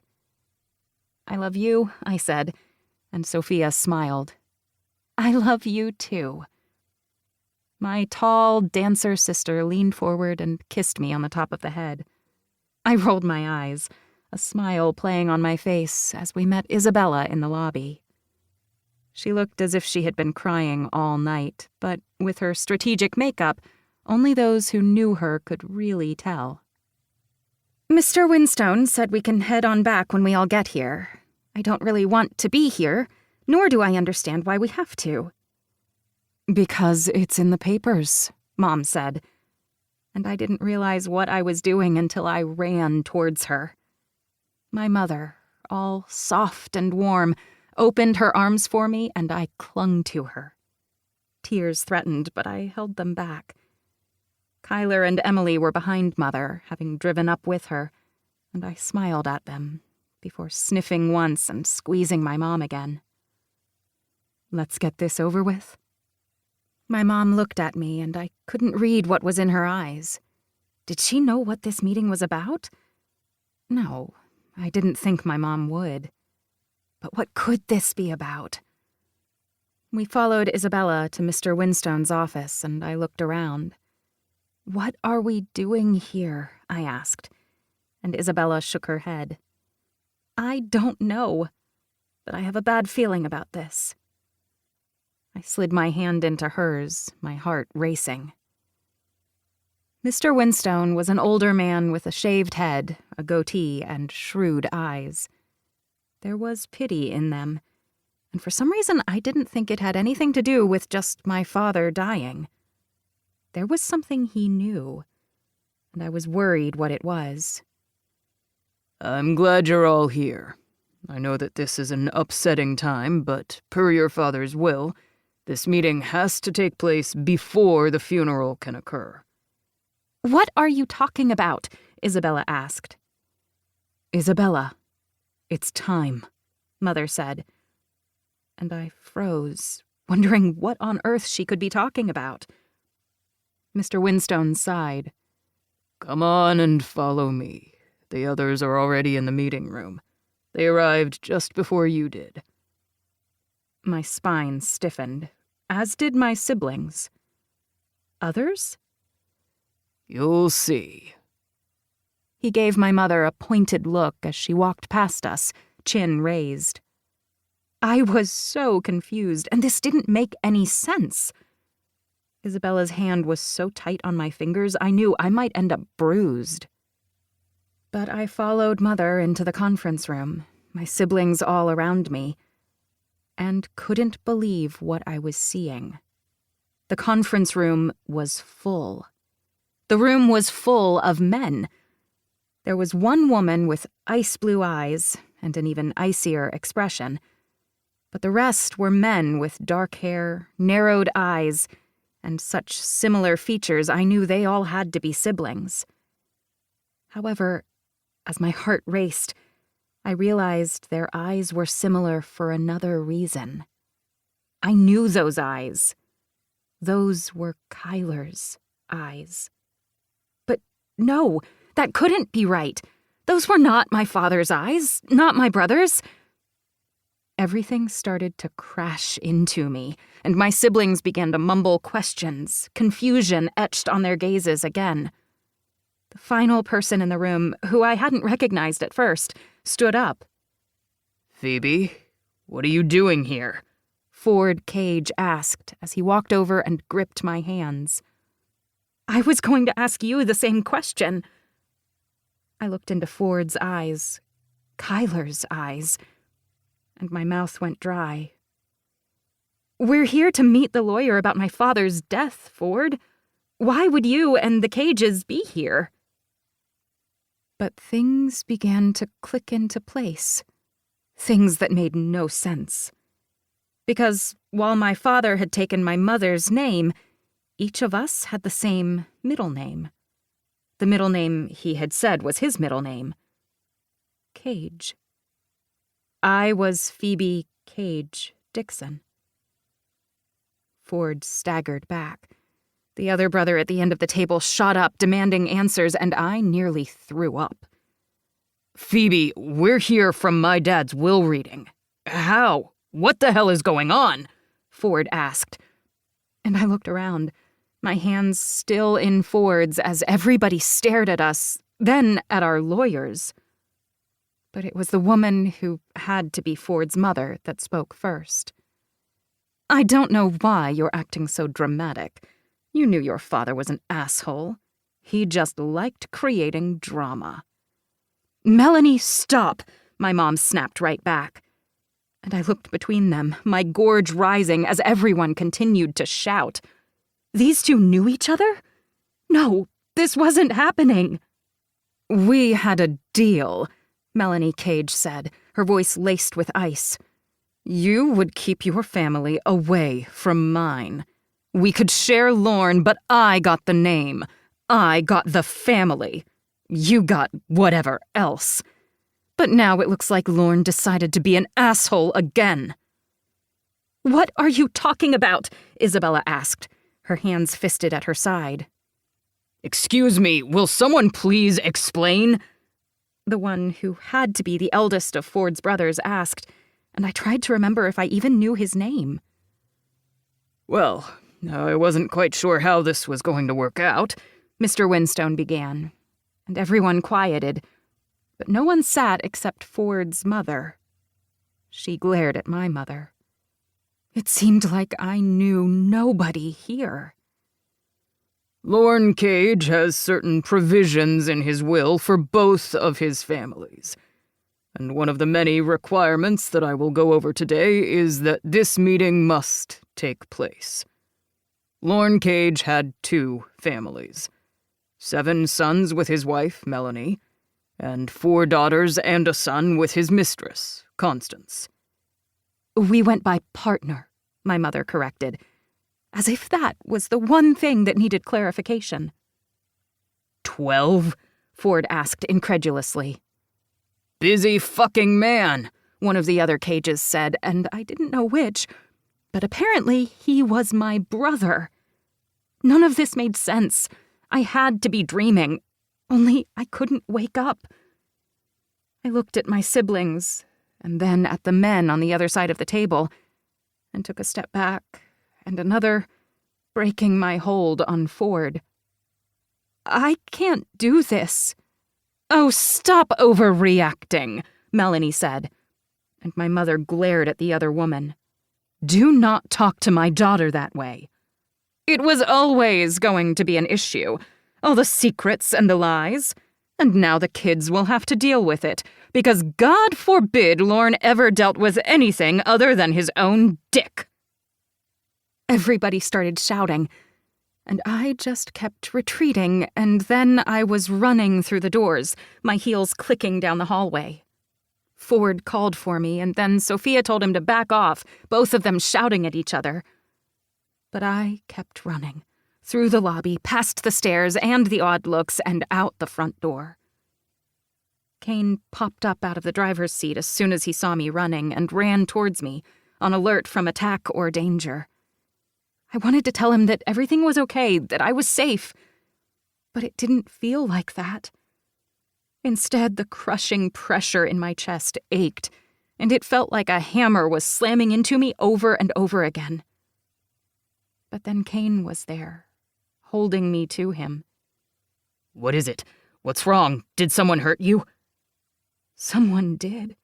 But how could I explain that the man who hurt me was dead? I tried to suck in air, and Kane looked over my shoulder at Ford, who had come running after me, and then Isabella, who seemed to have chased him. What the hell is Ford doing here? I don't even... I tried to speak, but couldn't. Kane held me, whispering in my ear. I've got you. I've got you. Are you safe? I nodded against him and gripped his shoulder, trying to let the panic attack slide away. This couldn't be happening. I needed to wake up from this nightmare. My dad had a second family. Except I was pretty sure we were the second family. We were the secrets. And nothing was ever going to be the same again. Chapter 13. Kane. I held Phoebe to me and looked over her shoulder at Ford, confused as to why the other man was there. Then Phoebe's siblings started to follow. Why did they look so aghast and hurt? Then a couple of Ford's brothers walked out as well, and I wondered what the hell was going on. Kane, Jesus Christ! Ford ran his hands through his hair, his chest heaving, and I looked down at Phoebe. What's going on, babe? What happened? Can we just go? I think I just need to go. I scowled at Ford. What the hell happened? Who hurt her? I'm pretty sure the same man who just fucked us all over, Ford said softly, yet the steel in his tone worried me. Ford was one of my best friends, and I trusted him with my life, literally on some days. And something was wrong. It seems that dear old Daddy had a secret family, Isabella said as she walked towards us, head held high. I don't know if it's true, but from the look on our mother's faces it has to be. Flabbergasted, I pushed Phoebe's hair away from her face as she finally started to breathe again. In and out, just breathe for me, baby. I can't deal with this right now. Then we're going. I looked over at Ford, then Isabella. Does she need to be here for this? Isabella and Ford, followed by Aston, Ford's eldest brother, came over. They looked between the three of them and shook their heads. I wasn't sure how this was going to go, but I was grateful for that action. We'll handle it, and if we need to meet again later, we will. Isabella scowled at Ford and Aston. Is that a problem?" "Not at all," Aston said, his voice cool, far too collected. "I want answers, so I'd rather not have the meeting canceled right now, but I'm also not going to force any of my family to stay if they don't want to." Phoebe turned in my arms and I held her. Ford let out a breath. "Family?" he whispered. "Kane." "I know. Let's go." I pulled Phoebe away as the three of them and a few other siblings began to talk over each other. I got Phoebe in the car and realized that one of Phoebe's sisters as well as one of Ford's brothers left at the same time we did. Though, of course, they were all siblings, weren't they? What the hell was going on? As I drove back to my place, Phoebe finally took a deep breath. "I can't believe I just had a damn panic attack. I don't get those. How weak am I?" I nearly pulled over and scowled at her, but instead I reached over to grip her hand. "There's nothing wrong with what you did. You want to tell me what happened?" She laid out the meeting, and when she got to the part where both Ford's mother and her mother seemed to know each other and have some sort of deal, my other hand tightened on the steering wheel. "Are you fucking kidding me?" "Not in the slightest. I wish this was all a joke. I thought I was there to grieve my dad, not have my world shattered." "Let's get back to my place and figure something out. Or not talk about it at all if you don't want to." "Ford is my brother? Oh my God, that makes Noah and Greer my future in-laws," she whispered, her brain going in 1,000 different directions. Mine was doing the same right then, and I just blinked, feeling a bit nauseous at this point. "I don't have any words to say to that," I said after a moment. And then I was pulling into my garage and flipping the security system through its cycle. As soon as we got into the house, I went into the kitchen and opened up a bottle of bourbon. She blinked at it, and I shrugged before getting a couple glasses and 2 of my fancy skull-shaped ice cubes and pouring us each 2 fingers of bourbon. "I don't like it neat. I like it on the rocks. Plus, I like skulls. Take it." She took the glass from me and scowled. "I don't do this like a shot, do I?" "No, you sip it. The burn will help." She looked at me, then took a big gulp, wincing as she did. I winced right along with her as I took a sip of my own. It was a nice burn, but the caramel taste was perfect. I didn't like bourbon too smoky when I drank it like this. I only liked it smoky if I put it in an old-fashioned or some other drink. "Oh, you're a bourbon drinker now?" she asked with a laugh. "Things do keep changing." I shrugged and set my glass down next to hers on the counter. One of the businessmen that I was a bodyguard for a while back drank bourbon. He actually had some stake in a few distilleries and sat me down once when I was off duty and showed me how to actually enjoy it. To breathe it in, to taste the different profiles. I'm not a fancy Scotch guy who is going to enjoy a glass every night before or after dinner. Kingston and I are planning on doing the Bourbon Trail in Kentucky, where we go to a bunch of distilleries and taste bourbon and spend too much money. There's food involved too, so that should be fun. I don't know, but it's a hobby. It's a cool hobby. I don't mind bourbon, and I love old fashions, especially with walnut bitters. I grinned. And here I thought you were a tequila girl. I'm a liquor girl, she paused. That sounded far dirtier than I meant it. I threw my head back and laughed, the tension beginning to ease out of me, though not completely. I like learning new things about you every day. I sighed, not wanting to pry, but knowing I needed to, because she needed me to. I'm sorry about your dad. I can't even imagine. Of course you can't. Dmitri Carr is an amazing human who would never do anything like that to Thea. He is literally the epitome of the best dad around. He was always in your life, and now I hate that my voice keeps getting high-pitched. She put her hands over her face and screamed. I nudged her drink towards her and took a sip of my own. I'm sorry. Don't be. My dad had this whole secret life. I always thought he was a bad dad. I mean, I figured he sometimes maybe cheated on my mom. They weren't married. They were rarely together these days. I thought I would be sitting here mourning my father, not mourning the man I thought he was. I thought he was just an absentee dad. I didn't realize that he was a cruel monster who decided to have another family that he loved. He loved you, I said, knowing it was probably the wrong thing. You said he did. I mean, he's a complete asshole, and I will burn his memory with you. But I don't want you to burn every single good thing there was. but now I'm not even sure there were any. We got Christmas mornings with him, but Ford and his brothers got the rest?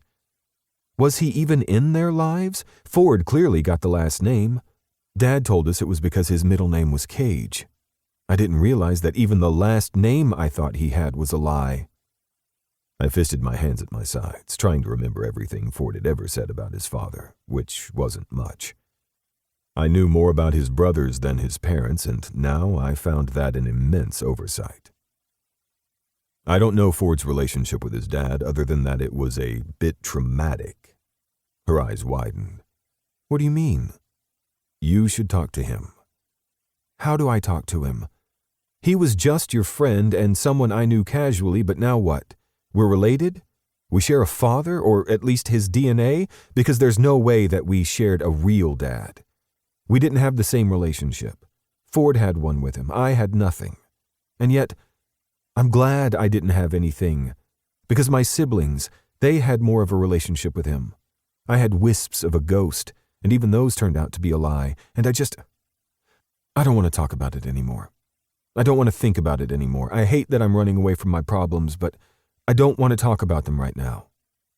I nodded and gestured towards her glass. Good, because we don't have to. Later, we can burn down the world together if we have to. But you're not doing it alone. And I'm also not going to be the overprotective asshole who takes over. Although it was literally killing me not to do something about it.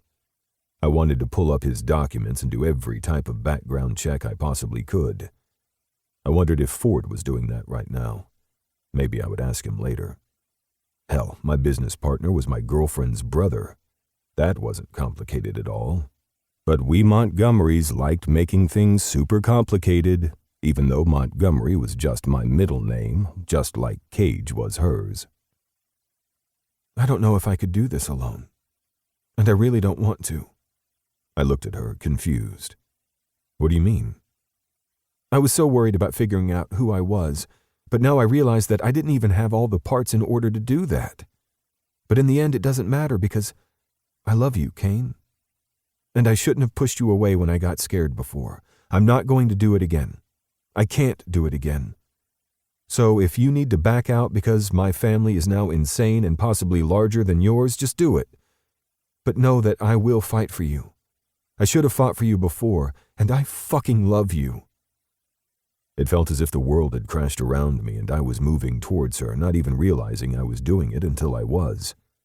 My hands were on her hips, pulling her towards me as I crushed my mouth to hers.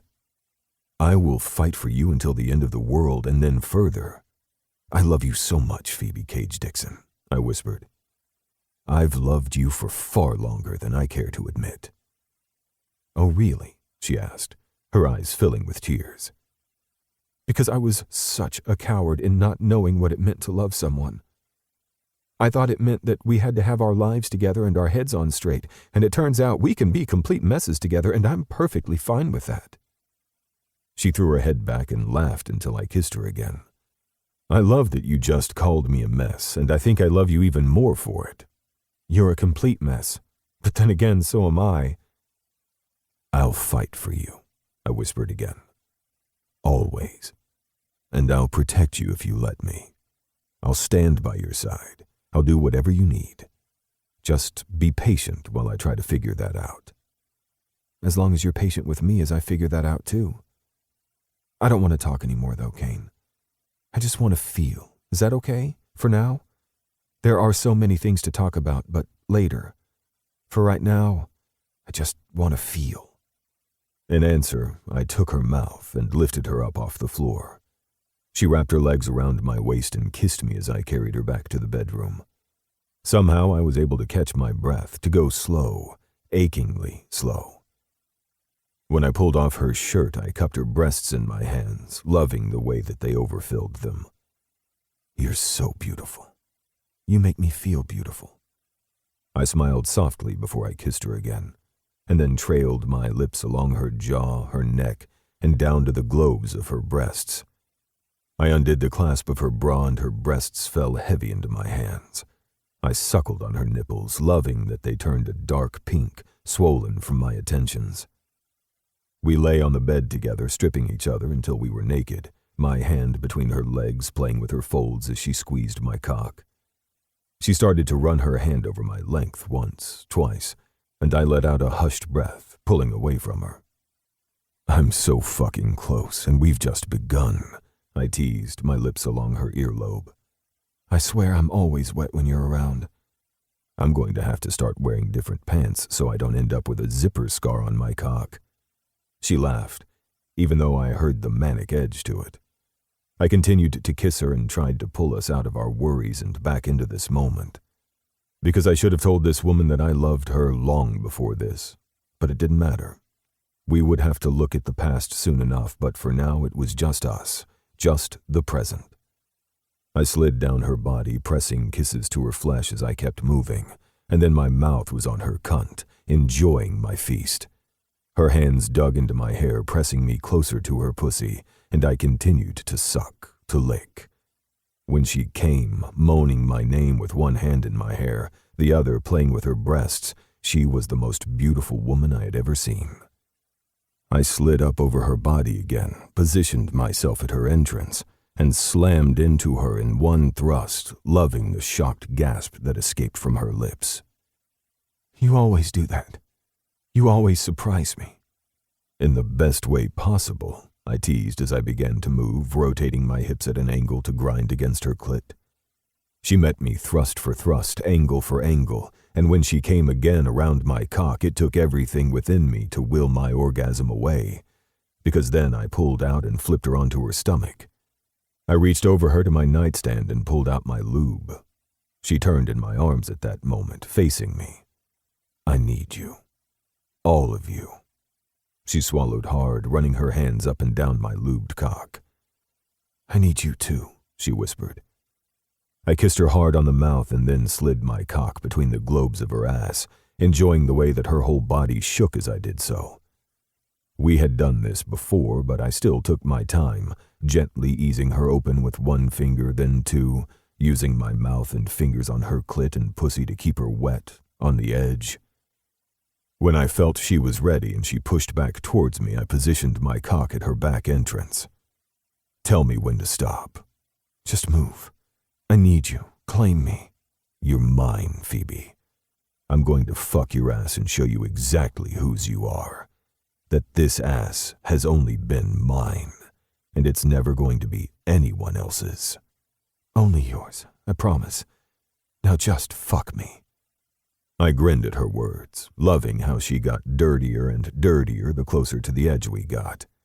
I took my time, slowly breaching her entrance as she pushed back, letting out a low groan that matched mine.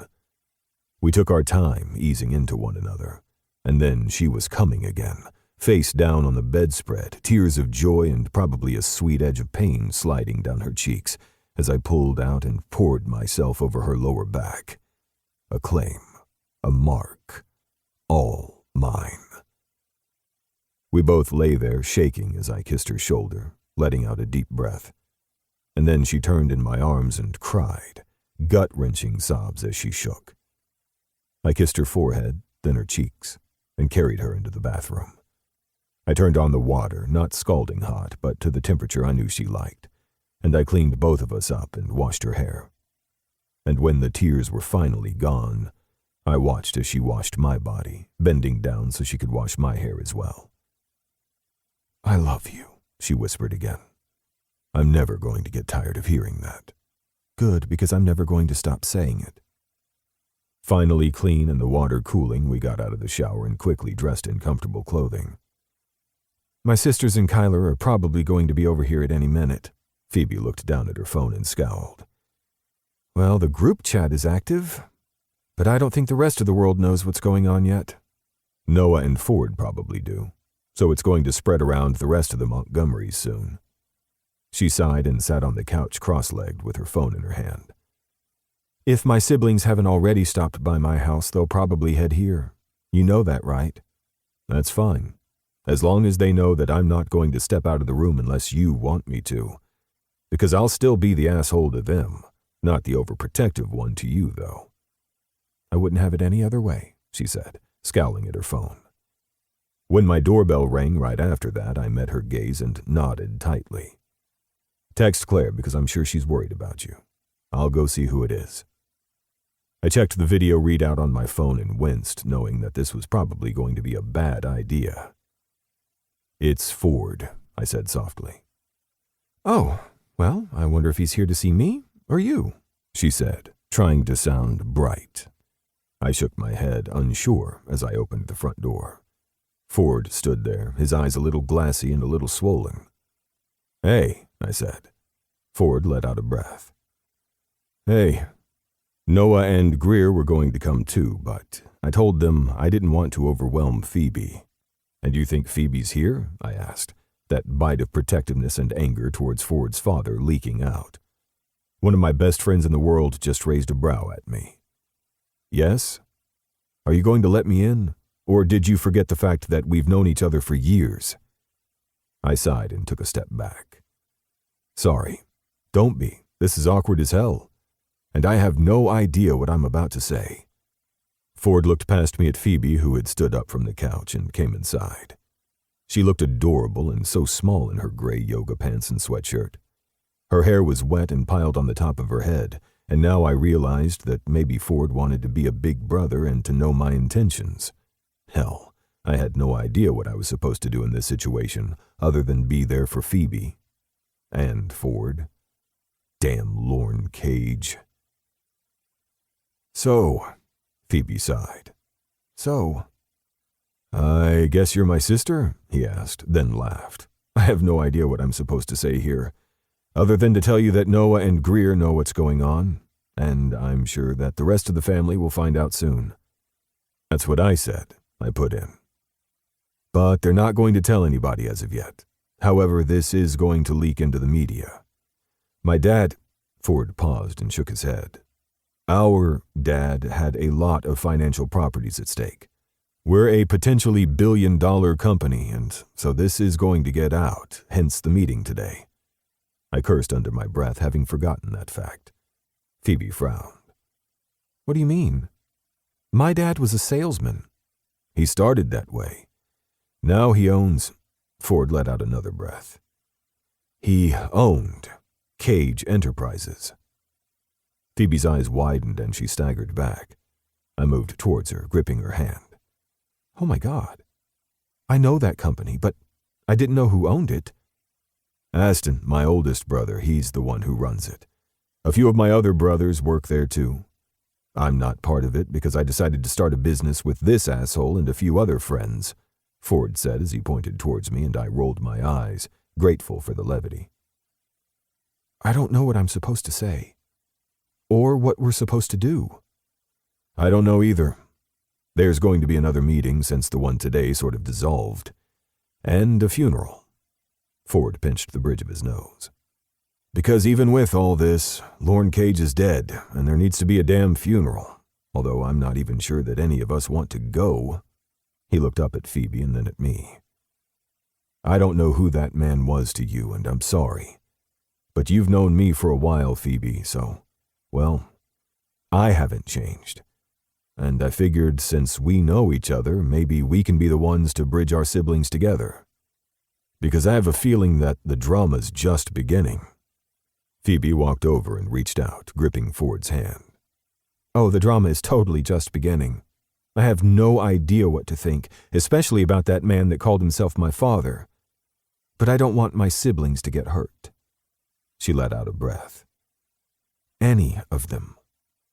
"Okay, so let's figure it out." "I have bourbon, will that help?" I said into the silence that followed that statement. "Yes, thank you," Phoebe and Ford said at the same time, and we all laughed, noticing that they each had the same crinkle around their eyes when they laughed. This wasn't going to get any easier, but Phoebe wasn't going to be alone in it. At least I could promise that. Chapter 14. Phoebe. Ford left soon after our decision to try to formulate a plan and deal with our emotions. Shortly after he left, my sister Isabella called, asking me to come to her house.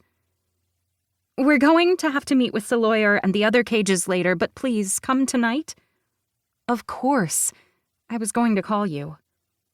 We were all hit with a shock, and I'm glad you went out of there. She laughed, even while I winced. If you hadn't, then I would have, and I have to be the stone-cold bitch. You don't, you know. She was silent for so long that I was afraid I had said something wrong. I think right now I might have to be, but we'll discuss it later, or at least tonight. You can bring Kane if you want. I looked over at Kane, who was frowning at his phone. What's wrong? I asked. Are you talking to me? Isabella asked. No, sorry. One moment. I have to head into the office. One of the agents working on the case with Tim Sherman wants to meet with me. I can try to postpone him. I shook my head. No, you go. I'll be at Isabella's with the rest. But you're invited, you know. You're welcome. He kissed me, and Isabella sighed dramatically into the phone. I was grateful for her levity because I knew tonight was going to be difficult. There wasn't going to be another way. I shortly found myself at my sister's house, a glass of sparkling water in my hand, as I watched my siblings try to come to terms with our new reality that didn't seem all too real. Kyler had a beer, but he wasn't drinking. He just played with the label, slowly picking at it, until maybe something would make sense to him. As he set down the bottle, his fingers started to beat against the kitchen counter beside him, and I realized he was playing a melody that only he could hear. I always knew that my brother wrote music depending on his feelings and emotions. But now I realized that anything he wrote right now might be something I may never want to hear. Because he was the only one who really got along with Dad, he was the only one of us that I thought might have known him. Or perhaps that was just what I wanted to see. Sophia stood looking out the window, not saying anything. Her beautiful dancer's legs were stiff as she went to her tiptoes and backed down again. She didn't go on point as she was barefoot, but she kept doing the motion, her hands folded over her chest as she stared into the nothingness. Emily didn't say anything either. She just sat on the couch, her legs folded up to her chest with her eyes closed, tears streaming down her cheeks. Isabella came out with a veggie tray and a pitcher of margaritas. "Can you get the glasses?" she asked me, and I stood up quickly, glad to finally be able to do something. She had been in the kitchen when we all arrived and hadn't let us help. The fact that she had cut up veggies and made a ranch dip from scratch, as well as margaritas without letting us enter the kitchen, meant that she was focusing. "So," Isabella said, after I set the glasses down and we all moved like robots trying to pour our drinks and crunch on vegetables. "So," Kyler repeated, his eyes darkening. "I have a spinach and chicken white sauce lasagna in the oven." I blinked as I looked up at my sister. "How did you make that so quickly?" "I bought a rotisserie chicken from Costco and I slapped something together.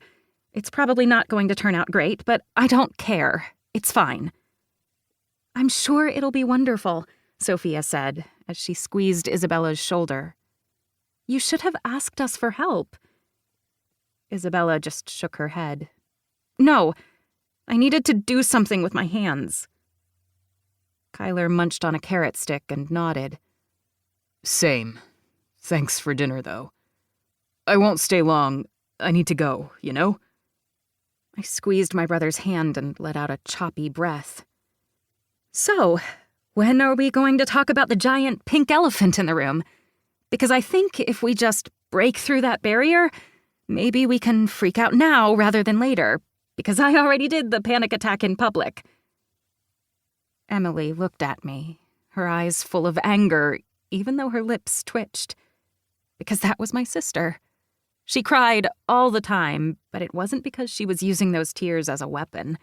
She cried at commercials. She cried when she was happy. She cried when she was sad, and she cried when she was angry. No matter what she did, how hard she tried to hold them back, if she couldn't yell or fight back, she would cry. And that meant she was about to cut a bitch, in her words. Considering I had already cried myself out, I understood. I followed right along in your path. We made a great impression on the Cage brothers today, sobbing in front of them. What kind of impression do we need to make? Kyler asked, grumbling. They're all rich, and they looked like they walked out of a GQ catalog. They're probably snotty assholes, wondering why the low-rung part of the family dared to be in the same room with them. I scowled at my brother. Hey, I know Ford, and I like him. He's not like that. And in a weird twist of fate, I've actually met 2 of his brothers. Our brothers. Let's not give them labels yet, Isabella said. We don't know if it's true. I looked at her, aghast. You saw the way Mom was. And look, you saw their eyes.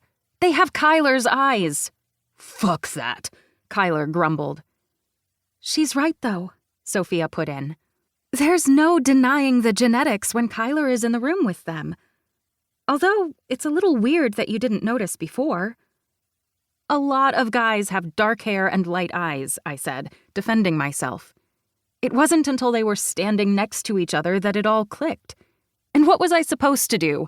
Ask the man who works with Kane who his father is and who his family is and why he looks like my brother? That wouldn't make any sense. No, and while you couldn't have given us a heads up because you didn't know, it is a little weird that you have a connection to them. I shook my head. You obviously don't know the Montgomery family tree, I grumbled. What do the Montgomerys have to do with this? Isabella asked, her voice steely. She was scared and hurting, and that's why she lashed out. When she finally let herself break, she would do it behind closed doors and she wouldn't let us help. Because that was my big sister. It occurred to me that our mother wasn't there. I wondered if she'd even been invited. Probably, but I am sure she hadn't wanted to face us as a unit. That was my mother. So helpful. Ford is engaged to Noah Montgomery, who is Kane's cousin, and they all own Montgomery Security together. And the Montgomerys are a large family. They have a lot of friends and a lot of spouses, I explained. So this Ford Cage owns a company with the guy you're dating? Kyler asked. Yes, and Ford's a good person. I like him.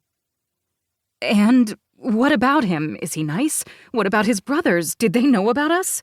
Emily asked, her words tumbling over each other. Yes, he's great. He's a little quiet, and I really only met him a few times when I went to a couple of functions. I didn't mention that I had just seen him because I needed a moment to think through that and how I was going to explain to them that Ford and I were going to try to at least have the families meet halfway, or at least meet at all at this point. And he didn't know? Sophia asked, her voice soft. No, you saw how they all reacted. I think the moms knew, though. That means we need to sit them down and figure out what the hell they were thinking. Well, I'm just glad that I'm on birth control, Sophia put in. And I blinked at the sudden change of subject and out-of-character statement from my sister. What? Kyler asked, nearly spilling his beer. Dear old Dad had 12 kids. I feel like that could be a genetic fertility thing. I mean, the fact that Mom had 5 of us and that other lady had 7 kids, that's a lot of children. A lot of child support. No wonder dear old Dad never married Mom. First off, ew, Kyler said. Second, I think that would be bigamy. Hence why we didn't get dear old Dad's last name. Yet he's labeled us anyway, Isabella added.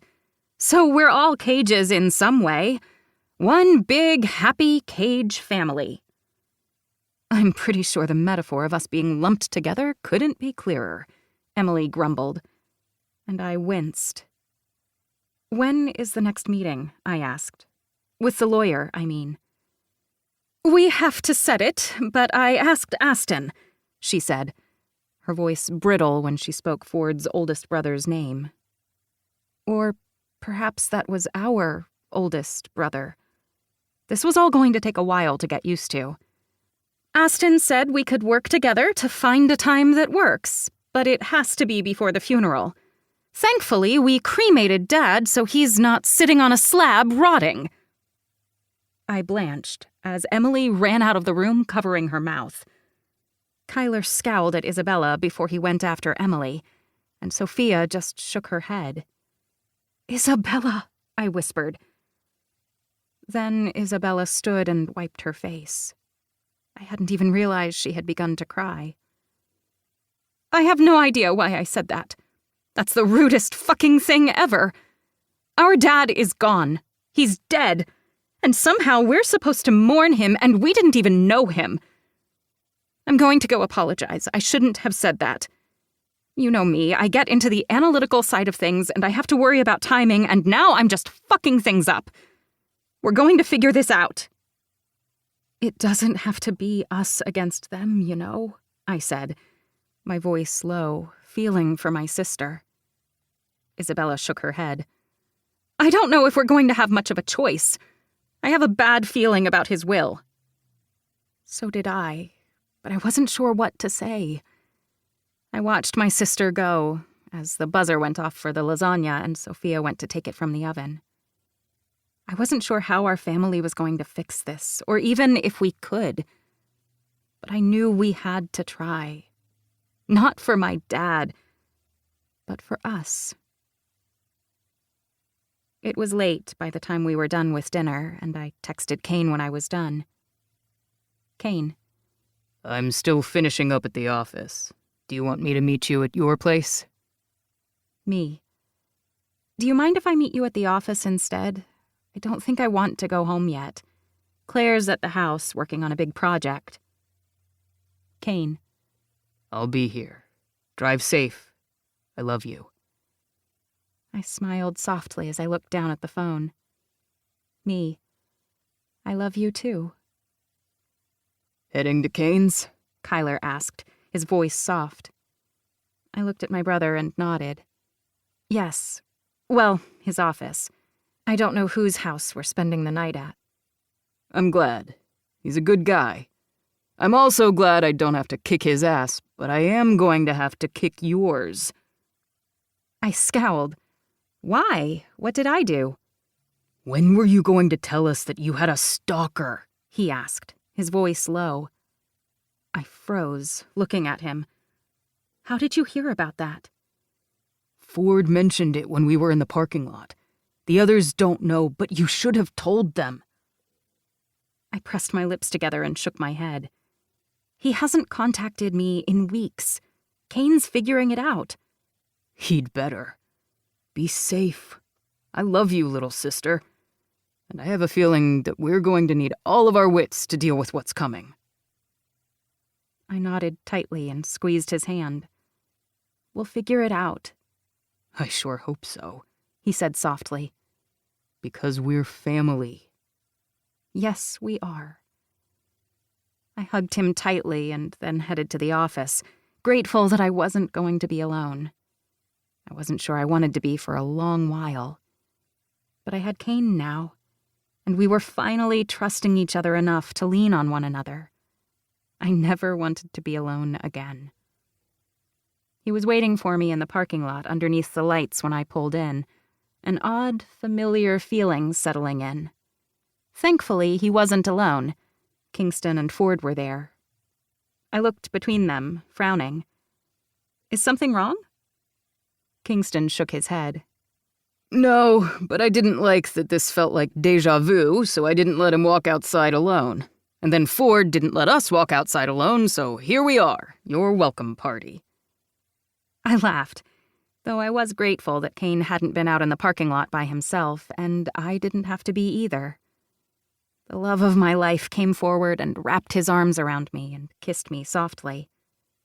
How was dinner? He asked. Complicated. Ford cleared his throat. Yes, well, our dinner was complicated too. he said dryly. I looked over at the man who was apparently my half-brother and shook my head. Do you know what we're going to do? No clue. But we're still friends, right? No matter what happens? Yes, of course. Good, because I would hate to have to kick your ass, Kane added, and Kingston snorted. Oh, the wild webs we weave. And I thought our family was complicated. Oh, yours still is. But then I'm marrying into your family, so now it's your problem too. Kingston rolled his eyes and my lips twitched. I have no idea what my brothers are going to do, or your siblings, or what's going to happen in the future. But no matter what, we're going to figure it out. Nothing has to happen when it comes to those two sides. But considering you are currently dating my business partner, we're stuck in each other's lives no matter what. I laughed, even though it was slightly hollow. It looks like it. And we're going to find your stalker. He paused as I froze. Because no one hurts family. I smiled then, giving an awkward laugh. That is so weird. I know, right? Ford said, and the four of us headed into the office. I felt like this was a new beginning. At least I hoped it was. I didn't know what was coming with my family, but we would weather it together. Once we got through the trauma of learning that everything we had known was a lie. I had my truth beside me. In the end, maybe that was all that mattered. At least, I hoped. Chapter 15. Kane. I finished hooking up the camera, testing its Wi-Fi connection, and I tapped my screen on my readout, frowning at the source, and going back to fiddling with the angles. "You almost done?" Kingston asked, and I nodded, still frowning at the thing. "Yeah, but I don't like this angle. We knew it was going to be a difficult one in the schematics. Do you need help?" "I've almost got it. Then we can do a full reset and we should be ready to go." "Sounds good. The customer's inside. I'll go talk with him." "No problem. Let's get it done." This was one of the boring parts of the job, but I liked it. After everything that happened over the past few months, we needed boring. Something like setting up a security system for the small business that had vandalism issues in the past. They were across the street from a vampire cafe that our cousin Lake co-owned. It was one of those places that sold sangria and other red drinks in fake blood bags, and the whole place was vampire-related. I had been a bit skeptical when I first heard about it, but now it was becoming a franchise within the city, and I had a feeling would continue outside of the state if Lake had anything to do with it. Maybe I would bring Phoebe here later, as I figured she needed a little bit of a pick-me-up. I didn't know what exactly was going to go on between her and her siblings. It wasn't really my place to know everything, but I knew they would figure it out. Big things were on the line, things that surprised even me. I didn't even think Phoebe had really sat down with anyone other than Ford outside of her immediate family. Nor did I know if she had talked to her mother yet, mostly because I hadn't seen her in 2 days. I'd had to go out of town, and Phoebe hadn't wanted to talk about her family that morning when we met for breakfast at my place. She had only wanted to talk about my trip and her upcoming project, and then we had gone down on each other because we could. I fixed up the last of the angles that I wanted, and then got down off the ladder, fixing a few more things on the app before Kingston closed out the account and we headed back to the office. "You still up for that gala tonight?" Kingston asked, and I sighed. "Not really, but I'm there. It's part of the job." "I know you'd rather be hanging out with Miss Phoebe." My lips twitched. "Please call her Miss Phoebe to her face. I just want to see what she does." "No, thank you. I accidentally called Claire Miss Claire once, and I had to deal with that." I glanced over at Kingston. "You sing a lot of Claire?" I asked, a little curious. The first time Phoebe and I had dated, Kingston and Claire hung out a bit. I had thought maybe something would happen, but Kingston had started dating someone else, and Claire hadn't seemed interested. Then again, I'd had my head up my ass in more than a few ways during that, so it wasn't like I could really tell. "What? Claire? No, she's like my baby sister." I raised a brow. I realize that our family tree goes through vast sections of this state, but Claire isn't actually related to us. No, but she's like Phoebe's sister, and I feel like Phoebe is a little sister because she's with you. There's nothing there. Okay, if you say so. She's sweet, she really is, and she's funny. Sometimes you're allowed to just be friends with someone. That's true, and I like that you guys get along. Yeah, that would suck if I didn't get along with Phoebe or Claire, considering when we're not dealing with work or things we haven't solved yet, we do hang out a lot. I scowled as we pulled into the parking lot. I don't like the fact that the guy left no trail. It's like he poofed. You're still not blaming yourself for that, are you? Of course I am.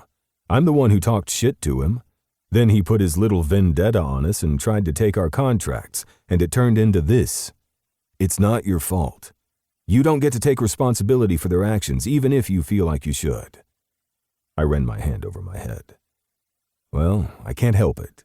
I'm a fucking Montgomery and a car. Of course I'm going to blame myself for what happened, but still, it was my fault at first. My cousin glared at me. Don't go blaming yourself when we both know if I tried to do the same, you'd kick my ass. Don't make me kick your ass. I'm not in the mood. You're always in the mood to kick my ass, I said, trying to ease the tension since I felt like a shit for even bringing it up. I didn't need to put my burden on Kingston's shoulders. He had enough on himself as it was. If I thought I was bad when it came to holding blame, I was nothing when it came to Kingston and his own complex. Hell, for a well-adjusted family, we sure had fucking issues. You know, if you pull this shit with Noah or Ford, they'd dress you down. It didn't matter that you might have been a cocky asshole for a freaking millisecond with that guy. He'd have gone off on anyone. It's in his nature, not yours. And I don't think you were a cocky asshole, by the way. You were just being yourself. I snorted despite myself. That sounds like I was being one anyway. Kingston's voice sobered. We both know you're not, Kane. It's not your fault any of this happened. It's theirs. They're the one who hurt our family. They're the ones continuing to break the law and hurt people. It's not you. You keep trying to save everyone and keep forgetting to save part of yourself. Don't do that, okay? Don't make me, like I said before, kick your ass. We sat there in silence as I tried to figure out what to say. The problem was that there wasn't anything to say. I might not have led us down this path, but I'd been part of it. There would always be could-have-beens and should-have-beens, and I didn't have the answer to that. I didn't have anything. But I had to figure out how to make it stop. All of it. So, you ready for your assignment tonight? He asked. And I was grateful for the change of subject. Yeah, it's just 3 hours that I have to be in a suit and be a bodyguard for someone who doesn't really want us there.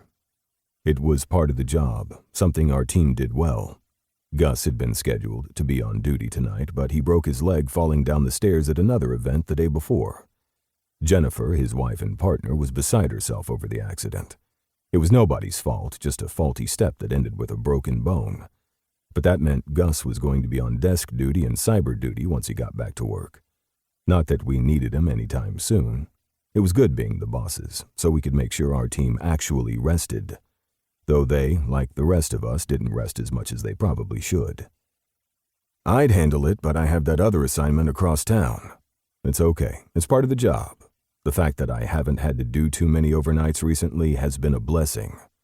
And Phoebe knows the drill, plus you guys are in a better space. We are. I just don't like the fact that it's gotten so quiet. You know there's something wrong with us when I totally understand what you're talking about and agree with you. You're supposed to make me feel better. I will, but still, I don't like the fact that we haven't heard from Tim, or Phoebe's stalker. Noah and Ford were in the office when we got back. Kate was on the phone up front, rolling her eyes at whoever was on the other line. I smiled at the woman, once again grateful she was there to handle that stuff so I didn't have to, then headed to my desk. Oh, good, you're here. We got another call from the agent on our case, Noah grumbled. I pinched the bridge of my nose. Am I going to want to hear this before I have to go out on assignment and be attentive? Now they're thinking he stayed in the U.S. My head shot up as Kingston cursed under his breath. Are you fucking kidding me? Nope. They don't have any documentation of him leaving the U.S. They had originally thought he used his contacts to get out of the country, but now they're thinking he's just laying low here. We were 50-50 on what he was doing anyway, but it annoys me that they spent time and resources on a trail that's completely cold. I don't like this lead weight on our shoulders when it comes to him. I don't either. But you know it's not your fault, right? Noah put in. I glared at my cousin. What do you mean? Then I looked over at Kingston, who rolled his eyes and went back to his paperwork. It was never your fault. All of us have had to deal with the Sherman Group. All of us in this room and those out on assignment right now have had dealings with that man and other security branches who just haven't liked us. It's not your fault that Tim is a corrupt murderer. You work hard as hell and you need to learn to take a fucking break and to give yourself a break. You say that, but he could have hurt Phoebe. He did hurt Daisy and Hugh. And we're going to catch him. I know that sounds trite, but we have to. We're keeping our family safe. Even if the trail runs cold multiple times on both of these cases, Ford put in. I sighed, worried, because we hadn't found who had done this. We didn't know who had written weird notes and made calls and sent flowers to Phoebe. We didn't know where the man who had tried to kill us had fled to. But there are things we did know. Like that I had a gala to go to tonight. And we had put up countless security systems in the last week. Our business was doing well and we were doing our best. I just hated that it felt like I wasn't doing enough.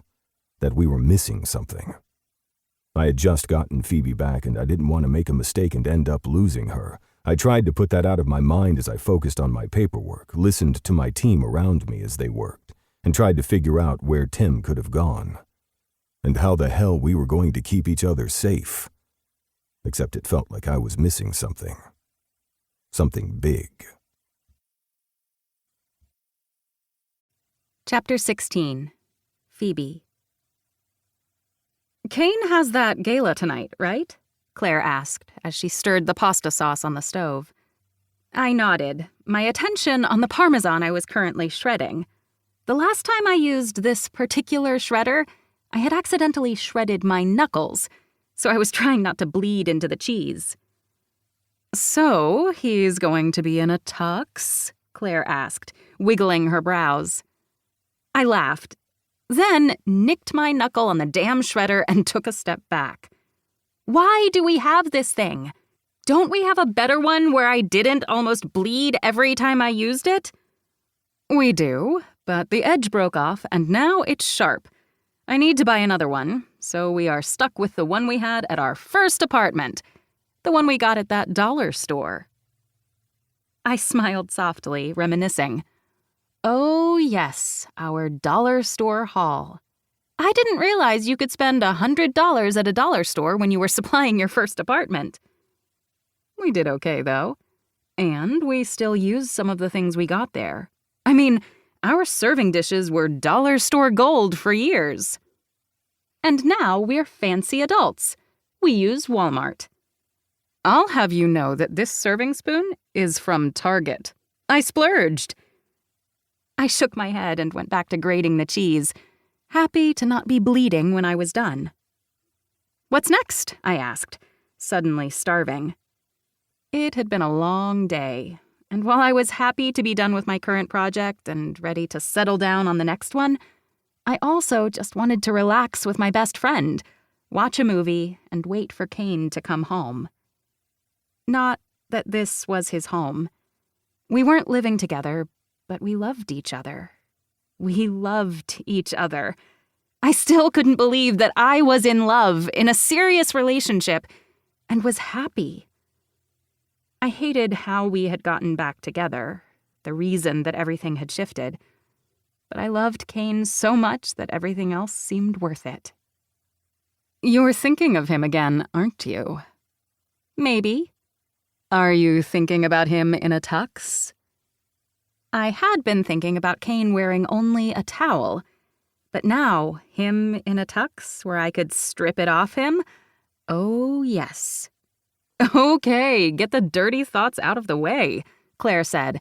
You're literally blushing and it's heating up the whole room. I'm pretty sure that's your pasta sauce. Well, I made it from scratch. I really hope it doesn't taste like just sugar.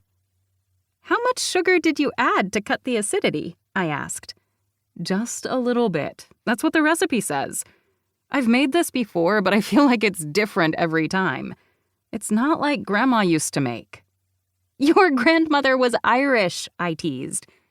Yes, and she had a pasta sauce recipe that she was given from her neighbor, Nonna. I like how the family recipe has been passed down through the neighborhood. I'm pretty sure the family recipe that was passed down through that particular family was ragu, but I digress. Why don't you start cutting the bread so we can make garlic bread? And let's not broil it this time. I cringed, remembering the fire alarm and the smoke filling the kitchen. No, we'll do a little bit better than that. This is nice, Claire said after a moment, as we began to work on the next phase of dinner. We were making a salad with pepperoncini and red onion, the full Olive Garden treatment. Eating dinner together?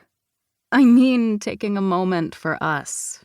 Between both of our jobs and everything that happened over the past few months, we haven't had time to just hang out together. I heard the wistfulness in her tone and possibly something else, and I frowned. Have I been a bad friend? Claire blinked up at me, wooden spoon in hand. No, not at all. I love you, crazy lady. I rolled my eyes. Thanks for that. Can we have a different nickname? No. But I don't feel neglected or anything. I'm so happy that you're with Kane, if that's what you're worried about. You don't push me to the side or cancel our plans so you can hang out with your boyfriend. You guys love each other. We're adults. We live together because we like to, and frankly, it's nice to be able to have a savings account because we're sharing the rent. But it's okay that you have a life outside of me. I will write in my burn book later about you, but that's just because I love you. You're saying that, but all the jokes that you're adding worry me. I set down my knife and went to her, holding out my arms. She rolled her eyes dramatically, set down her spoon, and hugged me right back. I love you, you fool. And I love you and Kane together. You guys were nice together the first time. She pulled back and went to stir the sauce and chop some more vegetables for the salad. That was nice, but there was still something off. Maybe. Or maybe that was what you both were thinking because you weren't ready. I don't know. I've never been in love or had a relationship. Claire winced. That makes me sound amazing. No, it just makes you sound like you're waiting. I was glad that she wasn't waiting for Kyler anymore, but I did want to see my best friend happy. Hey, I can see the way your mind is working. Don't do the whole thing where as soon as you fall in love, you have to make sure you set up everyone else in your life. I'm really okay.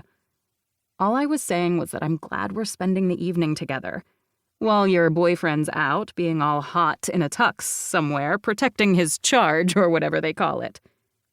I love that you keep bringing up the fact that Kane is hot in a tux. I mean, he is. Do you guys ever play bodyguard? Claire held up both hands. Pretend I didn't say that because I really don't want to know. Oh, maybe. I fluttered my eyelashes and she threw a crouton at me. I hate you and I love you, but please don't try to set me up. When I figure out what I want, I'll find them. Or they'll find you. No, thank you. I would like to be the one in control. But sometimes it's fun when you're not, I teased, and she grimaced before we both started laughing. I was just going to the fridge to get the butter when the power went out. Claire cursed under her breath, turning off all the burners. Well, that sucks. I'm going to check the breaker. Yeah, that's so weird, though. Why would the power go out? I don't know. I wasn't expecting a storm. Claire went to the laundry area where the breakers were, and I picked up my phone. I had no bars, and that confused me, too. When the power went out, the cell service didn't go out. unless there was something going on. I looked out the window to see if the rest of the block was out, or if it was something worse, but all the other lights were on. "That's so weird," Claire said. "The breakers are still on." "Yeah, and the power isn't out anywhere else." I turned to her, and then I was tugged back violently, someone pulling at my hair. "Phoebe!" Claire called out. But before I could even scream, a gloved hand went over my mouth and I staggered back. All of my self-defense training went out the window and I panicked. I pulled at the man's hand, trying to tug it away. But then the moonlight hit the blade of the knife, and I froze. "Don't move. Don't move, little Phoebe. It's time to talk. And Claire, if you come closer to me, I'll cut her, and I'll make it hurt. Go take a seat on the couch, and we're going to have a long talk. Because I've been quiet long enough. And it's time you get to know me. It's time you stop ignoring me." My pulse raced, but I didn't move. I tried to remember what Kane had told me to do in this situation, which was not what I was currently doing. Not to panic. Claire stared at me, her eyes wide, and looked as if she wanted to do something, but with a knife in his hand, there was nothing she could do. I didn't know that voice, though, did I? Who was this? "Sit on the couch, both of you, and I'm going to tell you a story." He pushed at my shoulder and I staggered, falling into Claire as she caught me. He forced me down on the couch and I gripped Claire's hand, both of us looking around for something, but the power was out and I couldn't reach a panic button. Kane and Kingston had placed them strategically around the apartment and my office, but I wasn't sure if it would work with the cell service out. This man who seemed to be able to hide his IP address and where he was calling from, had turned off the cell service here. He had somehow blocked it. Who was he? The man came forward, the streetlight illuminating his face. He had dark eyes with straight black eyebrows and a firm jaw that looked like he needed to shave. His hair was pulled back in a tiny ponytail. He had on nice clothes, a black turtleneck, black slacks, and black boots, but they were worn at the edges, as if he had once been able to afford nice things but now couldn't. Who was he? How did he know me? "You wouldn't stay away. I saw you when you were with him, and he took everything. He took my business, and he took you before I even had a chance to have you. Why couldn't you see that we were meant to be?" he asked, as he twirled his knife in his hand. That's when I realized that he also had a gun on his hip in a holster, and from the way that his pant leg was rucked up at the ankle, he had another there. Who the hell was this man? "You don't remember meeting me, do you?" he asked, and I shook my head, bile filling my throat. "I'm sorry, I don't. But you don't have to hold a knife on us. We can talk." Claire squeezed my hand, probably wondering what the hell I was doing. Honestly, I was thinking the same. "You don't need to try those things out on me.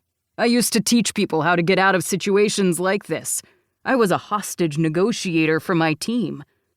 I forget, though, that you don't even know who I am. But your boyfriend does."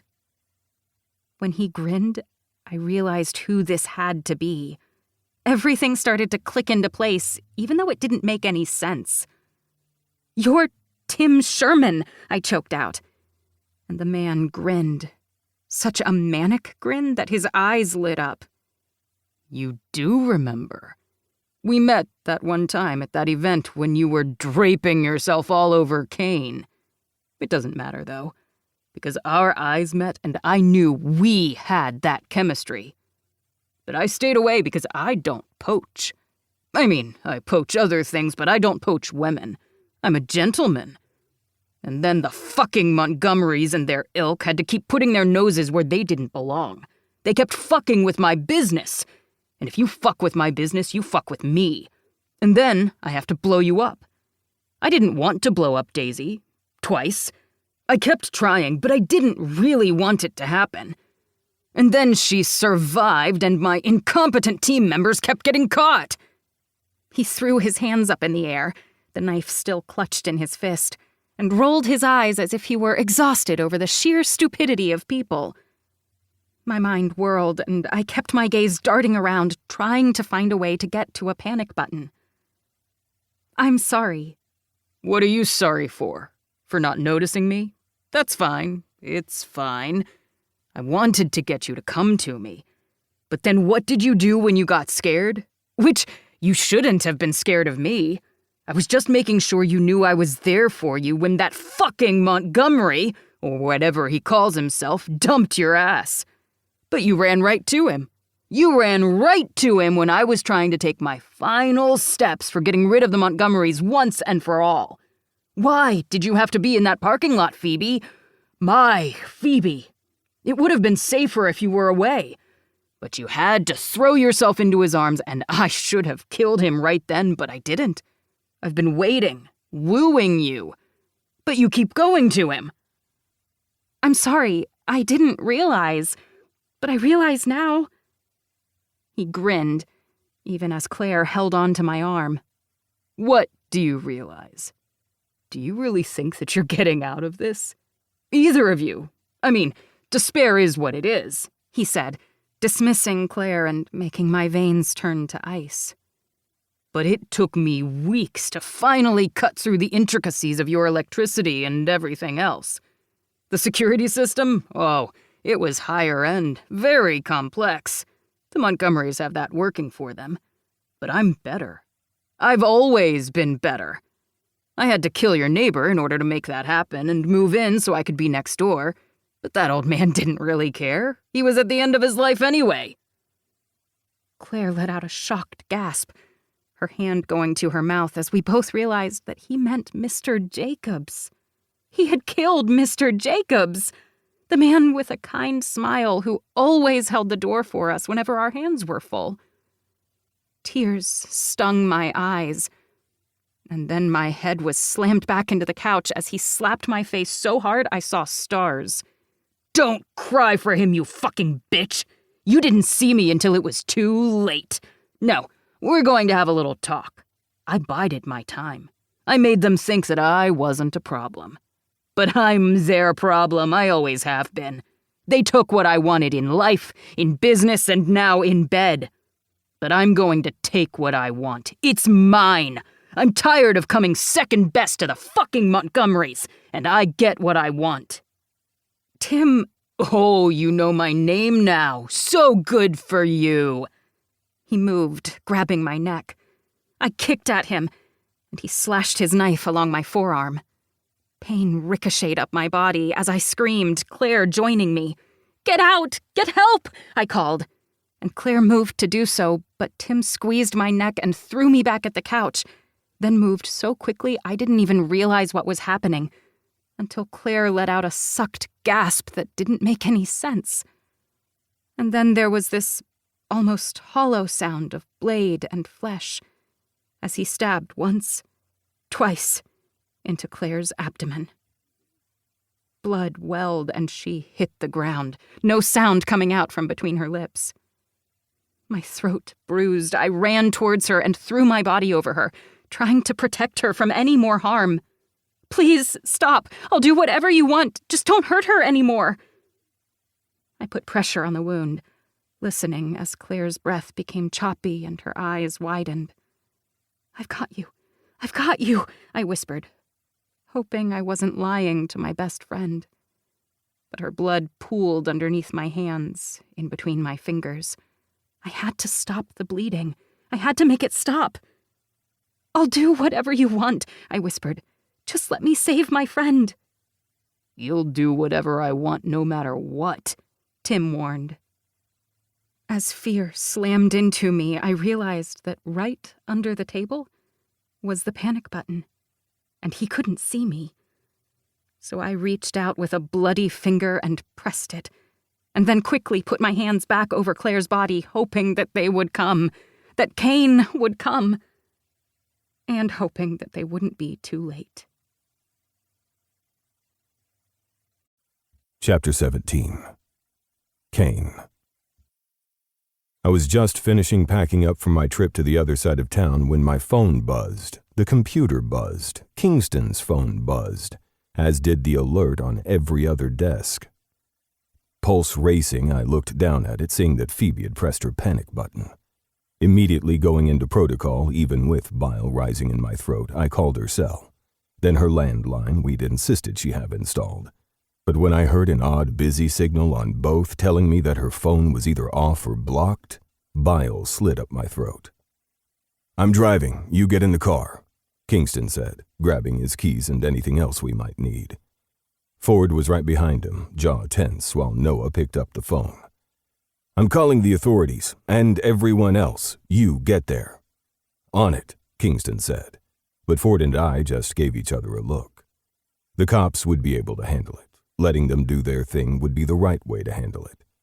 We weren't going to do this the right way. We were going to do this our way. Call again. I hadn't even realized my voice was so raspy until I spoke. Ford nodded and dialed. Her voicemail. Another call. Her voicemail. Again. Hands shaking, I sucked in a deep breath and found the calm that I needed all through my training. I couldn't protect her if I made a mistake. If my hands were shaking so much I couldn't stop that man. "She's at the apartment. We're almost there. She lives on this side of town." Thank God, I thought at Kingston's words, but I needed a moment to think. "She wouldn't use her panic button for anything else. It wasn't an accidental touch?" Ford asked, and I glared at the other man. "No. You installed some of them and you know her." "I do. But I'm going through the motions right now because the woman I thought was just my friend who happens to be my sister is in trouble. Is Claire with her?" he asked. And then I finally got my brain into gear. "I don't know. It was just the alert, no text. But she's in the apartment, which means whatever is happening inside the house." "And the alarm didn't go off," Kingston added as he drove like a bat out of hell, taking a turn far too quickly. I just hoped we didn't get pulled over on the way to her. "How the hell do we not know anything about who this guy is?" Ford reached out and gripped my shoulder, and I was grateful for the connection, even if I needed to scream. "I don't know," he answered. "I don't like that this guy is trained, or that he was silent for so long." Ford paused. "It is him, right? The guy who was sending her flowers? You don't think it's Tim?" That thought had occurred to me, but the idea just made my blood chill. It couldn't be Tim, because if it was, it would be my fault. Everything would be my fault. Finally, we pulled up to the outside of the apartment complex and the lights were on in most of the apartments, but not Phoebe's. Her drapes were drawn, except for one sliver, and it looked as if a flashlight was shining through and bouncing around. "Fuck," I grumbled. "Let's make it up the stairwell just in case. Cops are on their way and Noah said they know that we're on property." "And what did they tell us? What are their instructions?" Ford asked dryly. "Not sure. I hung up before I could hear them." We were going to get in a shit ton of trouble, but I didn't care because Phoebe was in trouble. We made our way up and everything went silent. That pinprick of sensation that told me I needed to focus on what I was doing because something was wrong and I needed to be alert. I couldn't hear sirens yet, meaning the authorities weren't even close. It didn't matter. We needed to get to Phoebe. A scream ripped through the hallway as we made our way to her floor, and we moved at once. Kingston was breaking in through the door, gun drawn, and I followed, Ford right behind me. The man on top of Phoebe had a knife out, his eyes glazed and his hand over Phoebe's throat. Blood pooled on the ground beneath Claire, but it looked as if she had moved to the wall herself, holding on to her stomach, her hands shaking. She was going into shock, but was still breathing, and Kingston dropped to his knees, putting pressure on the wound. I could finally hear sirens in the distance, but I was focused on the man holding Phoebe, a knife at her throat. Tim. "It took you long enough, Kane. Nobody can find me. Nobody did. And you didn't even realize I was the one calling your girlfriend. What kind of security specialist are you when you didn't realize what I could do? You had no clue. It didn't even occur to you. And yet you kept getting the big contracts." I licked my suddenly dry lips and tried to remain calm, even as my gaze traveled over Phoebe in a quick motion. She looked bruised, a cut bleeding profusely on her arm, but it didn't look like she was hurt anywhere serious. Her eyes were wide, but she looked calm. I knew that was just a facade, but at least she wasn't flailing, wasn't getting herself nicked with that knife. I hoped she would do what I asked quickly, or all of this would be for naught. "Tim, why don't you take a seat? We'll talk about this." The other man laughed at Ford's words. "You really think so? That's not how things work here. You guys don't even know what you're doing. You come bursting in here as if you have a right to be here, and yet all you can do is stand here and watch as I hold a knife to her throat. Do you really think you're going to be able to save her now? You were too slow before and too stupid to realize what was right in front of you all along. You let the FBI handle it. You aren't even man enough to handle this on your own like my team could have. No, you tried to follow the law, and now look at you, breaking down because your precious woman is hurt and you can't do a thing to stop me." "We can talk this out, Tim. Anything you want." The man laughed. "There isn't anything that I want from you." He raised his knife, and I knew if I didn't move fast, all would be lost. "Phoebe, down!" I called out, and Ford and I moved at once. Ford dove at Phoebe, taking her to the ground and moving her out of the way as I took on Tim. I had wanted to be the one to hold Phoebe, but our training kicked in and Ford was closer. He went to stop the bleeding on Phoebe's arm and to give me backup, while I dodged the first knife strike from Tim, then the next. The third sliced against my side, but it was just a graze. I ignored the fiery burn as I took the man's wrist and twisted. He let out a sharp squeal and tried to punch me in the kidneys. I kicked out, knocked the man to the ground, and held both of his hands behind his back as he tried to kick out. "Stop. Just stop. No, this isn't how it ends. This is not how I end." Yes, it really is. And then Ford was there taking over so I could hold Phoebe in my arms. "Kane, you're hurt." "You're hurt," I mumbled, searching her body for more cuts and bruises. Her neck was red, and already I could see bruises in the shape of that man's hands starting to show. "I'll kill him." "No, he's not worth it." Phoebe's eyes widened, and then she pulled away from me, running to the other side of the room. "Claire!" "I'm fine," Claire rasped. "It's not as bad as it looks." I met Kingston's gaze and had a feeling it was just as bad as it looked. However, the sweet sound of sirens got louder, and I let out my breath, pulling Phoebe back into my arms. Ford could handle Tim. I just held Phoebe and waited for the pounding footsteps to reach us. None of this made any sense. But maybe it did. Maybe it all clicked into place, just far too late. Later, when we found ourselves at the hospital, Claire in surgery, but looking as if she would pull through, I sat and let them clean my cut, which fortunately didn't need stitches. Phoebe's arm did, though. And as I watched the needle slide in and out of her skin thread by thread, I vowed I would find a way to make Tim pay. "Stop it," Phoebe whispered. "What?" I asked, scowling.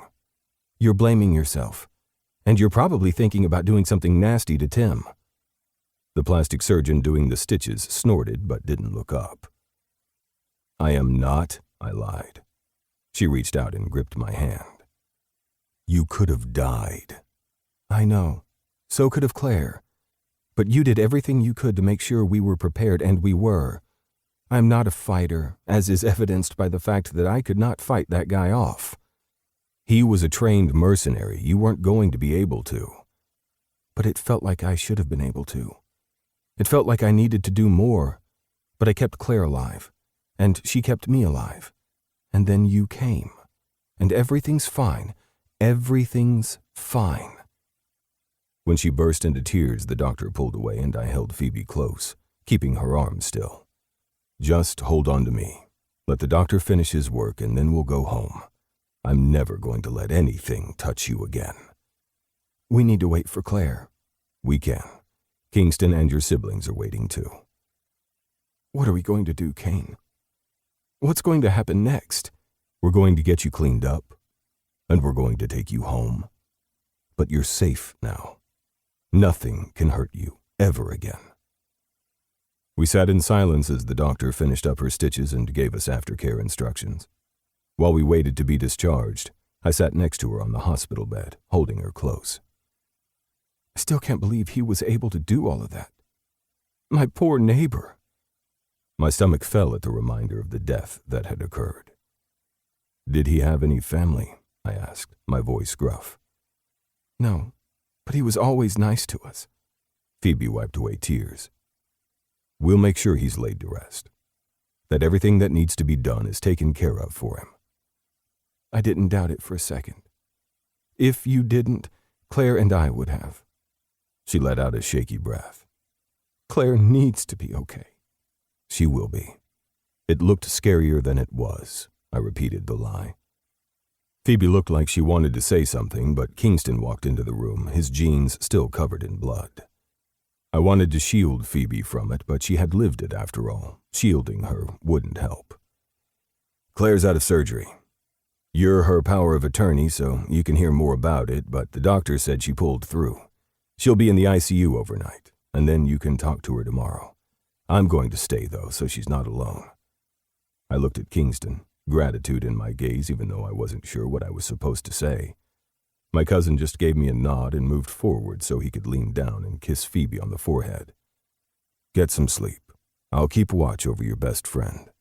You do have a hallway of family members out there, by the way, and not just the ones that you grew up with. My eyes widened as Phoebe sat up and winced. Who's out there? Every single sibling you have, and your mom. Literally, all of Ford's brothers are out there. Nobody's talking. It's really weird. But I have a feeling that things are about to get interesting. At that, Kingston left and Isabella walked in. Don't get up. I'm just checking on you. Then I'm going to kick everyone out and tell them they can see you at, I assume, Kane's home later. Isabella moved forward and shifted so she could hug her sister. I'm really okay. We're going to talk about exactly what happened later, and you can decide how many of us show up at Kane's house, since apparently your apartment is a crime scene now. Isabella shuddered. I'm really tired of our family going through things like this, okay? No more. Phoebe smiled softly as I squeezed her hip. I promise I'll do my best. Isabella met my gaze and smiled, the first real smile I had seen from her in a while. Thank you for saving my sister. I held out my arm. Come here. She rolled her eyes, but Phoebe's ice queen of a sister hugged me tightly and promptly burst into tears. That made Phoebe move, and Isabella and I both yelled at her to stop moving so she could rest, and that made us all laugh. And I held on to this moment, knowing it wasn't over, not completely. We would have to talk to the authorities, we'd have to deal with Tim, with the apartment, with everything. But the worst was over. I mouthed the words "I love you" to Phoebe over Isabella's head, and she mouthed them back. I hadn't been able to protect the woman I loved completely, not from all harm, but now the worst was over. And I wasn't going to make the mistake of letting go again. This had been my second chance, and I hadn't realized it until it was nearly too late. Later, as Phoebe fell asleep on my shoulder, both of us finally resting, I held on again. She was my forever, my only, and I knew the world was waiting for us as soon as we opened our eyes again. We would face that, together.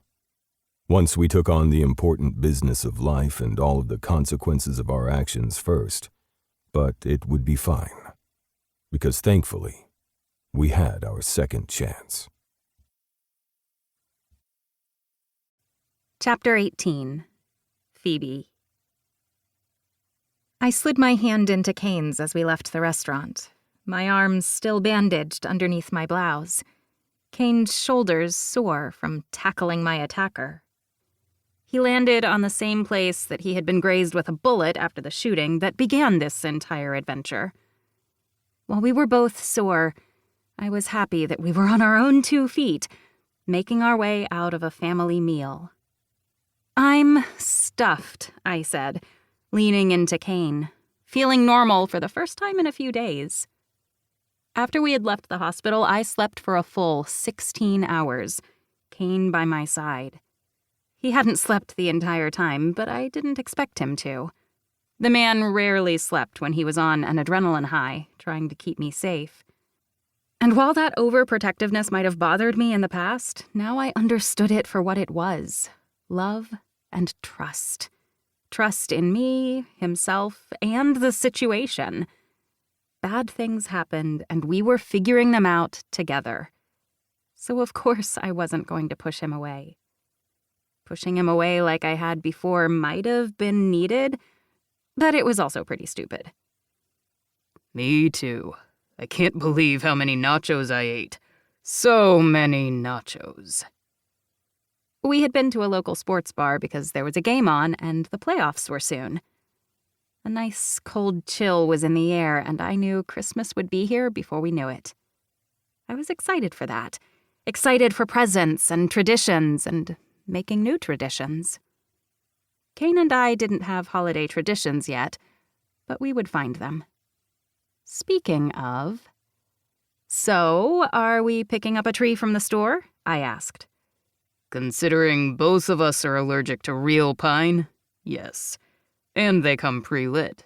Because while I can put up a security system where nobody can see it, I cannot string lights on a tree. And then we can use it year-round. I'm okay with that. Real trees are great in theory, but all they do is create more work and break my skin out into hives. I've never had a tree before. I just usually go over to my parents' house, he said with a shrug. Claire and I have a small tree, I said, my voice slightly hollow. It's in storage right now, but I'm still going to set it up at the apartment. Kane met my gaze, and I knew he was thinking what I was. I didn't know if Claire and I were ever going back to that apartment. It was nice to think that I could be strong and overcome seeing my best friend's blood all over the floor, and not have that burned into my memory for days and years. But the problem was, I did. I couldn't not think about it. I wasn't sure what else I was supposed to do. Kane and I hadn't truly discussed it. I just brought things over to his house, and now I was there all the time. We would talk about it soon, I knew. But if I moved in with Kane, that meant not living with Claire, which I also wasn't sure if I was ready to do. I wasn't sure if I was ready to leave my best friend alone. She was invited to dinner with us tonight, but had wanted to stay in the hotel room, still recovering from surgery. I shivered as I got into the car. Then Kane pushed my hair back from my face. He stood in my open door and leaned down and brushed his lips against mine. I loved this man with everything that I was. I loved him so much it was hard to breathe sometimes. We'd almost lost each other. And I didn't want to think about that. Didn't want to think about the fact that his job was dangerous and it could happen again.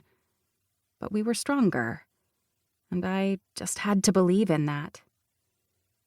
You know I have an extra room, if she wants to move in too.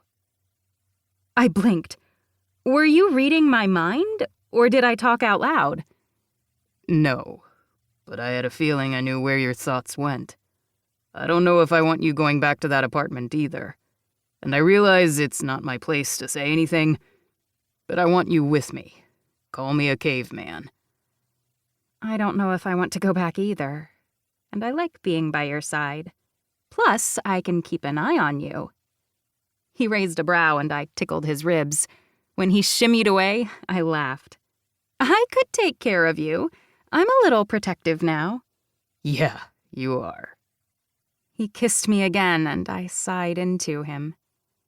Claire's not going to want to live with us. I bit my lip. But I want to live with you. I do. I can't think of anything else that I want, other than not wanting to leave my best friend behind. Kane nodded. Then we'll find some place for Claire. But it's taking everything within me now not to shout to the rooftops that you want to live with me. Because I'm really fucking excited about that, Phoebe. I laughed, shaking my head. I'm excited too. It's a big step, but I'm ready. You better be, because I fucking love you. I fucking love you too, I repeated, using his same cadence, so we both laughed. We have the meeting with the lawyer tomorrow, I said, knowing that bringing that up in the parking lot probably wasn't the best idea, but I felt safe with him standing next to me. Liked that I could touch him while trying to sort through my thoughts. I'll be there, just to annoy Ford. You love Ford. That's true, but you're going to need someone to lean on, and Ford's going to, too. If you guys are going to be the bridge for whatever's going to happen, I'll be one as well. I'm pretty good at it. I smiled, hooking my finger in his belt loop so I could tug him closer. He gave me a Cheshire cat smile and kissed me softly on the mouth. We're going to figure it out. All 12 or 13 of us. Or 15, if you include the moms? I asked, shuddering. That's too many people. Too many, but we'll all be there anyway, no matter what happens. Maybe something good will come out of it. Maybe.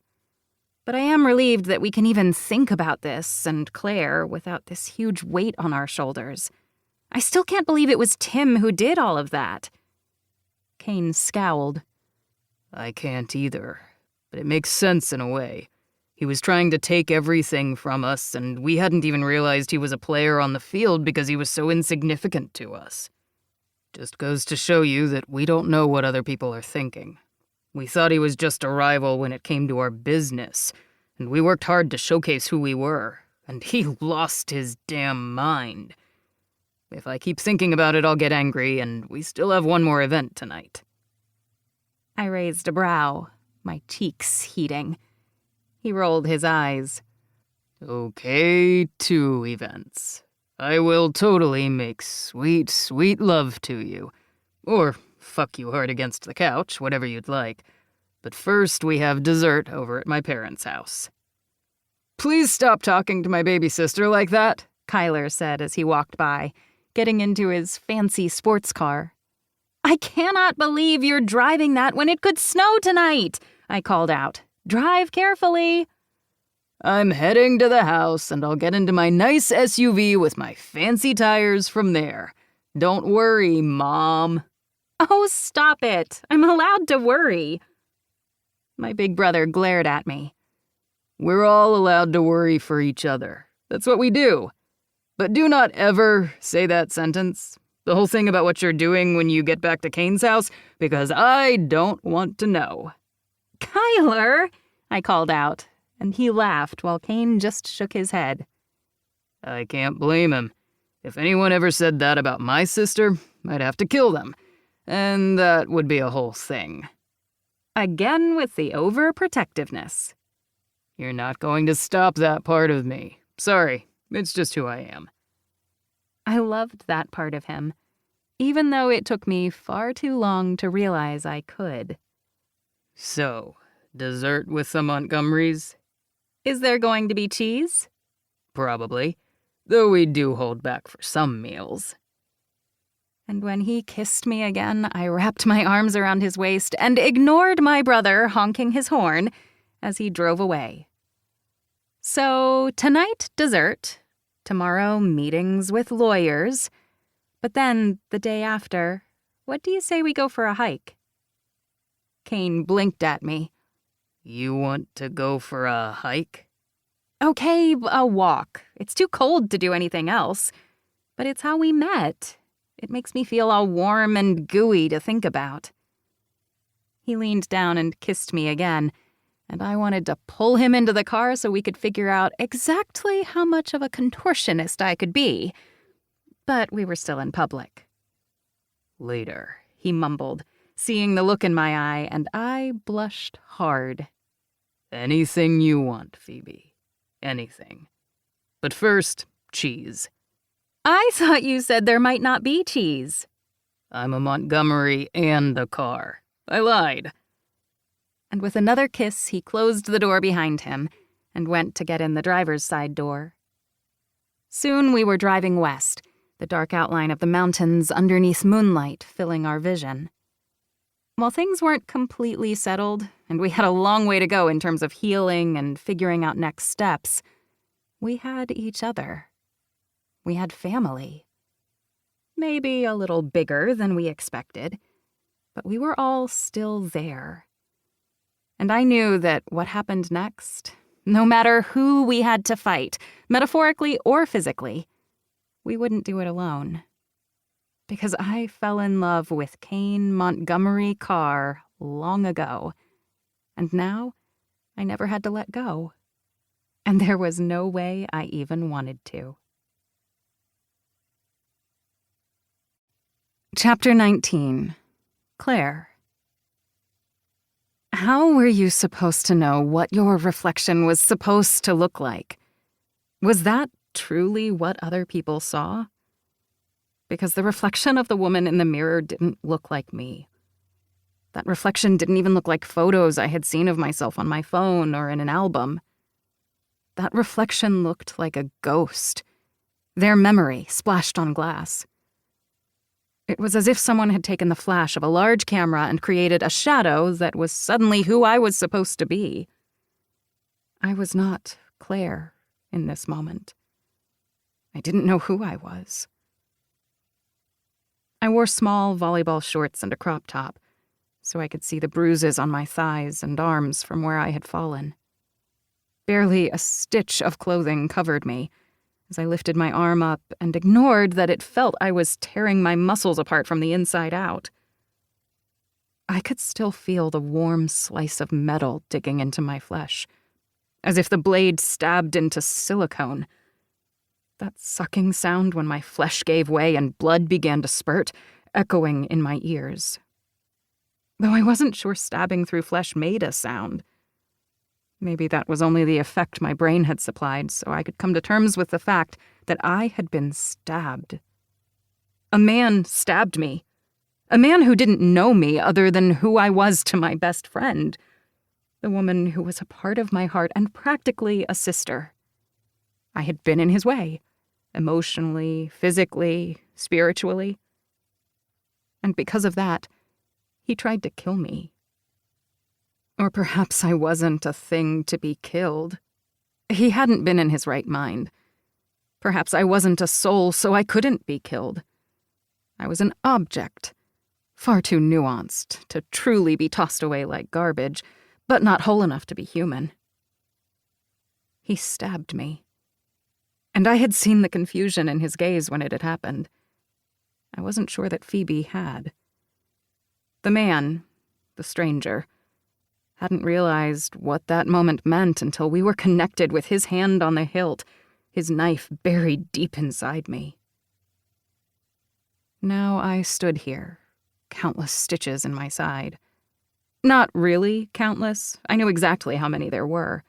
I could count each thread on my skin underneath the bandage, though I couldn't count the ones deep inside. I hadn't died, and yet the woman in the mirror wasn't me. My hair was pulled back from my face, so I looked gaunt and pale. I used to have a tan to my skin, a bronze hue that implied I spent too much time outdoors. But between my job and the fact that Phoebe, my hiking buddy, despite the fact that she hated hiking, hadn't had time recently, I hadn't been outdoors enough. So my skin had already grown pale before the coming winter. But the woman in the mirror had a gray tone, a gray of sadness and confusion. And the dark circles under her eyes weren't fooling anyone. No amount of color correcting and concealer was going to be able to hide that from Phoebe. Perhaps that was why I wasn't letting Phoebe see me. She was safe with Kane, with her family that seemed to grow by leaps and bounds with each passing moment. She would be loved and cared for, even in the hystericalness that was her new family. I wasn't jealous, because she deserved that. After the terror she had dealt with over these past months, she needed this. Needed to be with the man she loved. And to be with the ever-growing families that were the Cages, Dixons, and Montgomerys. I didn't mind being left behind, because I couldn't let her see me like this. I didn't want to be here anymore. Not here in this world. No, I needed to fight, to survive. We had kicked and fought to survive against that man, and I wasn't going to take that for granted. But I couldn't stay in this hotel room anymore. I needed to go back to my apartment. I needed to pretend to be normal. But I knew I couldn't stay in that apartment anymore. My blood had stained the carpet. It probably stained the wood surrounding it.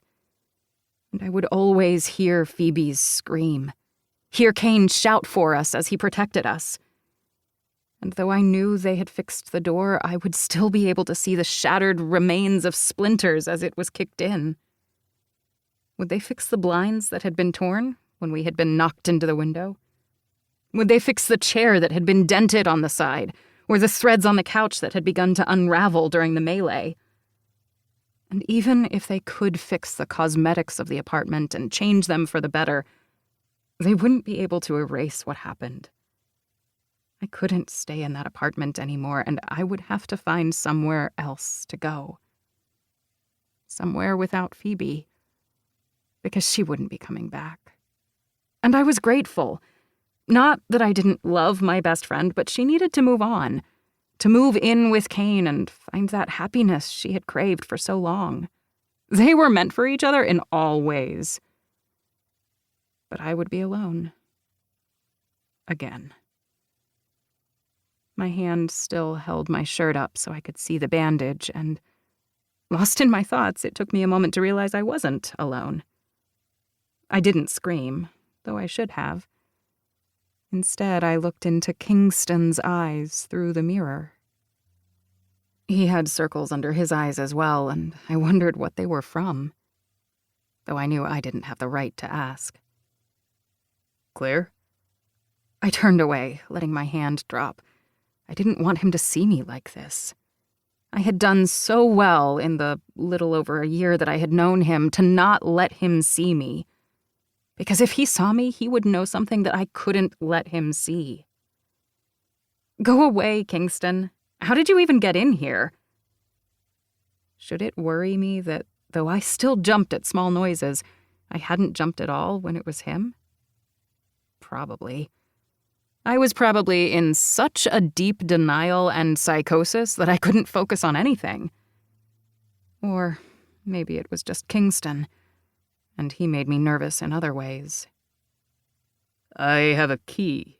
You gave it to me. Remember? He frowned as I met his gaze in the mirror, and I let out a breath. Go away, Kingston. Please. You need to be resting, he countered. I slid my robe over my shoulders, wanting to cover the bandage that he couldn't keep his eyes from. I didn't need to cover my body from him because he never saw me like that. I wasn't a woman in his eyes. Just Claire. We're friends, Claire. Of course I need to be here, to check on you. I held back a snort, feeling angry for some reason. Why did he have to be here? Why did the one person that shouldn't be here have to show up? Because I loved him. Or perhaps just loved the idea of him. I wanted him. I liked him. I admired him. But he only saw me like a little sister. And I wasn't sure I could be near him anymore and not feel rejected and broken. So I would have to push him away. Because that overwhelming sense of guilt on his shoulders that Phoebe and I had been hurt wasn't going to allow him to push off his white knight act and leave me be so I could mourn that woman in the mirror. Are we friends? I asked, the words like glass shards down my throat. Hurt crossed his features, and I hated myself for it. But he would do better without me around him. He would do better when he didn't have the guilt over something that was completely out of his hands. It wasn't his fault that Kane had gotten hurt in the first place, or that Phoebe and I had been in the way of danger. None of it was. But Kingston Montgomery would always blame himself. Of course we're friends. I shook my head as I moved past him, careful not to touch him. Not that he would notice, since he was always so careful not to touch me. Why are you here, Kingston? I hadn't meant to let the hurt seep into my voice, and for some reason he reached out. His fingers barely brushed my shoulder, and I flinched, trying to ignore the searing pain down my stomach as the movement pulled at my stitches. He cursed under his breath. Somebody has to be here, Claire. You shouldn't be alone. I turned to him, holding back tears and just wanting this to all end. It can't be you. I hadn't meant for the words to come out, for the truth to seep into my waking memories. What do you mean by that? He asked, his voice so soft. It can't be you. Please go. I'll lock the door behind you, but I need you to go. When my voice broke, he let his hand fall. Confusion splashed over his features, mixed with hurt. But he didn't say anything. He didn't fight. He didn't pronounce anything. He just opened his mouth, sighed, and turned. His hand hovered over the doorknob for a moment, and I hoped he would turn and say something, anything. The person I had once been screamed for me to say something, to tell him to come back and to hold her, that this wasn't us. But that didn't make any sense. I was that person now. I was the only person. I was that reflection. Kingston didn't turn. He left, the door closing quietly behind him. I went forward, my hands shaking for an instant before I forced them to still as I locked the door. And then I let my hand slide down the door and I crumpled into a pile on my knees. My forehead pressed against the door. I finally let the tears fall. Someone had taken my safety and my home. Someone had hurt me, and everything still ached. I was alone now, where I needed to be. I could figure out exactly what to do about that. And that meant I needed to be stronger. I needed to make a plan. And I needed to get over Kingston Montgomery. Bonus epilogue. Came. But what if we run into a bear? My lips lifted into a small smile as we traversed the hiking path. That familiar question warmed my ears. Considering I heard her ask that same question multiple times in the time we'd been together, I wasn't surprised to hear it now. It would not be a hiking trip with the woman I loved without it.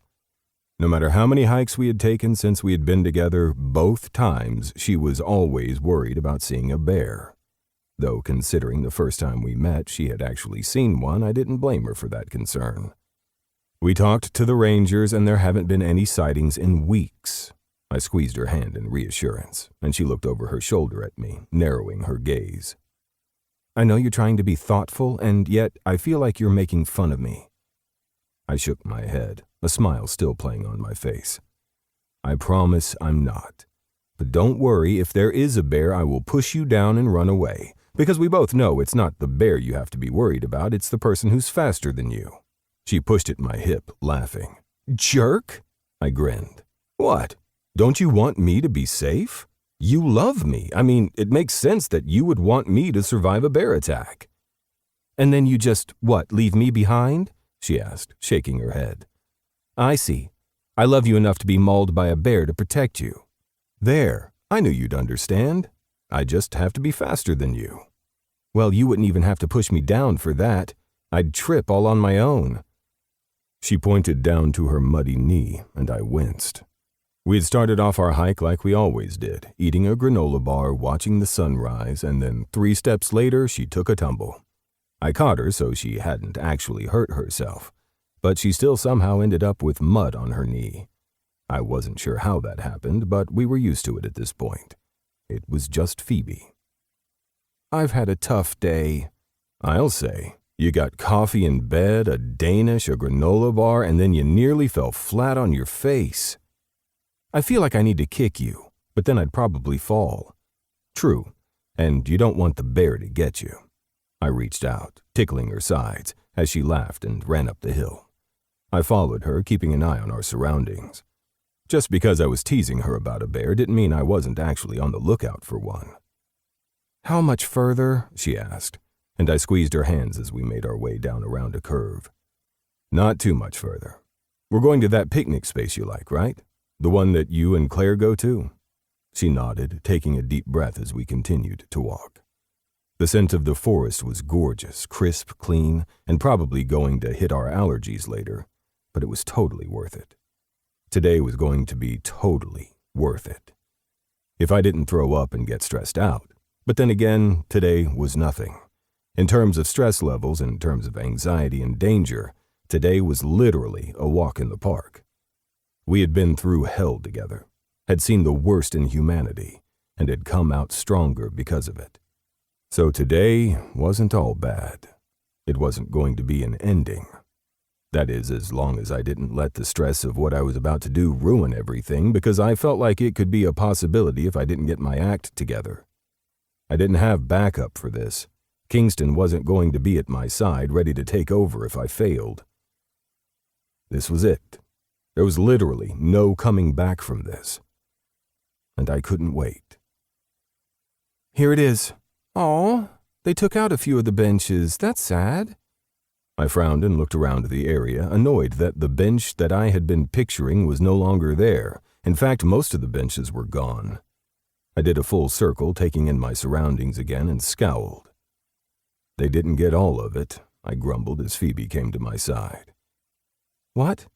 "It looks like there was some vandalism. There's part of a bench over there with graffiti on it and what look like some burn marks." "How horrible. This place was always so gorgeous. Yes, they were man-made benches, but it was always set back so it looked as if it were truly part of the scenery. Nothing too much or too out of place. And someone ruined it. How could they ruin this area?" I pulled her into my arms, rethinking my plans. This wasn't exactly the mood I was going for. "I'm sorry, babe. We can talk to the Rangers, though. See if there's something we can do." "It's state-funded, though. Do you think they can really let us do anything to help?" "They might." I frowned, a few new plans formulating. I wasn't the person to talk to about this. If anything, one of my other cousins who worked in construction, or even Lake, who had connections everywhere, could help. "We'll talk to Lake and a few of the cousins." I paused. "We can talk to one of your brothers. They might know what to do, too." She stiffened for a moment before relaxing marginally. This was our reality now, what we were going into the future. Perhaps me bringing up topics better left unsaid would be better for everybody, or maybe I just had my foot in my mouth. "You're right. Maybe Aston can help. He rules the world or something." My lips twitched. "I don't think Aston could do that. Although if you ask Ford, that's the truth." Phoebe grinned. "I still can't believe Ford is my brother. That is just so weird." "Considering he's like a cousin-in-law, I don't know how that makes you and I related." "We've already gone over this. We are not looking into the family tree. Things get scary when you shake things out of them." I laughed, squeezing her close. "I'm sorry the benches are gone, but there's an old stump over there. Do you want to go sit down and have our snack? Then we can head back. I know the real world is waiting." As was Kingston, because the damn man was nosy as hell and needed answers. Didn't we all? "I was so excited to sit out here in the same place that we always do. Claire fell face first in the mud over there, and then I did the same right after I laughed at her for it." I shook my head. "The number of times you two fall on hikes? Why do you even do them? Maybe we should just sit down comfortably and do nothing." "Thank you. I would love to be a video gamer. Is there something I can do that's super easy? Maybe like Sims or something?" "Sims is not good for your blood pressure. Neither is Mario Kart." She shuddered. "We're not going to discuss Mario Kart. I cannot believe you hit me with a blue shell." I shook my head. I shouldn't have brought it up, especially not today. "No, you shouldn't have. But it's okay. I love you anyway." Hearing her say those words still did something to me. I could barely hold back. I couldn't believe that this woman loved me, that I was lucky enough to have her love me. We had both made mistakes, both screwed up things more than once. and yet she was everything, my everything. In the end, I knew who I wanted to do this with. We didn't need park benches or the memories of days past. We just needed now. Something crunched behind us and Phoebe whirled. I put her behind me, narrowing my gaze. When 2 deer walked past, crunching along the undergrowth, I relaxed, and Phoebe began to shake behind me, laughter bursting from her lips. "I really thought that would be a bear." I smiled down at her and turned. "You know, same." She punched me in the shoulder. "Are you serious? You were the one that said there were no bears." "I'm never going to lie to you. There might be bears. But I'll protect you. I promise I won't run away without you. Or push you down." "Because I'll fall on my own?" she added sarcastically. I shrugged. "You're the one who said it." "You're such a jerk." "But I love you." "I love you too, Phoebe. Always." And as she laughed again, I went down to one knee. This hadn't been how I planned on doing this, wasn't quite sure what I was supposed to say next. But she stopped speaking immediately, her eyes going wide. I could hear other people coming up the trail, their voices echoing, but I ignored them. 1,000 people could watch us do this, but in my mind, in this moment, it was just the 2 of us. We were all alone, and that's all that mattered. "Phoebe, I will forever love the day that you got into my car without knowing who I was, wondering if I was a serial killer." She blushed so prettily but didn't say anything. "I have loved you for so long, it's hard for me to remember exactly when that moment happened. But all I know is that my life is brighter with you. My future is brighter with you. I know that we both found out who we could be together over time, and I love that we're going to constantly figure out what that means. I love you, Phoebe Cage Dixon, and I will love you until the end of our days. Please make me a very happy man and marry me, and help us blend our families together again, so that we confuse everybody who's not one of us and scare the world." She threw her head back and laughed. "Did you just ask me to marry you so we can form a conglomerate and take over the world? Well, it seemed as good a reason as any. Of course, me loving you is probably the best reason." "I love you so much, Kane. Of course I'll marry you. But does that make me a Cage Dixon Montgomery?" "We'll add it to the letterhead, I promise." My heart burst, my hands shaking, and when I pulled the ring out of my pocket, tears trailed down her face and she held out her hand. "You make me so happy, Phoebe. Even when I know we annoy the fuck out of each other." She laughed again. "Of course I have to annoy you. It's my love language." I slid the ring on her finger, a small, decently sized oval diamond that glittered in the sunlight. I heard cheers around us, but I ignored the strangers and stood up, pressing my lips to hers. "Congratulations!" someone called out, and we froze, then realized that those were familiar voices. I turned, Phoebe still in my arms, as Kingston stood there waving with one hand, his phone in the other, apparently recording. Ford, Noah, Greer, Brooke, Leaf, Lake, Nick, Sebastian, Raven, Daisy, Hugh, Claire, Leo, May, Gus, Jennifer, Kate, and Sawyer all stood there, hidden in the trees, laughing and cheering along. How the seemingly 100 of them stood there without making a sound before now made me question my own existence and training. "How the hell are you guys all here?" I growled. Kingston, the ringleader of course, beamed. "The people with actual security skills who knew how to be quiet were up front. The rest trailed behind. Thankfully, you guys stood up here long enough that we were able to catch up." "I'm never hiking again," Kate called out, and I laughed, Phoebe giggling at my side. "Well, this is ridiculous, but..." She said yes. Phoebe held out her hand. "I said yes." And then the Montgomerys and the team fell upon us, and somehow I was being hugged, kissed, and had my back slapped. I laughed, taking it all in, and when I looked over at Phoebe, she gave me a look. "This is what you're marrying into." "Just wait until you see my family learn the news." Ford had his arm around her, laughing. "Oh, they already know, and you're lucky they aren't here." "It's why I recorded it," Kingston put in. "Well, hell, this wedding's going to have 2,000 people already," I grumbled, but then I beamed, having Phoebe in my arms again. "Let's elope?" she asked. When everyone complained, I pressed my lips to hers and sighed. That sounds like a plan. Only I had a feeling the Montgomerys and the Cages and the Carrs might not let that happen. Or maybe we wouldn't give them a choice, because Phoebe was mine, forever and always, and my second chance. This has been His Second Chance, a Montgomery Inc. Legacy series novel, written by Carrie Ann Ryan, narrated by Isabel Ruther and Aidan Snow, produced by Wilder Audiobooks, post-production by Chrissy Farrell, text and production copyright 2024 by Carrie Ann Ryan.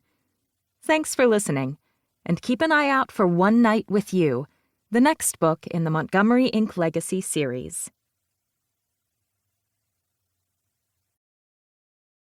Audible hopes you have enjoyed this program.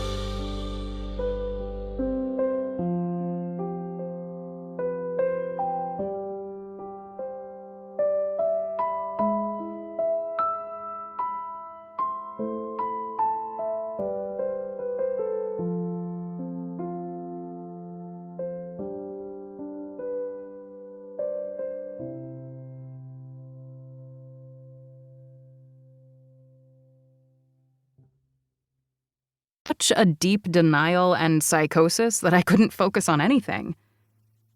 Or maybe it was just Kingston, and he made me nervous in other ways. I have a key. You gave it to me, remember? He frowned as I met his gaze in the mirror, and I let out a breath. Go away, Kingston. Please. You need to be resting, he countered. I slid my robe over my shoulders, wanting to cover the bandage that he couldn't keep his eyes from. I didn't need to cover my body from him because he never saw me like that.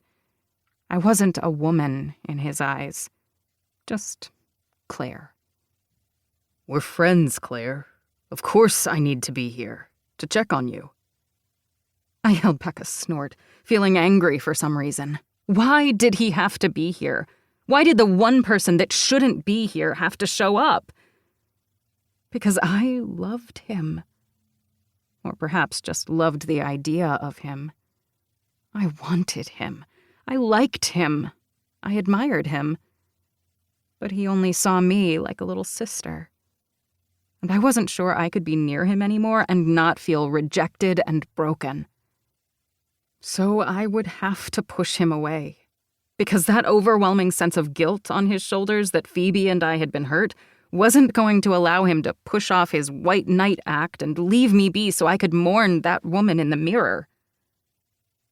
Are we friends? I asked, the words like glass shards down my throat. Hurt crossed his features, and I hated myself for it. But he would do better without me around him. He would do better when he didn't have the guilt over something that was completely out of his hands. It wasn't his fault that Kane had gotten hurt in the first place, or that Phoebe and I had been in the way of danger. None of it was. But Kingston Montgomery would always blame himself. Of course we're friends. I shook my head as I moved past him, careful not to touch him. Not that he would notice, since he was always so careful not to touch me. Why are you here, Kingston? I hadn't meant to let the hurt seep into my voice, and for some reason he reached out. His fingers barely brushed my shoulder, and I flinched, trying to ignore the searing pain down my stomach as the movement pulled at my stitches. He cursed under his breath. Somebody has to be here, Claire. You shouldn't be alone. I turned to him, holding back tears and just wanting this to all end. It can't be you. I hadn't meant for the words to come out, for the truth to seep into my waking memories. What do you mean by that? He asked, his voice so soft. It can't be you. Please go. I'll lock the door behind you, but I need you to go. When my voice broke, he let his hand fall. Confusion splashed over his features, mixed with hurt. But he didn't say anything. He didn't fight. He didn't pronounce anything. He just opened his mouth, sighed, and turned. His hand hovered over the doorknob for a moment, and I hoped he would turn and say something, anything. The person I had once been screamed for me to say something, to tell him to come back and to hold her, that this wasn't us. But that didn't make any sense. I was that person now. I was the only person. I was that reflection. Kingston didn't turn. He left, the door closing quietly behind him. I went forward, my hands shaking for an instant before I forced them to still as I locked the door. And then I let my hand slide down the door and I crumpled into a pile on my knees. My forehead pressed against the door. I finally let the tears fall. Someone had taken my safety and my home. Someone had hurt me, and everything still ached. I was alone now, where I needed to be. I could figure out exactly what to do about that. And that meant I needed to be stronger. I needed to make a plan. And I needed to get over Kingston Montgomery. Bonus epilogue. Came. But what if we run into a bear? My lips lifted into a small smile as we traversed the hiking path. That familiar question warmed my ears. Considering I heard her ask that same question multiple times in the time we'd been together, I wasn't surprised to hear it now. It would not be a hiking trip with the woman I loved without it. No matter how many hikes we had taken since we had been together, both times she was always worried about seeing a bear. Though considering the first time we met she had actually seen one, I didn't blame her for that concern. We talked to the rangers and there haven't been any sightings in weeks. I squeezed her hand in reassurance, and she looked over her shoulder at me, narrowing her gaze. I know you're trying to be thoughtful, and yet I feel like you're making fun of me. I shook my head, a smile still playing on my face. I promise I'm not. But don't worry, if there is a bear, I will push you down and run away. Because we both know it's not the bear you have to be worried about, it's the person who's faster than you. She pushed at my hip, laughing. Jerk? I grinned. What? Don't you want me to be safe? You love me. I mean, it makes sense that you would want me to survive a bear attack. And then you just, leave me behind? She asked, shaking her head. I see. I love you enough to be mauled by a bear to protect you. There, I knew you'd understand. I just have to be faster than you. Well, you wouldn't even have to push me down for that. I'd trip all on my own. She pointed down to her muddy knee, and I winced. We had started off our hike like we always did, eating a granola bar, watching the sunrise, and then 3 steps later she took a tumble. I caught her so she hadn't actually hurt herself, but she still somehow ended up with mud on her knee. I wasn't sure how that happened, but we were used to it at this point. It was just Phoebe.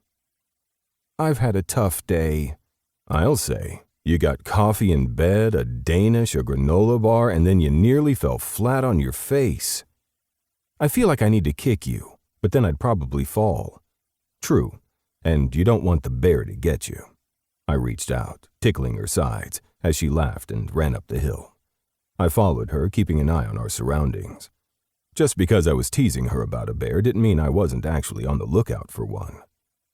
How much further? She asked, and I squeezed her hands as we made our way down around a curve. Not too much further. We're going to that picnic space you like, right? The one that you and Claire go to? She nodded, taking a deep breath as we continued to walk. The scent of the forest was gorgeous, crisp, clean, and probably going to hit our allergies later, but it was totally worth it. Today was going to be totally worth it. If I didn't throw up and get stressed out, but then again, today was nothing. In terms of stress levels, in terms of anxiety and danger, today was literally a walk in the park. We had been through hell together, had seen the worst in humanity, and had come out stronger because of it. So today wasn't all bad. It wasn't going to be an ending. That is, as long as I didn't let the stress of what I was about to do ruin everything, because I felt like it could be a possibility if I didn't get my act together. I didn't have backup for this. Kingston wasn't going to be at my side, ready to take over if I failed. This was it. There was literally no coming back from this. And I couldn't wait. Here it is. Aw, they took out a few of the benches. That's sad. I frowned and looked around the area, annoyed that the bench that I had been picturing was no longer there. In fact, most of the benches were gone. I did a full circle, taking in my surroundings again, and scowled. They didn't get all of it, I grumbled as Phoebe came to my side. What? It looks like there was some vandalism. There's part of a bench over there with graffiti on it and what looked like some burn marks. How horrible. This place was always so gorgeous. Yes, they were man-made benches, but it was always set back so it looked as if it were truly part of the scenery. Nothing too much or too out of place. And someone ruined it.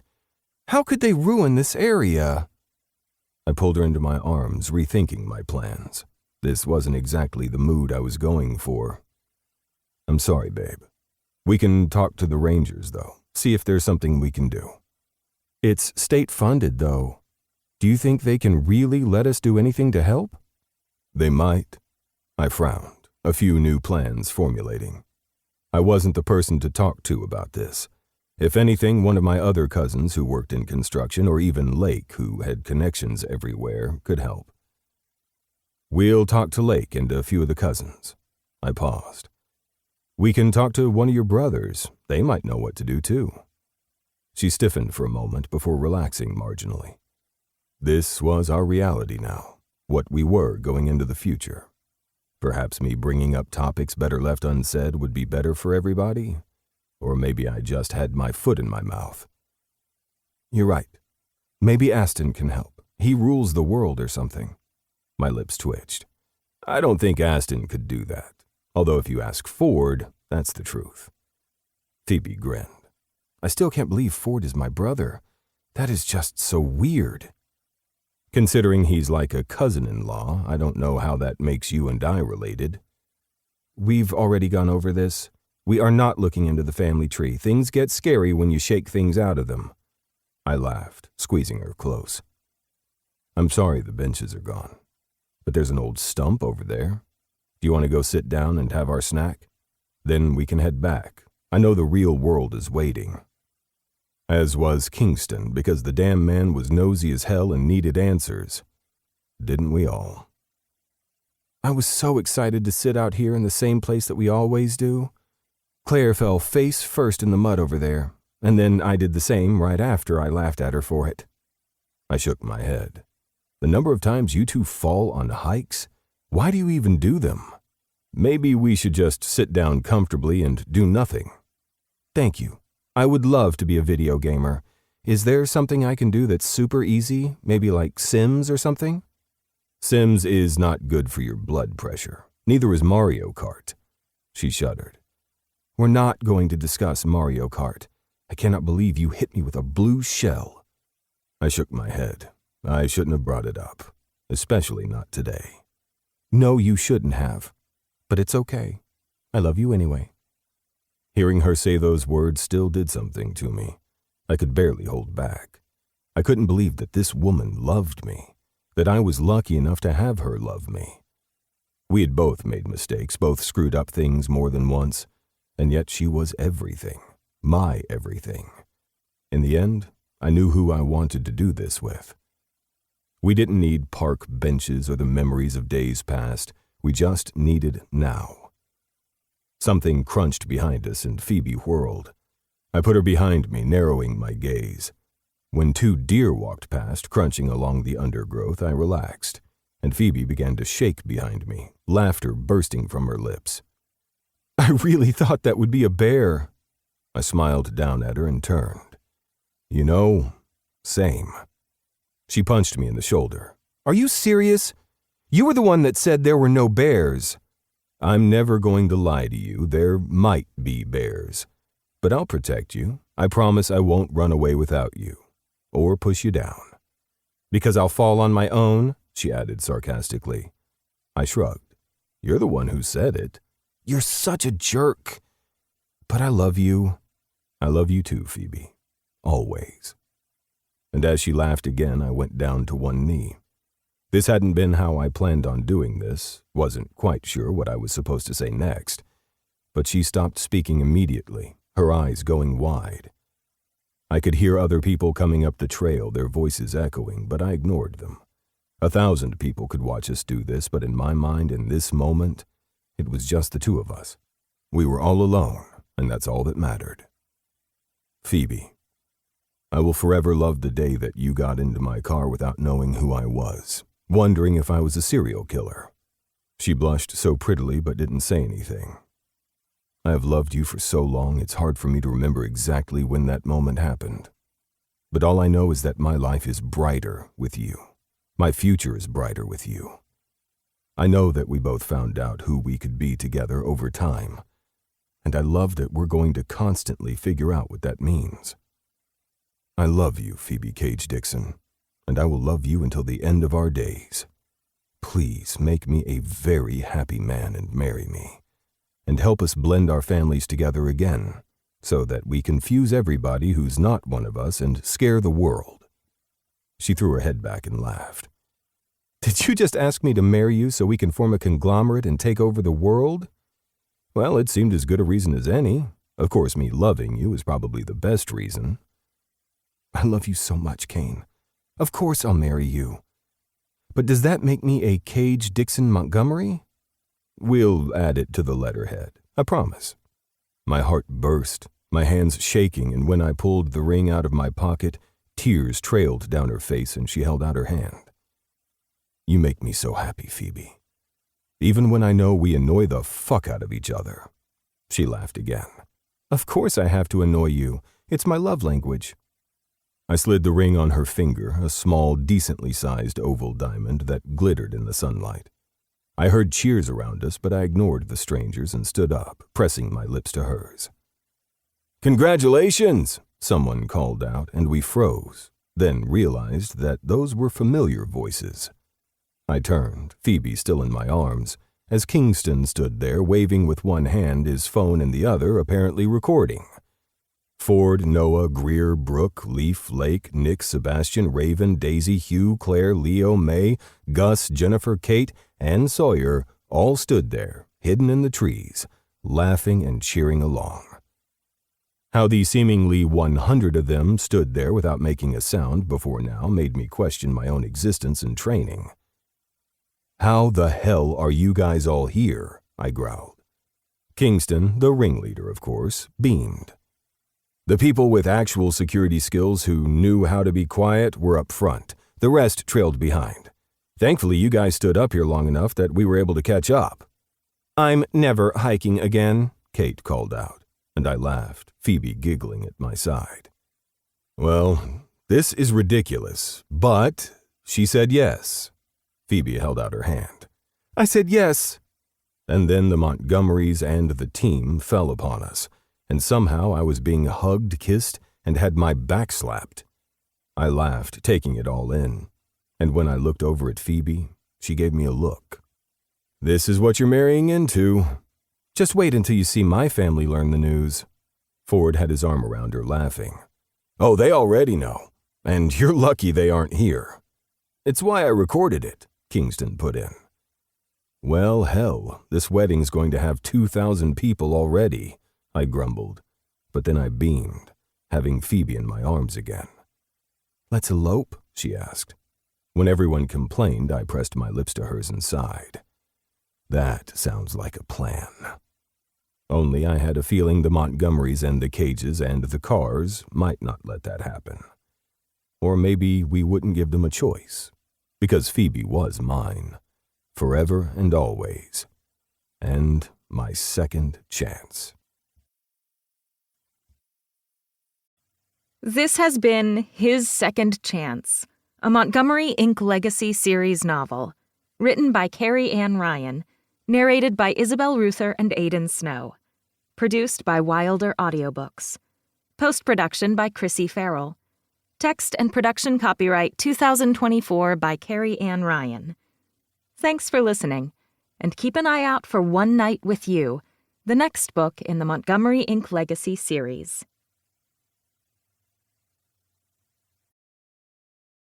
Audible hopes you have enjoyed this program.